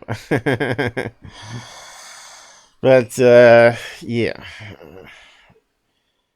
we're going to always upset people and also make people laugh, and we're also going to keep on growing. I think more people are going to join us because they see that we're real people and not just some sort of bookseller or movie maker. yeah. Listen, there's one thing: we might be a couple of imbeciles when it comes to this subject, like, you know. But there's one thing we will never do, and that's sell you a story.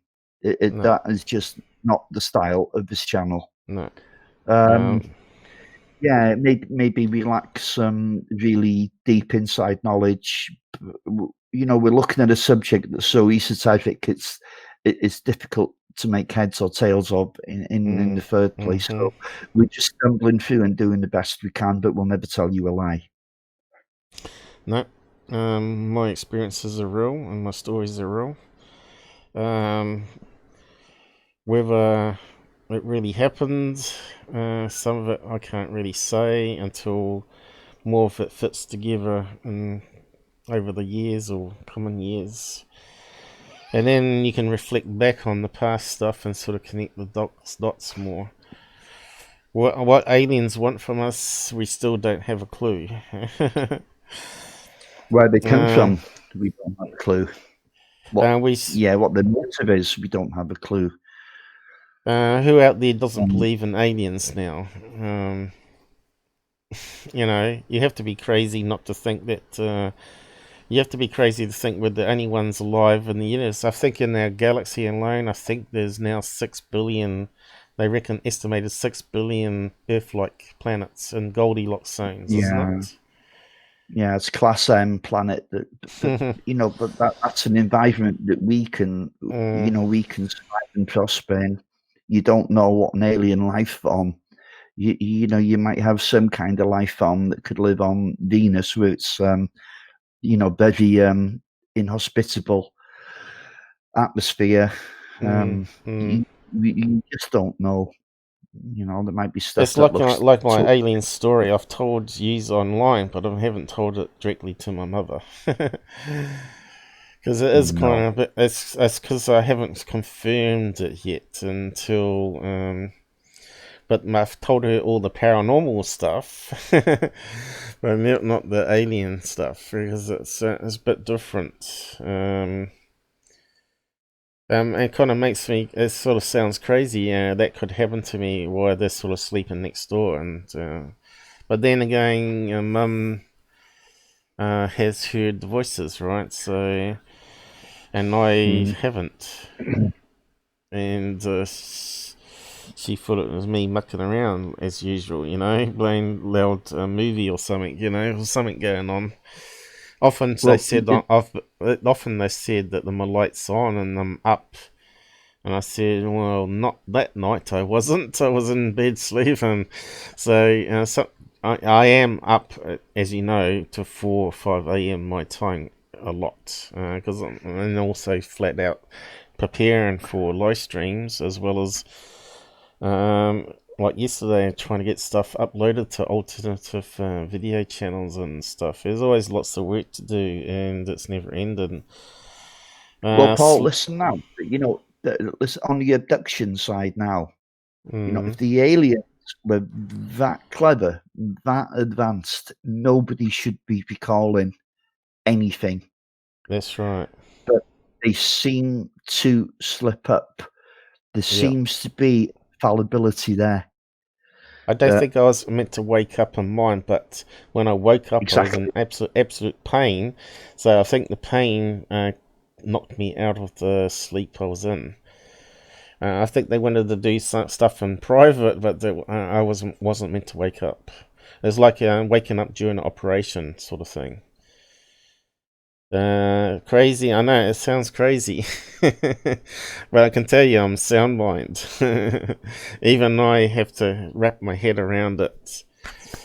But yeah, it still makes for a good story, saying, regardless if it's real or not to other people. Yeah, okay, Paul. But what you told us tonight, it took me a gasp a little bit, to be honest. But not everybody can speak about it the way that you can, because you kind of have accepted it, and you told your story in a kind of a matter of fact way, and not everyone's capable of doing that, and you have to respect that as well, Paul. I think that's probably what Earl Grey has always found me interesting. He first discovered me talking about Nikola Tesla and the stuff that I had figured out on my own head from all the stuff I read. But yeah, you still get people out there knocking it back, and you think, well, prove it wrong, and they can't, how gravity works and stuff, all you hear is the same old mundane stuff, space-time and gravitational waves. So what happens if all that's actually wrong and there's another way of looking at it? Yeah, no, it's like quantum, everything they put the word quantum in, it sounds really cool. But really, they talk about it being quantum this, but it might be actually their result actually fits another narrative or another way of thinking where it's not to do with quantum. And this is the problem that Tesla and Einstein had. They were like good friends, but they compared and used each other. So Tesla and Einstein broke up over the quantum stuff. Well, Einstein was actually asked the question, what does it feel like to be the most intelligent man on the planet? Einstein replied, I wouldn't know. You'll have to ask Tesla. Yeah, in fact, Einstein wanted to take back. Einstein wanted to retract his general relativity, but once it got out there, he just let it go. He knew there was something that he wasn't quite right about in it. But yeah, Einstein's not wrong or right, but again, it's somewhere in the middle. Well, Einstein, just like Tesla, has brought us forward maybe 100 years. I think we're waiting for the next guy, to turn up on the block now and bring us forward another 100 years. So, and that's how progress doesn't happen in a linear fashion. I think there's a reason why the aliens haven't just come out, worldwide, just showing up on the doorstep. There's a reason why there's sort of covert still. Maybe they know humans are not ready for it still. And maybe they realise that some of us get that. Some of us are not scared of it or dying. I'm not scared of dying. Certainly not since the out of body I had. I think I kind of like who I am now. Like, yeah, I'm not scared of dying, but I'm not ready to go. Paul, listen to me. Look, I kind of like this living bit. I'm not really. What I don't understand, I'm going to be a little bit afraid about that. And yeah. I'll take that step. I'll cross that bridge when I come to it. But as for now, I'm quite happy as it is. Yeah. Yeah. I think things happen for a reason.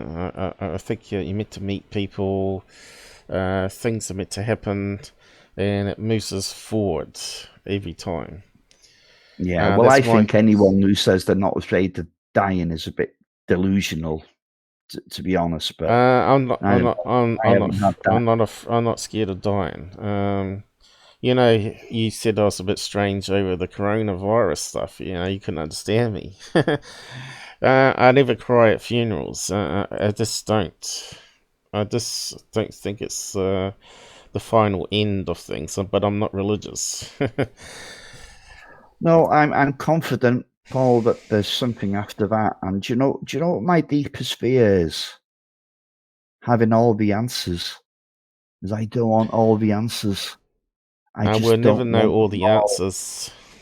No, well, I hope not, because damn it, I've got nothing to research if I know all the answers. Now that is more scary than death to me. Well, that's true. That's true. But I think you'll never know the answers. Know all the answers. Good, But that's cool. the main thing you need to know is everything's energy, and energy recycles. And I'm pretty sure information is stored within atoms, and atoms are energy. And yeah, I'm not too sure why there's evil and good, but obviously. That sort of causes a balance, you know, like everything's like balanced in life. Well, if we do pass away, we can always maybe knock out some podcasts from heaven. Let's just hope that God has a decent internet connection and stuff, so we can, yeah. Well, you might be a little ball of light, of energy, and the aliens are able to clone you, and you can go and take a new form, you see. So that might be what it's all about. Maybe there's a bigger picture here. Maybe aliens are your god. And you do reincarnate, you see, and so they create a new possibility for you. They keep you around, and then they say, well, here's a new baby being born, you can now take over that body there. Who knows what's all the world's and what it's all about. Yes, it can get more crazy the more you think about it. Some people go crazy thinking about it. But yeah, like I said, we'll never know all the answers. And maybe you do when you die. Who knows? Anyway, we better stop yapping, as we can go on for hours like this. Absolutely, yeah. Let's wrap it up. Well, we haven't scared off too many people. So everyone, you need to give more likes to Rob's show. We hit 21 yesterday, which is quite amazing. That's the first time the channel's made 21 likes. No, you had 22 before, you know. Did I have 22? Oh, that might be because Ken's decided to leave us. But anyway, things happen. Ken? Oh, Jesus. Okay, I'll talk to him. You know, slip-ups happen. But yeah, I was in the flow today with my experiences anyway. But and of course talking about Venus there. But anyway, better wrap up and probably do a midweek again. We got lots to cover still, but I'm gonna need a little break. And after the show, I'll be going to the bottle store and getting the booze that I'm after. So I might be able to get some. You might see me drunk. Anyway, hey, you don't often see me drunk. You don't often see me drunk. I'm normally the sober type. But it doesn't take me to get much to get drunk. You'll be amazed how little it takes me to get drunk. Anyway, it's been great, guys. Thanks for helping out with the channel. You know who you are out there, and joining our Discord group there, and just mingling and just seeing the other side of ufology, the people behind it. anyway, I'll catch you again on the next live. Yes, and thanks to all the usual suspects, even. Unusual suspects. Good night, people. Same time next week.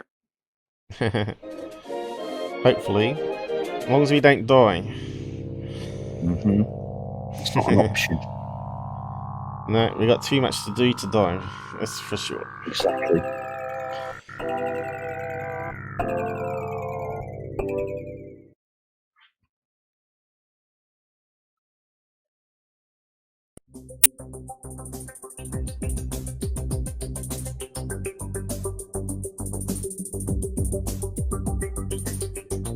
Hey, JD, thanks a lot. We'll see you on Discord after the show, people. Wesley, how's it going? Hey, we didn't get any donations. But that's alright. We don't run on donations. We're not about the money. It is nice, though.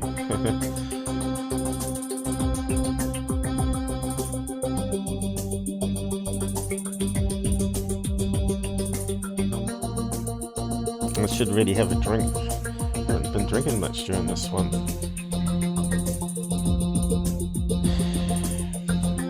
The Kiwi's in the satellite dish, and he's going away.